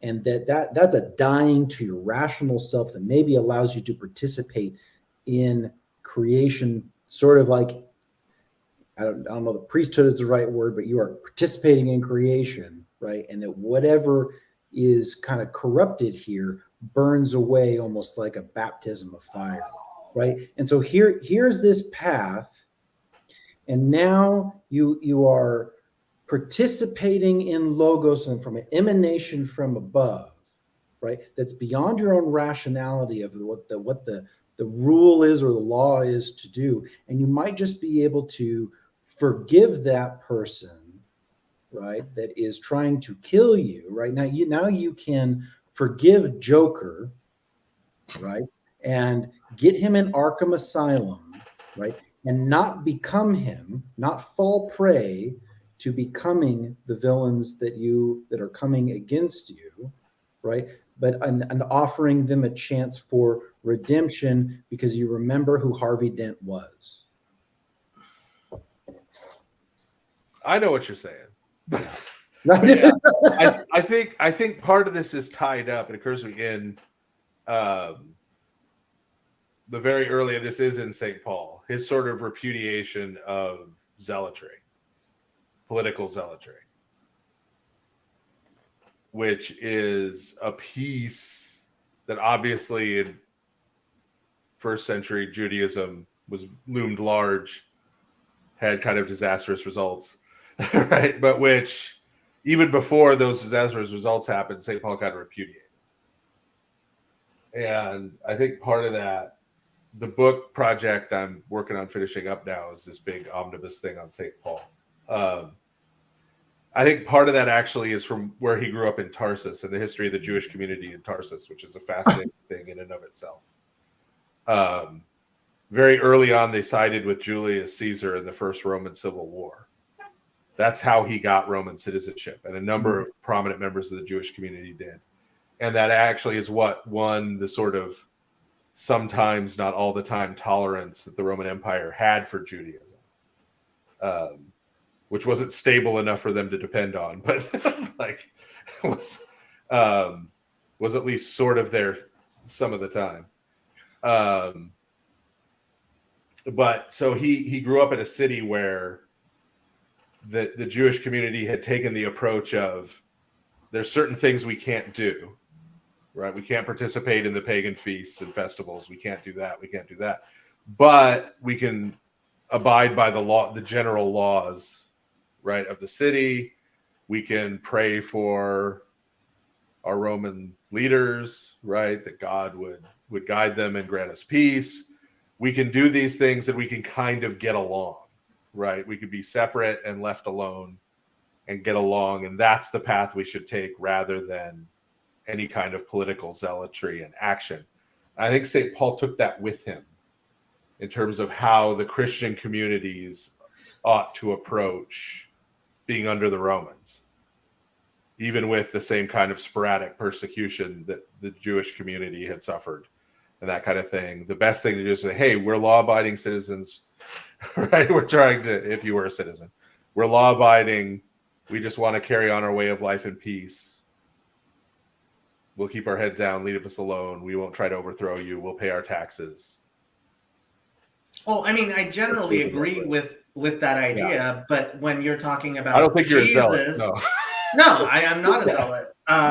At the same time, I think you can't have it both ways, right? So I believe that the Jewish martyrs were in fact Jewish martyrs because God allowed them to become sacrifices so that there will in fact be a and this is what Isaiah 53 is about, right? Is that in fact Israel is the suffering servant that is bruised for the nations, and that is the plain reading of Isaiah 53. I hope Christians can at least see the plain reading of that text, right? Yep. And yes, I mean, I think that we have lived it because we were not God, and it was His will. It pleased Him to bruise us. But when you turn that onto yourself, that I am God and I could stop this, and I am taking it, and it bends it all over in ways that I think is completely unacceptable. Well, no, well, I feel like you've given the key to solving the problem, because all you'd have to do is realize the importance of the relationship between God the Father and God the Son. And God the Father has willed, in the same way that He willed the sacrifice of the Jewish martyrs, has willed the sacrifice of His only Son, Jesus Christ. And Jesus Christ, and the Son just being faithful to that. And Jesus Christ, though a member of the Trinity, cannot contradict the word of the Father. Which, Richard, leads us back to what I said at the very beginning that started this discussion, which is, yes, the holy martyrs are in fact sacrifices. I would hate to be the person bringing that sacrifice. Right. And I'm not going and sacrificing Jesus when I go and celebrate the Eucharist. Right. It's a good thing Father Eric's not here. We might get into You clarify? Father Stephen, can you clarify that? Jesus died in the year 30. It's 2023. I like to hear that. You know, I am leading a group of people, a community that lives together here in community. I am leading them in coming to once again participate in the sacrifice of Christ and the blessings that He received in return for it. And I'm leading them in it by explicitly in the liturgy calling on all of us to offer ourselves to God and our whole lives to God in the way that Christ did. Is this related to how the Eucharist is before Christ's Passion?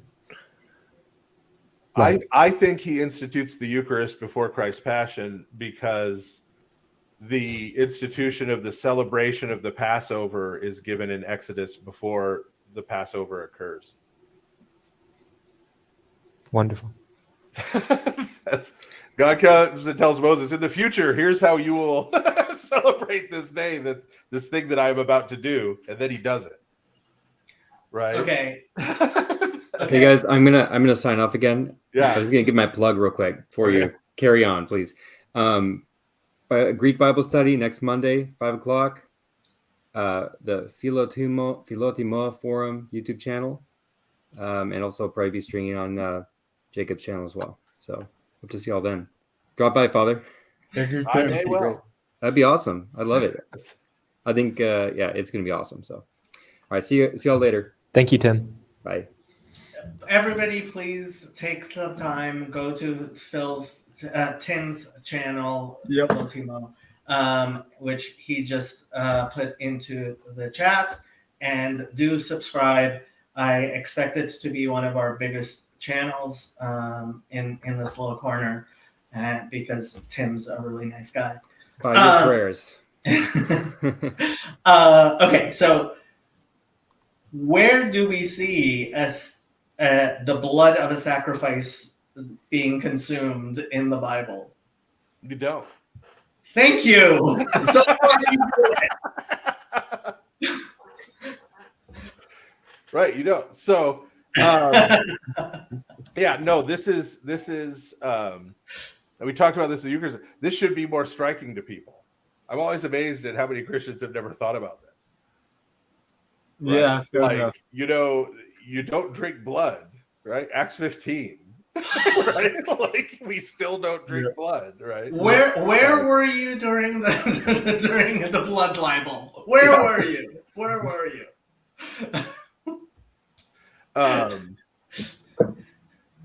Where was I talking about that? Oh, that was on the last episode of Lord of Spirits.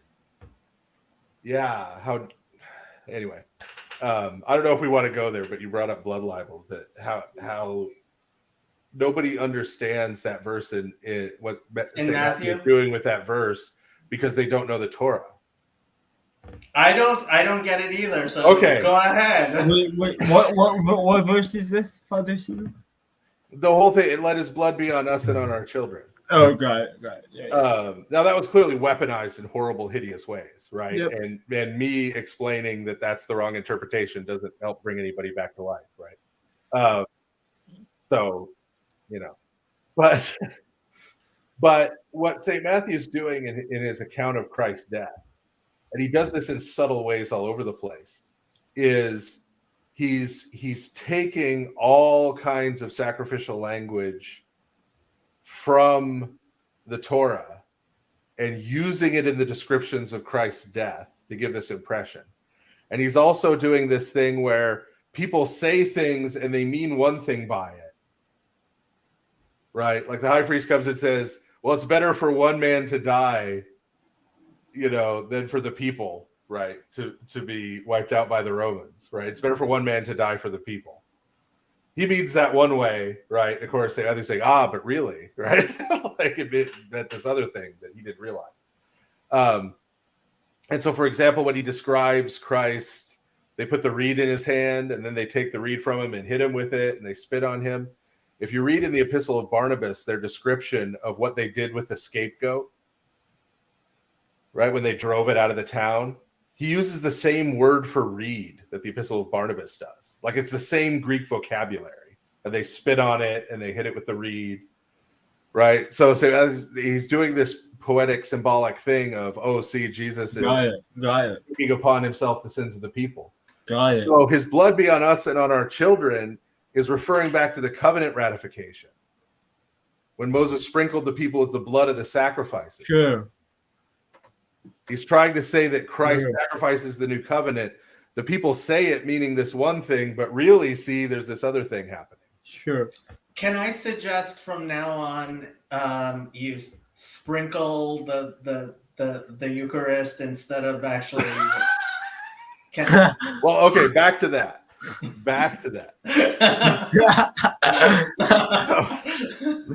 Right. So I don't think this is going to satisfy you, but this is the explanation. I don't think I'm going to win you over with this, but this is the explanation.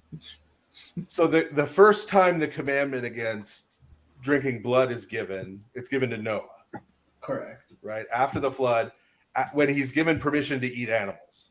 Correct. Right. It's you can now eat animals, but you can't drink the blood. Right. Because the blood has the life in it. That then gets carried over to humans, right? You spill the blood of a human, your blood gets spilled by humans, right? And God's going to demand an account for the blood of every human, even from animals. So a lion eats you, God's going to ask the lion to explain itself, right? Sort of this, taking it to the extreme, right? Sure. So there's this shift that goes on in the first 9 chapters of Genesis. Mm-hmm. Where in the garden, Adam and Eve are told you can eat from all the trees except that one. When you're eating from a tree, you're not killing anything. You're not even killing a plant. Right? The creation is offering itself to you as food in a way that's not harming anything. So that at the expulsion from paradise, now things shift. Now Adam's going to have to work the ground.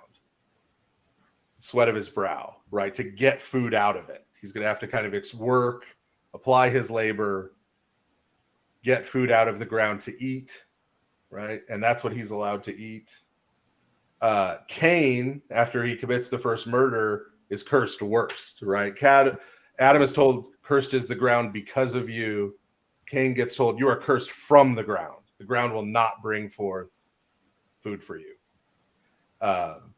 And because of that, he has to go build a city, because for him to live now, he's going to have to do commerce. He's going to have to trade. He's going to have to get food some other way, right? So that is now plants are going to die. Now you're going to have to work, right? So that's a shift. But humans still aren't allowed to be predatory. You're not allowed to go out there and hunt and kill other living things, right? So when you get to the point after the flood, where Noah is now allowed to eat animals, you still have this commandment about the blood,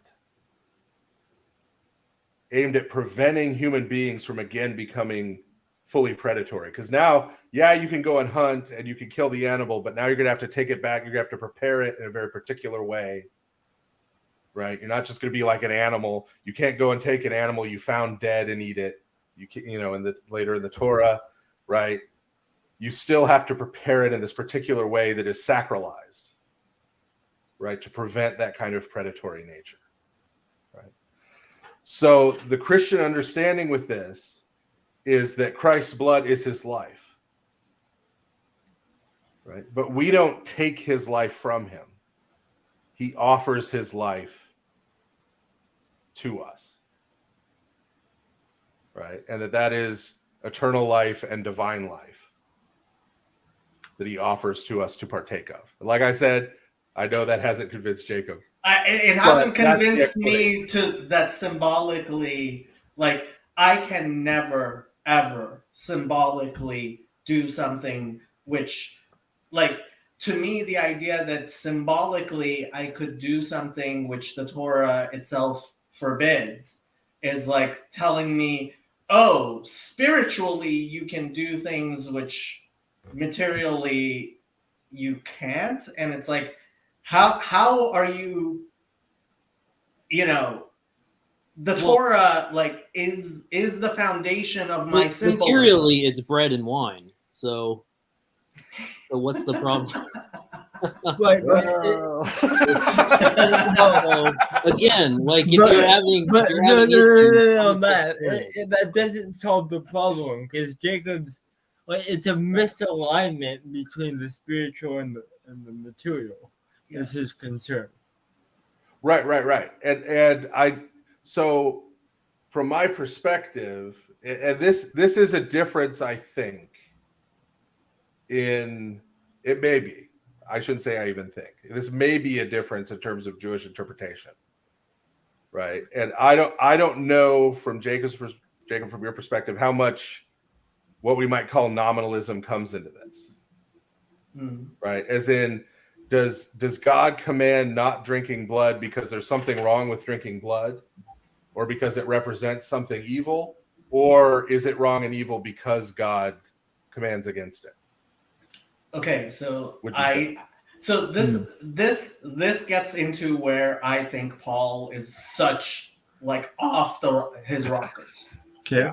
Which is when you try to create some sort of division between the spirit of the law and the letter of the law, of a law that is given by God, right? Right? So when I follow the mitzvot to the degree that I do, and obviously I'm not a very observant Jew, to the degree that I do, right? I do it not because I understand it better. Like I certainly care about the spirit, but that spirit is contained in the letter that God has in fact given me, right? So for me to suddenly take that spirit and suck it out of the letter is it's the worst thing you can do. Right. But that's not the question I'm asking, though. It seems to me that it is. Like when the Torah says don't drink blood, right? Right. And this is a commandment even to Gentiles, but like how exactly we interpret that. But when the Torah says don't drink blood, there is no degree of reasoning and rational, give me symbolism and you can weave as many nice stories as you like. I am never taking your word over what is the Torah of Moses. Yeah. So the question, I won't keep pressing the nominalism question, but I think I understand what you're saying. Jacob, you're saying this is Paul's problem that he presents, right? Well, I don't think this is directly connected. I think the framework is, but in this sense, right? Father Stephen can tell me a very nice, draw a very nice line and make a nice midrash, and you can wow me over with whatever storytelling you want. Sure. But the word of God is all I have. Sure. And when it says quite clearly, right? And it's beyond that. So halachically, there are times when we see that, in fact, there are contravening, right? There are contravening moral reasons for, in fact, figuring things out. The Prus Bowl, right? Which in many senses, a lot of Christians would never want me to, a lot of Jews would never want me to defend, is something I will defend. And that is Prus Bowl. I will explain very briefly. It is a rabbinic invention which allows you to get away with collecting debts that the Bible otherwise wouldn't let you. Right? And we believe that it was Hillel who instituted it, and so it was there at the time of Jesus. And Jesus, I am not aware of Jesus being against it. But so the Prus Bowl, like these rabbinic inventions where someone like Hillel says there are reasons why these values of the Torah override this particular thing in a particular way, right? Et lasot lashem heferu toratecha is from Psalm 119. It is a time to do for God, and the literal translation is they have unwound your Torah, but the rabbinic interpretation is heferu toratecha. They have to sow your Torah, right? But the letter has to be the guiding thing. And so, I mean, when it comes down to it, I will never, ever say that eating pork is okay, even though I have eaten pork many times in my life. Yeah.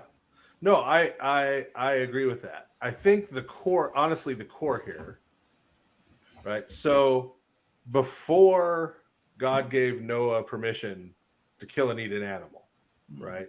Killing and eating an animal was sin. Okay. Right? You'd agree? Um, Outside of that permission, right? And then Well, after God okay. says that to Noah, if you didn't do it in the prescribed way, it was still a sin. Right? So if you didn't drain the blood, right? Or later on in the Torah, right? If you went and this ate is an a animal, very different framing from how I understand if you halachic went and ate it, categories of sin. well, you're if before a commandment is given, right? Once a commandment's given, you have to follow it, right? And when it takes the form with Noah of now you have the blessing to eat animals within this framework, right? Until that was given, it was sin. Now it's not because God has blessed it, right?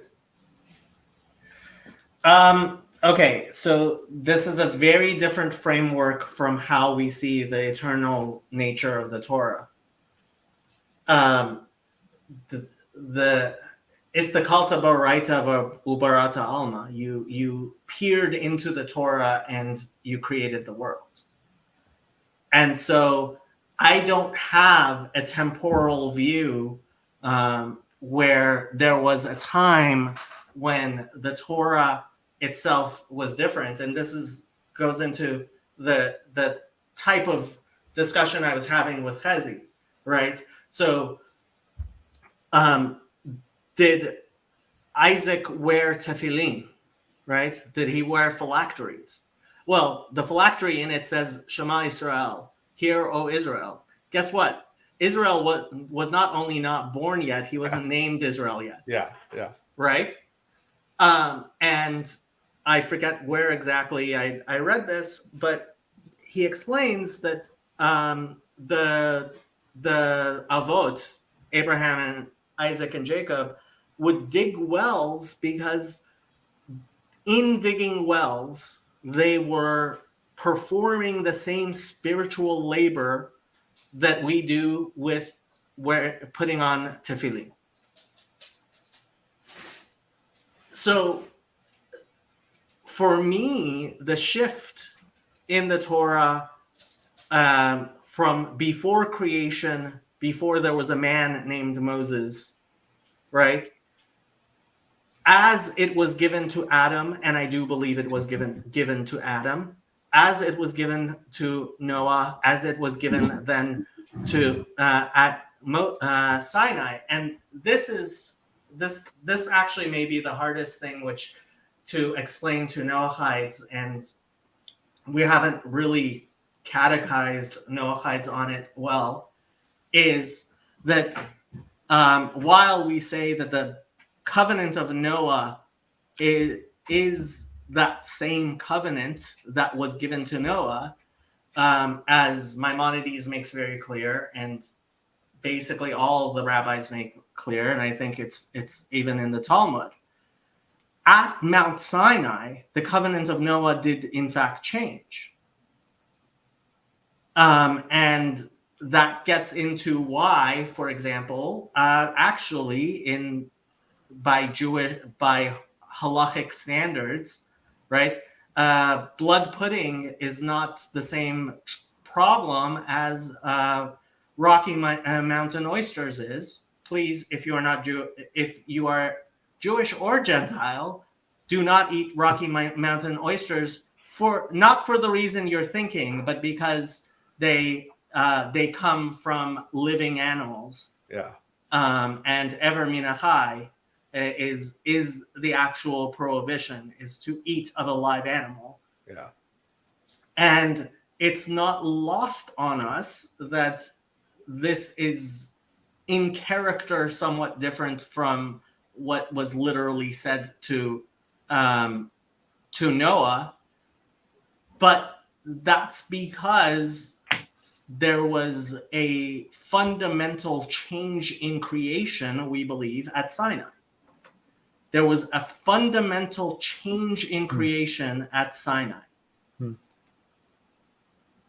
And so what existed before Sinai is very different from what existed after Sinai, yet the Torah, and this is how I understand when, Chazi likes to talk about Torah Chadasha Me'iti Tetze, right? A new law will come forth from me, is that the new law of the Messiah may have a different container, but it must be the same Torah.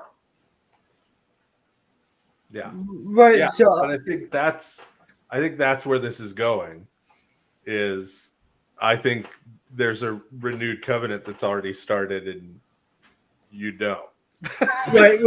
Well, And and it's very clearly in St. Paul's teaching that there's a new creation getting started, that there is a fundamental change to creation brought about by the death and resurrection of Jesus as the Messiah, which obviously, again, you don't accept. But I think that's part of the framework here. So I could agree with you about the covenant with Moses. Mm. I just think that then also applies to the it's called the New Testament. It's called the New Covenant, right? That's literally the title of the thing, of the collection, right? Like, Okay. I have to. You brought it up. Yeah. Okay. Jeremiah 31 says, "I will make a new covenant that all shall know, from the greatest to the least, and no man shall need to teach his brother." Yeah. What are we doing here? And when that was written, my ancestors were painting themselves blue, dancing around fires, sacrificing members of neighboring tribes to demons.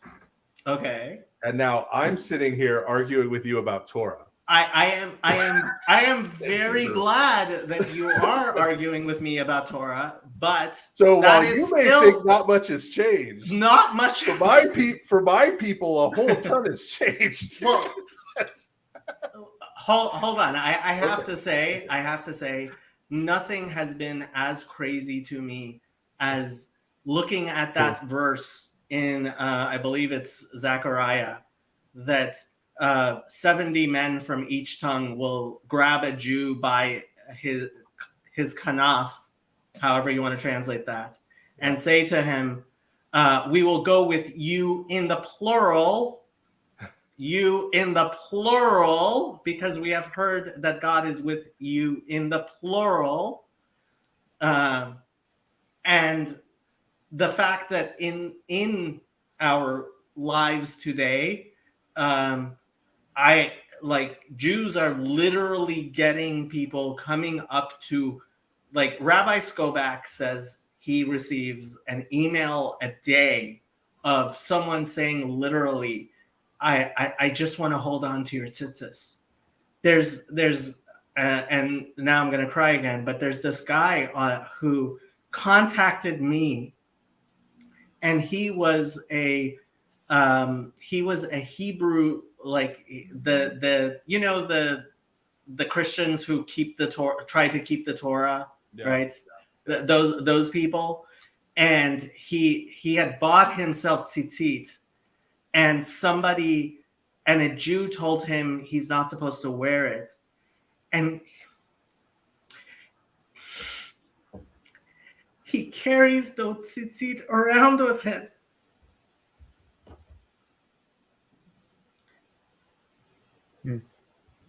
So, yeah, something has changed. Yeah. But that change is not the obvious change that is described in Jeremiah 31, where we no one is teaching anyone the Torah. Do you want me to pull up the verses? I can pull up the verses. I know the verses. But when Jeremiah wrote that, when he's watching the people go into exile. Mm-hmm. How many humans on this earth were worshiping the God of Israel? Much fewer than now. Exactly. How many billions, at least in their minds? I know most of them were doing it the wrong way. That's right. But how many humans, at least in their minds, are are trying to worship the God of Israel. Billions. Billions, Like yes. 60% And I of have the planet now, I think. I do have to pull out my other trump card. Yeah. Islam. I'll throw them in. No, throw them in. And you got majority of the planet. I'll agree with you that they're doing it the wrong way. Right? Yeah. Self-consciously, that's what they're doing. And Right. I will tell you that I think you're doing it the wrong way, just Right. like the Muslims are. Right. Right. And But- I hate to say this, but when it says "Vatem tiyu li mamlechet kohanim," I think God may have in fact pointed out who might be the priest in this live stream. Well, we'll all find out. There are various kinds of priesthood, There you go. There you go. There you go. to which various priests are. The verse I quoted was, "And you shall be for me a nation of priests." Yeah. Well, I was curious how you see this relating to like if Isaac on the altar was pointing to sacrificing the highest, and that's the pointing at the Father wanting the highest that you have to offer, like you, like that the high, and if it's pointing at you rather than even Isaac, right? If that's the case, if this also relates to John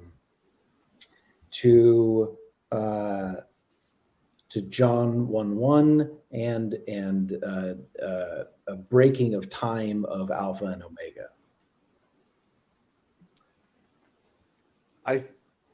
Was that directed at me before I answered, just in case it was at Jacob? Oh, Okay. it definitely wasn't. Okay. I have no idea what John 1.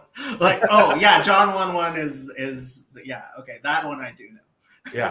Well, there was in Second Temple Judaism, one of the more common, not the most, but one fairly common reading of the suffering servant in Isaiah was that it was talking about Isaac. And then through that to Israel, right? They were sort of talking about Isaac, and that Isaac there is symbolic of his descendants, right? Of the people. And I think it's actually the connecting of that to Jesus, I think actually was more early Christians connecting it to Isaac than just like, oh yeah, clearly everybody, this is about the Messiah, right? And therefore, since Jesus is the Messiah, it must be about Jesus, right? I think it was more nuanced than that. And so Yeah, it is because early Christians understood like the category that Jacob was outlining really well, and then from there they're building this idea of Christ as the exemplar, like he's the this might sound controversial, but as the true Israel, right? Like just as the exemplar of Israel, Fulfillment. the Israel of Israel. So from there, then you can funnel that into a particular person, right? Would you like? What do you think about that? part of what the gospel writers are trying to say is, in terms of expressing, here's why we believe Jesus is the Messiah, right? Here's our understanding of our experience with him. Is in some places it's Israel, that he embodied Israel in a certain way. He embodied the experience of Israel in his life and in his person. Yeah, he gets kicked out. He goes to Egypt. He Of the comes people back. as a whole, right? Goes to Egypt and comes back. Goes into the wilderness for 40 days instead of 40 years. Is tested there, right? That he sort of embodies, right? There's also a lot of him sort of embodying the Torah. I think that's part of what's going on. Got to refer to him again, but if you read Boyarin's article, Gospel of the Memra, where he's interpreting John 1 through 18, where he's talking about the word is specifically referring to the Torah, not to a philosophical concept. That Jesus, in some way, his life, his personhood was an expression of the Torah, right? In living it out. Yeah, and so yeah, it's not that he replaces Israel or he's the real Israel and the other one's fake. It's that he sort of embodies in his person, right? Yeah, it's both and. Yeah. Right. Yeah. So, and you even get in Hebrews the connection that the reason is part of that Isaac Jesus connection. The reason Abraham was willing to do that is that he knew that God could raise the dead. So if he killed Isaac, he knew, and he had been promised he was going to have offspring through Isaac, then obviously God is going to do something to fix this. If I'm obedient and he's God, so he can do that, right? That's, well, even if you were going to take that step, you're sacrificing a certain kind of understanding of reality in order to yeah. that. And he'd seen God bring Isaac from a dead womb. And actually, the Midrashim say that, in fact, the reason why it's that he calls out Abraham twice is that he did sacrifice him. God resurrected him, and Abraham was going to do it again. Oh, it didn't take. Yeah. Right. So of course, yeah. So God could do that, but there is that element where Isaac is this embodiment of all the promises that have been given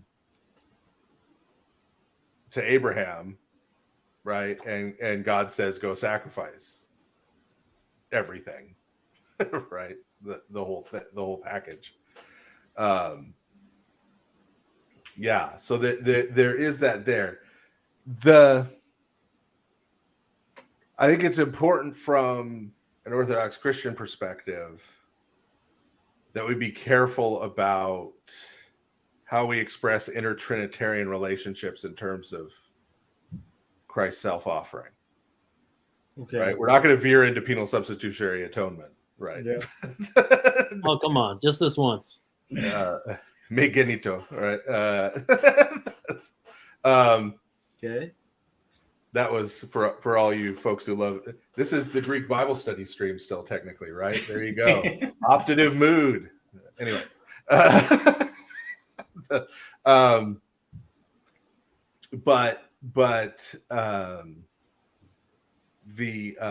I recommend anybody who didn't read it.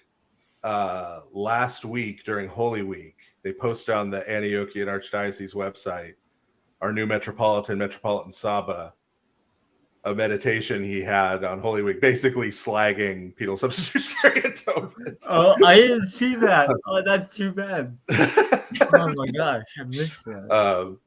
But in that, one of the points he wants to make is that the action of our redemption is an act of love by the three persons of the Trinity in accord. Sure. So it's not the Father doing something to his Son, right? Or right, that this is God with the full agreement of the Son, the full agreement of the Holy Spirit, right? And acting this. And what he really wants to emphasize is that this is Christ as divine actor coming and accompanying humanity sort of through all the stages of our life, which is what St. Athanasius talks about it on the Incarnation. Right? And so this is the ultimate display of God's love, because it is God with us in our sorrows, in our suffering, in our death, in our life, in our joy, in our celebrations. Right? And so not only is the New Testament sort of presenting Jesus as this embodiment of Israel, this embodiment of the Torah, but also as an embodiment of God, right? As his Son, because the Son has the characteristics as the image of the Father on the earth in a unique way. The mono unis, we can get back. Do you see anything in that sounds like Passover to you? or maybe another all of it sounds like Passover to me. I think that's the controlling metaphor, right? I was just curious because yeah, you'll see, like, you can tell, like, there's different interpretations of this crucifixion moment and what that sacrifice means in different strains of Christianity. But we're all kind of circling different angles. Like, we're all trying to get at that Passover event, in a sense. right. You know? And Passover is about freedom from slavery. But I did want to. That's at the base level, right? And so It's a mortification. when we celebrate, right, and this is all the liturgics the last 2 days, right, that I've had, we still call it Pascha, we still call it the Passover. But that it's New Covenant, it's a renewed Passover, right, where we're set free from slavery to sin and death, which is not absent from, if you've heard the Lord of Spirits episode and stuff where I talk about the Sea of Reeds was part of the underworld in Egyptian texts from that period. And there were these incantations and prayers they'd use that they thought would get them safely across the Sea of Reeds, sort of into the good place. And the people who didn't make it, the damned, the condemned, were sort of caught in the reeds and were called the drowned ones. That relates to Jonah. Yeah. And so there's this symbolism going on in the crossing of the Red Sea. When you read the Song of the Sea, if you know some of that Egyptian stuff, the Song of the Sea in Exodus 15 is playing with that to slam the Egyptians, right? They're the drowned ones. You know, the Israelites are brought safely, you know, through sort of literally the valley of the shadow of death, walls of water, right? on either side.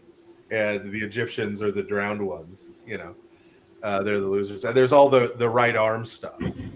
So Mentu, who was the Egyptian god of war, he was a hypostasis of Re, the sun god. He was the right arm of Re. And so all this stuff about the Lord doing a mighty act with his own arm, right, with his right arm. Sure. Later on, I'm trying to remember which prophet it is. I think it might be Jeremiah, where it talks about God breaking the right arm of Pharaoh. Right? You're like, well, that's awfully specific, but it's a shot at this, you know, like this is sort of the symbol of your power, and he's going to come and snap it, you know. Okay, so I've brought this up with you before, but you didn't quite give me your take on it. As I am constantly pointing out, Ishmael and Edom, or Esav, or whatever you want to call it, they are not members of the Table of Nations. They're not one of the Abrahamites. Yes. Yeah, they are not of the 70 nations. And the Jewish understanding of this is that there's somebody's mic needs to be muted.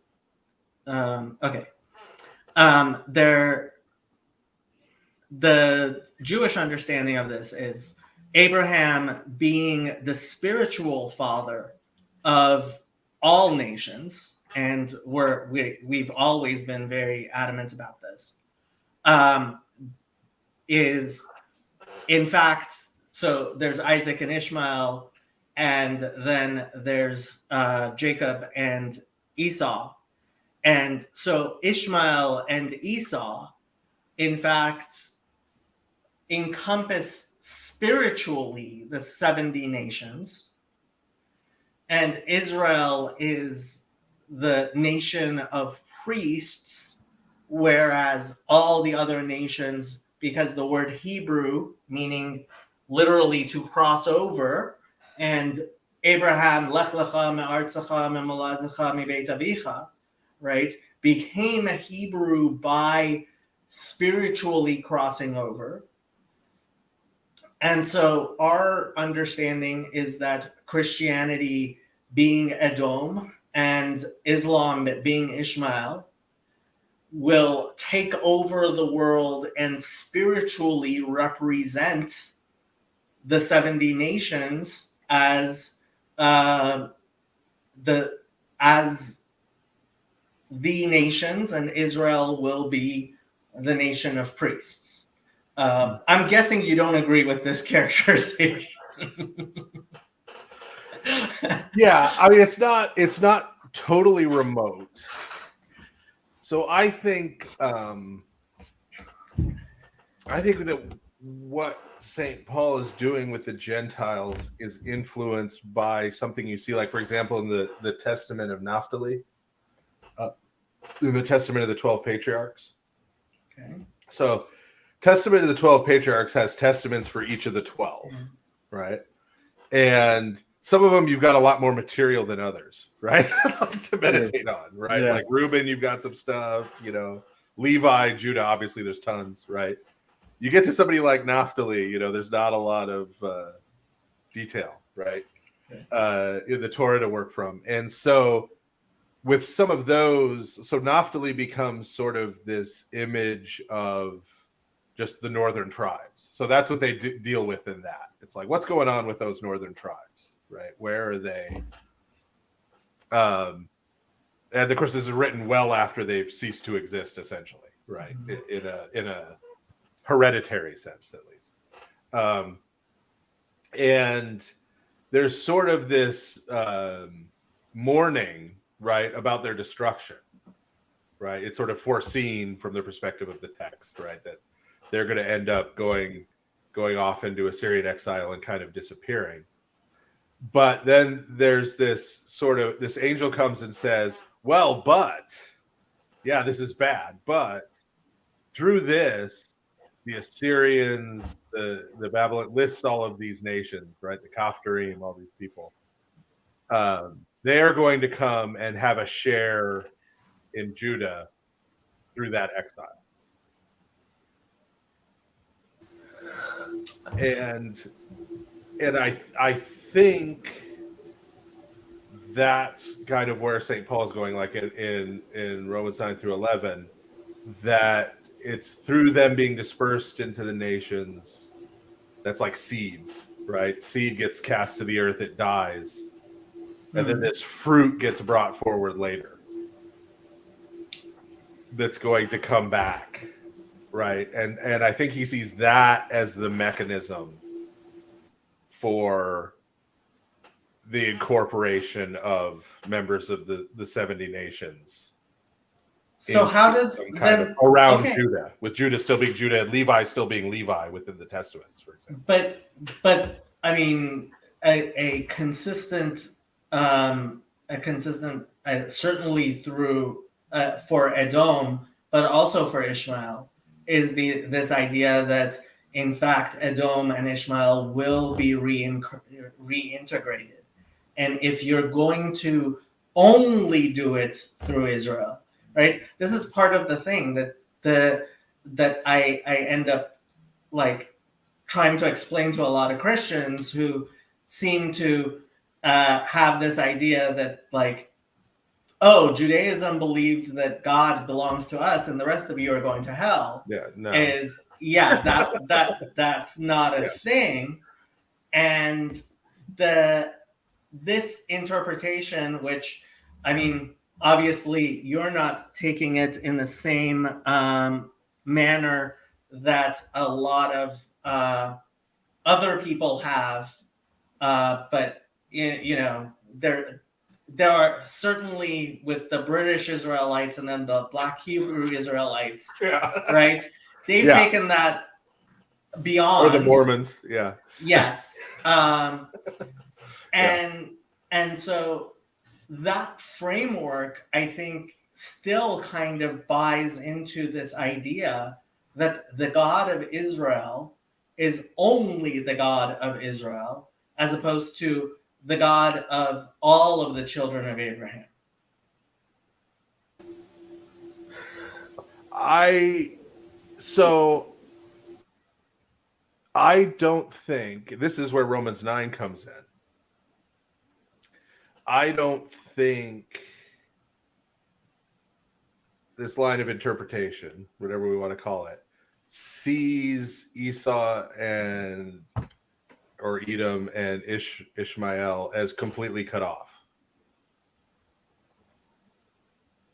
I think they're drawing on Deuteronomy chapter 2 and seeing Edom, Ishmael, Moab, Ammon as having a different status than the 70 nations still, for as long as they remain faithful to the God of Abraham, Isaac, and Jacob.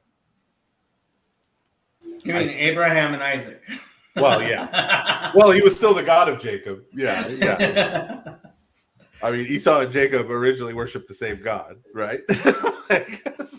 Well, I mean, it says Shnei Leumim beBitnech, right? So there are two nations in your. Yeah. But God isn't just the God of Israel, right? That they had this ever. I think that's what St. Paul is doing at the beginning of Romans 9, because he has the two quotations.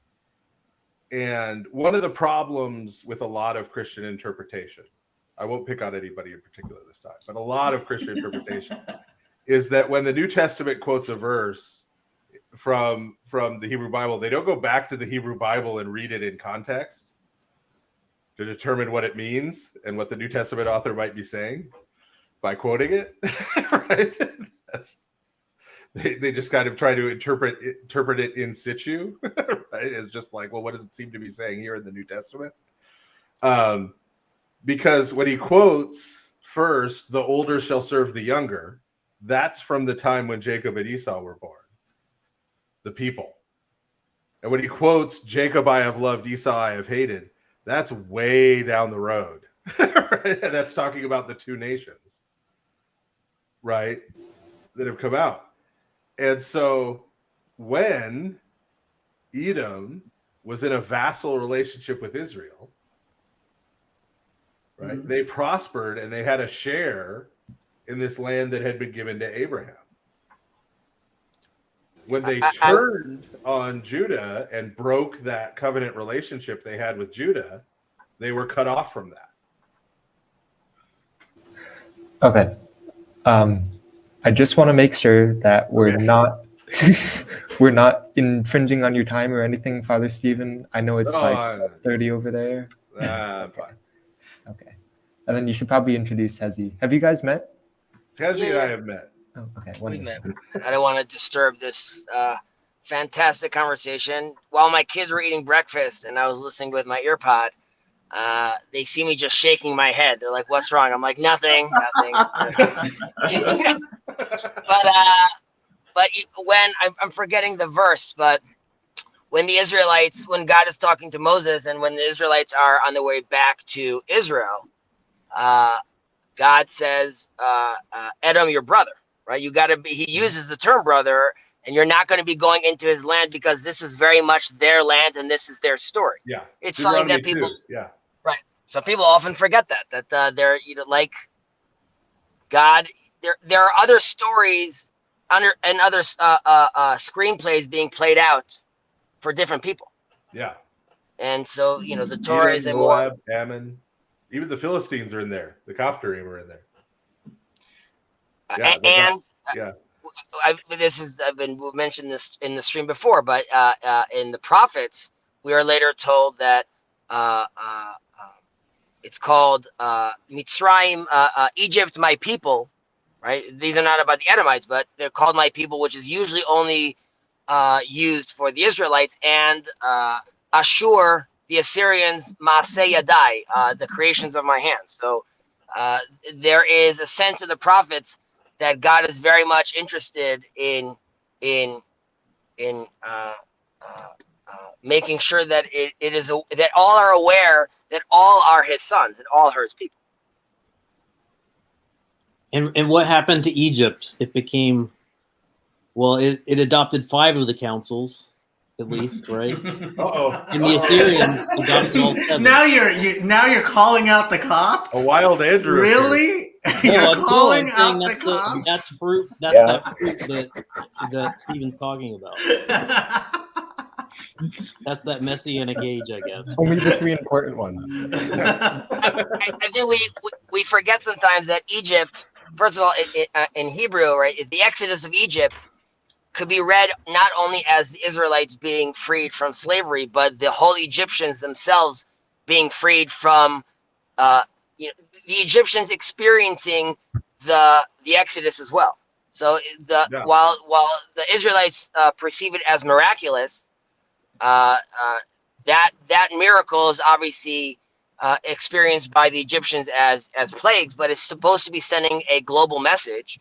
And the peak of theological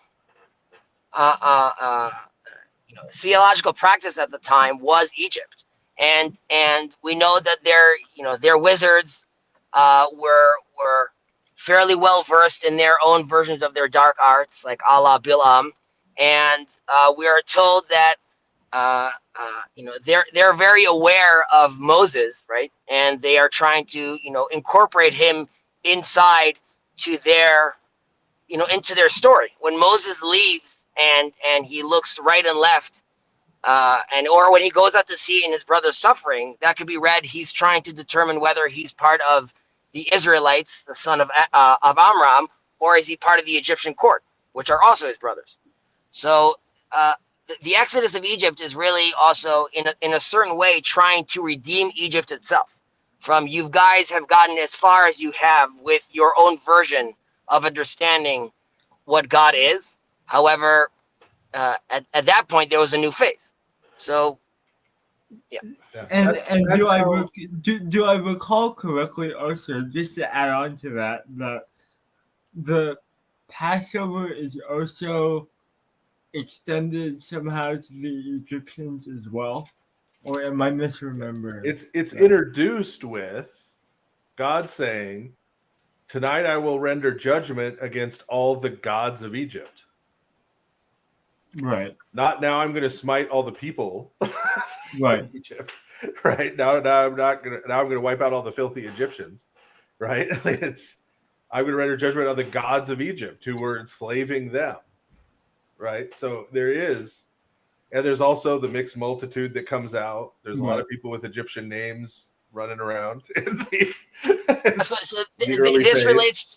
this relates to what you were saying, Father Stephen, but like the Bible is clearly, well, I might say clearly, and Jacob might not like this, but it seems seemingly that the Bible, the Torah, is culturally appropriating a lot of terms, like you were talking about in the Sea of Reeds, or I'll send out my stretched arm, my hand. Yeah. This is all in context of what's happening in Egypt at the time, and very much trying to speak to the Egyptian people. And we also see in a midrash that post the drowning of the Egyptians, the angels sing, and God gets very upset about this and says, "How are you guys singing and praising while my creations are drowning?" And there's like, and the response is, the Israelites can sing because they're in this moment right now, and they're experiencing something else that they finish because when he gets phone calls, this happens. Are you back? I think I'm back, yeah, but I actually do need to go, so I'm sorry for that. Jacob, you're welcome to finish. Thank you all for keep on doing what you guys are doing. This is an amazing, beautiful space. Thank you, Hezzy. Thank you, Hezzy. So the question becomes, how can Israel sing Hallel when God's creations are drowning? And the answer given is that since we were being saved, we can sing Hallel, but the angels cannot. And that's actually the reason why we have a few practices which recognize that a deliverance which requires the destruction of other people is less than a perfect perfect geulah, a perfect redemption. Yeah. Oh, before I forget, Jacob. Yes. The curse of the law. Not saying that the law is a curse. I'm glad you see that. Martin Luther did not seem to understand it that way. Deuteronomy 28 through 30. right? Yep. Hey, I set before you life and death, blessings and curses. Yep. The Torah concludes with a bunch of curses for what happens when you violate it, when you disregard it. And it's all predicting stuff that was going to happen to Israel. In fact, it says, when you break my commandments, Yep. all this will happen. And St. Paul is saying, yeah, we were under the curse of the Torah, right? We blew it, right? And we were under that curse, and now we've been set free from that. There are some anti-Torah. It means you're not under the curse anymore. Yeah, there's many Christian traditions that they have a rich tradition of talking about loving the law, very very law-philic, but and there's some antinomian strains too, but I don't think they're represented here. So I'll put Matt on the spot regarding Kurt, Acts 15 and eating blood. So I was shocked to find out that the Eastern Orthodox still hold to that practice. So they will not, for example, have blood pudding. Or down here, blood boudin. No, that's cool. I don't know. Like I tend to think, to me, my impression is that the Noahide category seems to be post-exile, but it's built obviously on Torah foundations, and in a real sense, like that's what the first ecumenical council was trying to figure out. Though it might be anachronistic to say, like, are they trying to figure out if Gentiles, if the Goyim are Noahides or not? I don't know if those are the categories they were arguing about with between James and Paul, but I think those are the concepts that they were dealing with. And I'm not running around drinking blood or eating live animals or eating food from sacrificed, coming from temples. So I guess I'm Noahide as much. Be a little careful at Indian restaurants. Well, and also when I became aware enough of Act 15, I stopped bragging that I ate pork boil at a Korean barbecue restaurant. Back when I used to think that was cool. So Father Stephen, you gonna introduce Matt to the Book of Jubilees, or should I? Well, I do have a book coming out very soon. It's an introduction. I'll get to it after I finish your podcast. That includes Jubilees. The page is already up on Amazon, but the book's not available yet. But coming soon. So the Book of Jubilees, which is not in the Jewish Bible and hence not in the Protestant Bible, but is in some Christian Bibles, is definitely pre-exilic and very, including Andrew's Bible apparently, very clearly alludes to the covenant of Noah. So it was very obviously, this is not a Talmudic thing, regardless of what the campaigns StopNoahidelaws.com and the chain, like there are videos with hundreds of thousands of views. Okay, I'm gonna tell this little corner story. Take up to Leviticus. I mean, just end run the whole thing. No. I have. Yeah, that's all you have to do with me. So I am looking at Jordan Peterson videos, and somebody in the comments literally seemed to believe this. So there is this concept among the anti-Noahides, which there's more of them than you would believe, who think that the Noahide laws have in fact been passed by Congress already. I won't even go with how they believe that. Yes. Okay. So the Rebbe's birthday is a official holiday in the United States. Every year, Congress, and it refers to the Noahide laws. So they believe that because the declaration of his birthday, because he taught the Noahide laws, refers to the Noahide laws. Now it's an act of Congress, and the Noahide laws are legally binding in the United States. Okay. And what's going to happen is that capital punishment is going to apply when the Noahide laws start getting applied in the United States. Enforced, yeah.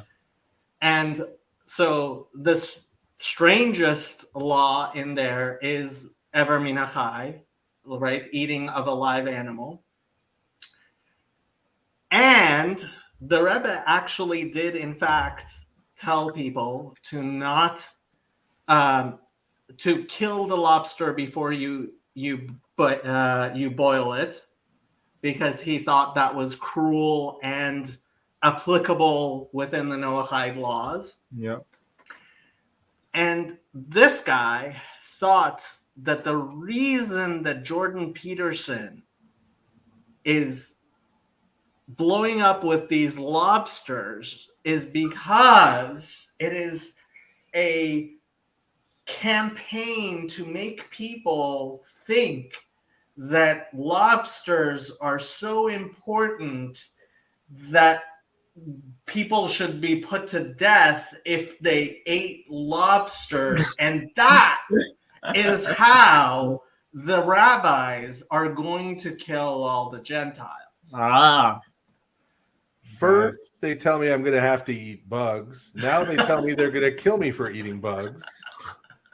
Who do I believe now?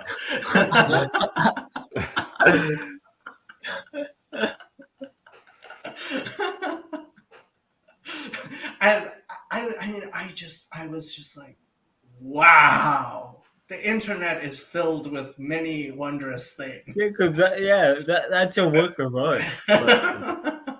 Work of art. Did you see? They posted some excerpts from my last book, the audio book, on YouTube. Mm-hmm.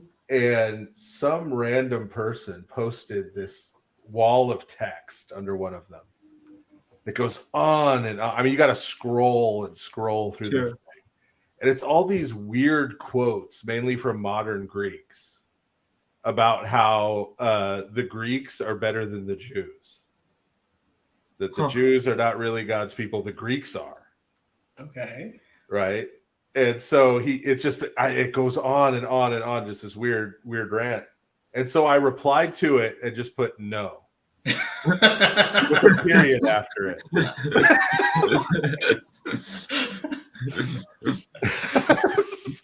And he never replied again. He just left it alone. Bad. Okay, I got a text. I have to, in fact, mention that Estuary is happening. Chino is happening.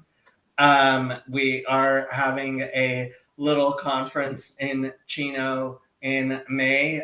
If you are interested in it, there are videos on Jonathan Pajot and John Vervaeke and Paul Vanderklay's channels, which discuss what we are going to be discussing at this wonderful event. And anyone who is interested can go to the website and participate. We are going to be camping, and we're going to be having a lot. And there's going to be a tour by Jonathan Pajot of an Eastern Orthodox church. I don't know which one. I thought you were going to say of Chino. I was like, what?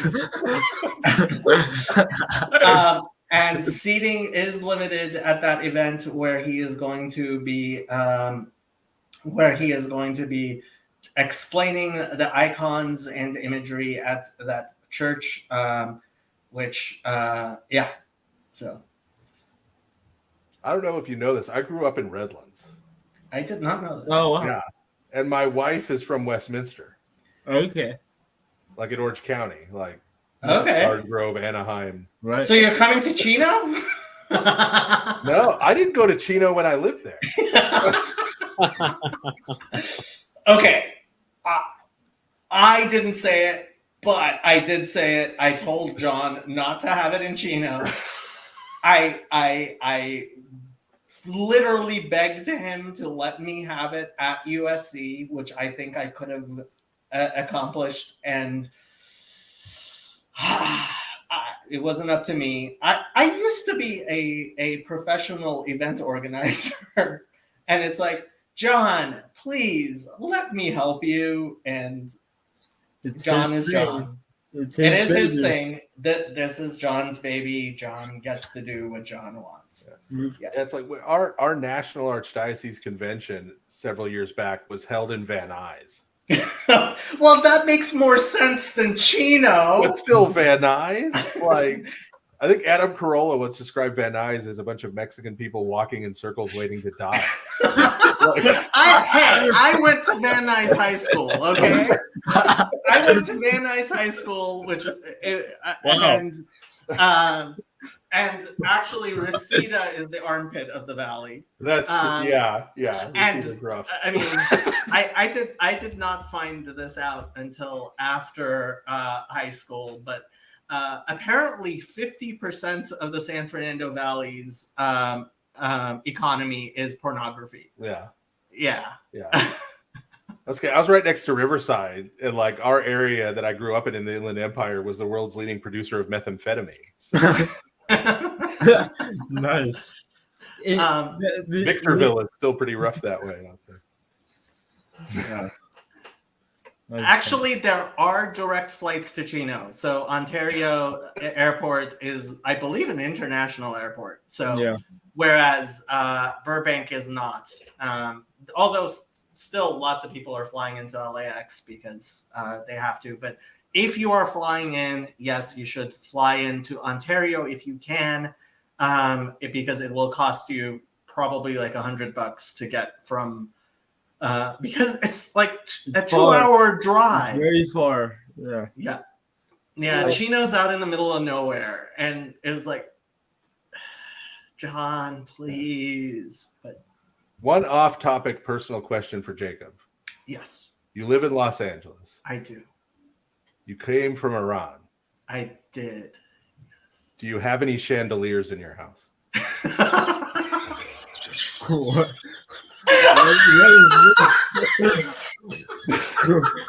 Okay, I love you.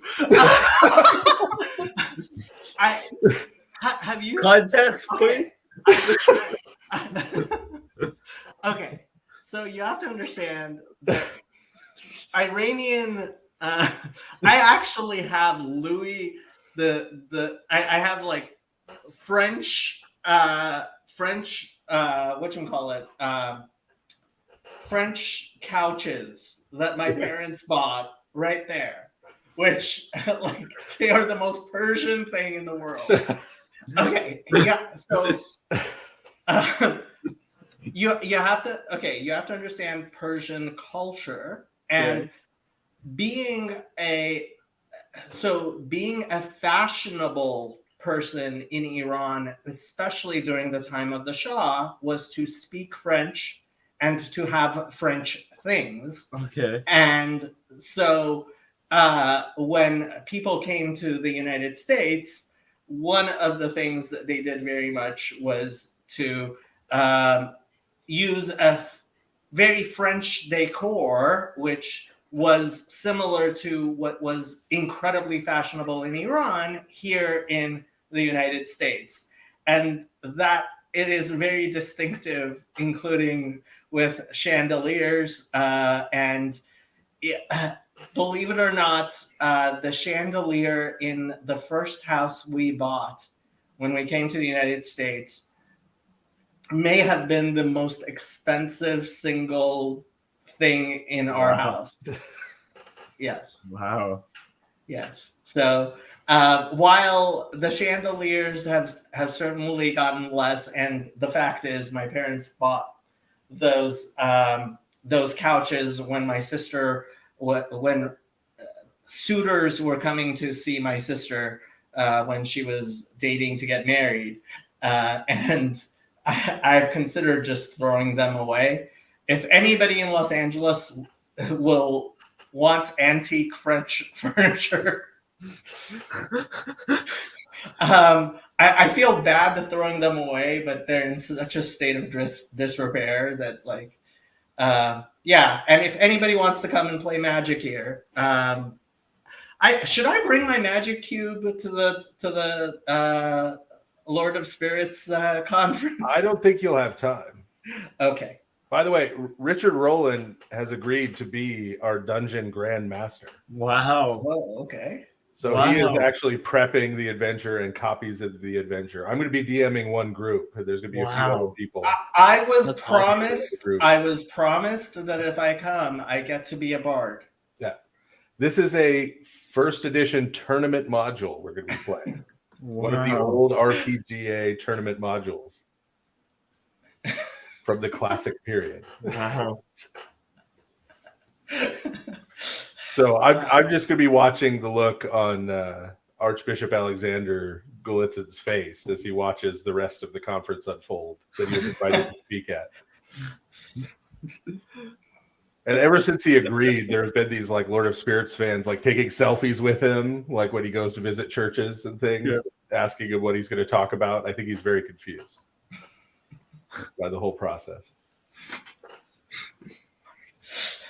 I am very impressed that you knew about the chandeliers. And was it you who told me about the mints? Because when I went to visit the king peppermints, So when I visited the Dominique Vanderclay, I actually bought him some Wilhelmina mints. Yeah. I had to order them from the internet to find Wilhelmina, which supposedly they were just big mints, but they weren't. Yeah, they were just. They're kind of chalky. Yeah. Yeah. I was expecting like something a little bit stronger, But it was certainly not like the horseradish you get at a Passover at a Hasidic house. Oh no. Yeah.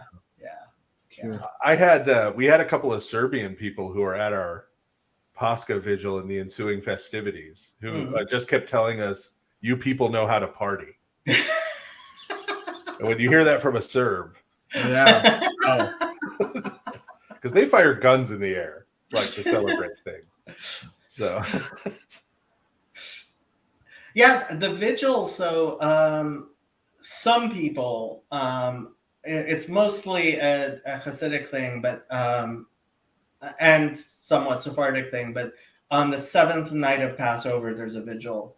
On whatchamacallit, there's a vigil. On Pentecost, there's a vigil, which that one almost everybody does. And there's a vigil also for Hoshana Rabbah, which is very, very few people participate in. But there was a time when I was a good boy almost for some of these things.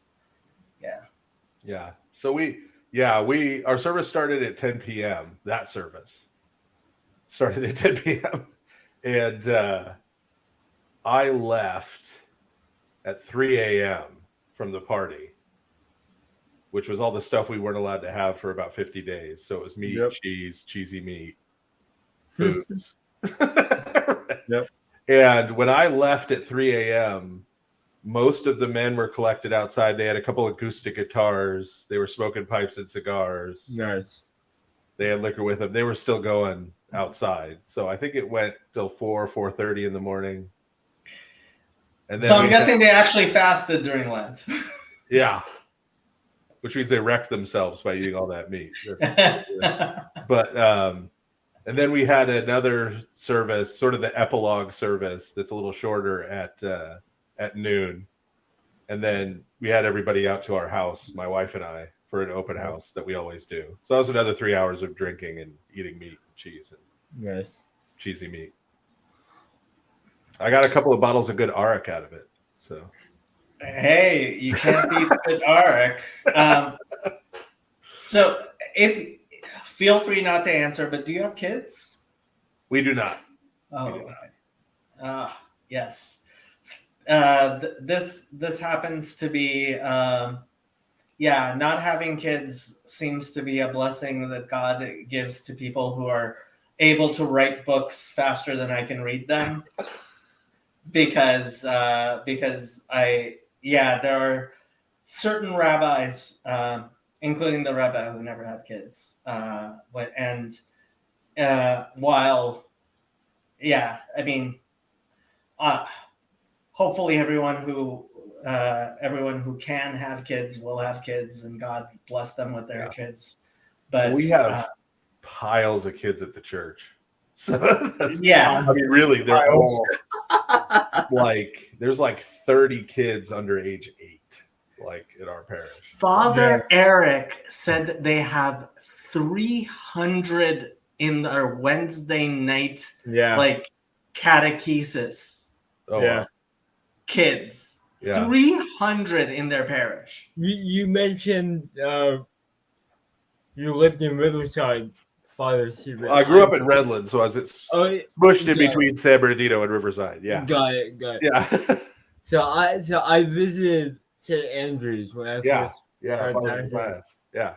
And one of the most precious things I've ever seen is seeing that gigantic line of children, like almost running to get communion. It's so precious. Yeah. My Bishop Nicholas, who visited on the 5th Sunday of Lent. So if you're Orthodox, you know the 5th week of Lent is when we have all the extra long services. Right. And I got notified like 3 weeks before that. Oh, my bishop's going to be visiting for those extra long services. That'll make this much easier. Yes. He tells everybody when they get married, they're obligated to have 12 children. So there you go. We had our bishop come over for Palm Sunday, so yep, there was chance upon chance upon chance. Yeah. How long did the liturgy end up being with the bishop there?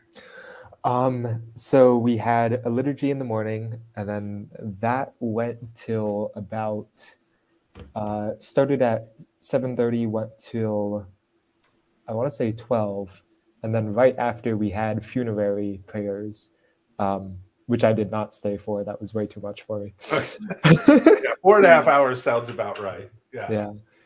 And then they had vespers after that. So it's crazy. The deacons there are very devout.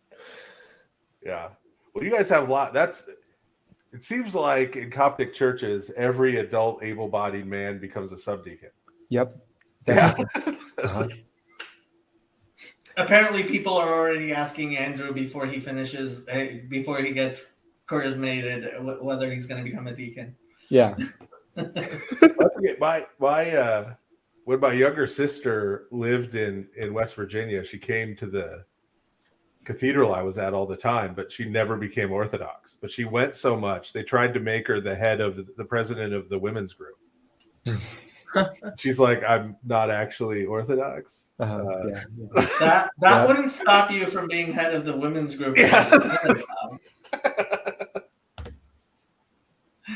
You don't have to be Jewish to be head of the women's group. So it just means they see something in you. That's yeah. Well, I'm gonna tap out. It's 2 a.m. over here, but thanks for letting me listen to y'all, and thanks for letting me field questions from my perspective. Yeah. Great having you. Smells and bells are all right. It's you guys do cool things. You got the cool stuff. So sorry I came in hot. Wow. I'll have to go back and watch. Well, I mean, so Father Stephen says, he thinks of Protestantism as the turkey sandwich, whereas, whereas Eastern Orthodoxy is the full Thanksgiving dinner, and I think of Judaism as coming home and mom cooking for you.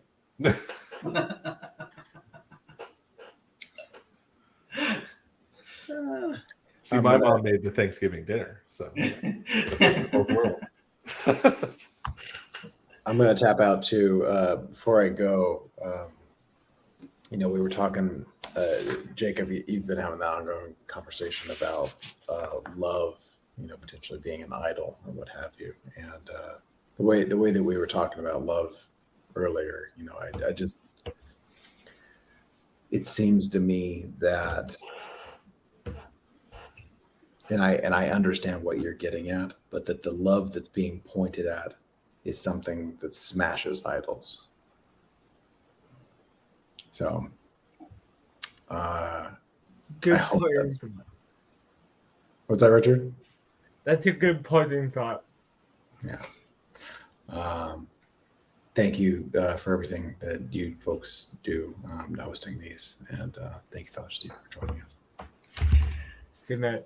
Have a good one. Okay, both Andrew and Richard are going to turn into pumpkins because they are in school, and so goodbye, gentlemen. Have a good one. Now it's just the two of us in a death match. So, was there anything you wanted to talk shop about when everyone's away, or should I let you go to sleep? I don't know. I should probably go to bed too. But yeah, Yeah. Today's one of my relaxation days, so I just thought I'd come and talk. And Well, I mean, wasn't worried about the time. It's been 6 hours. It's incredibly generous of you, and frankly, I can't imagine Tim having a greater launch of his Yes. channel and Bible study than this way. We're going to be sending this far and wide, so Everybody should come back and watch it next week. You have in fact inaugurated and blessed this. I was wondering if you wanted to actually give Tim's channel an official archpriestly blessing of sorts. I don't know if I can do that. I'll have to check out all the content. I'll have to, Okay. but I will subscribe myself to his channel. Okay. So Yes. Yeah. Sounds good. Okay. I could do that much. Good night, everyone. I am going to end this broadcast.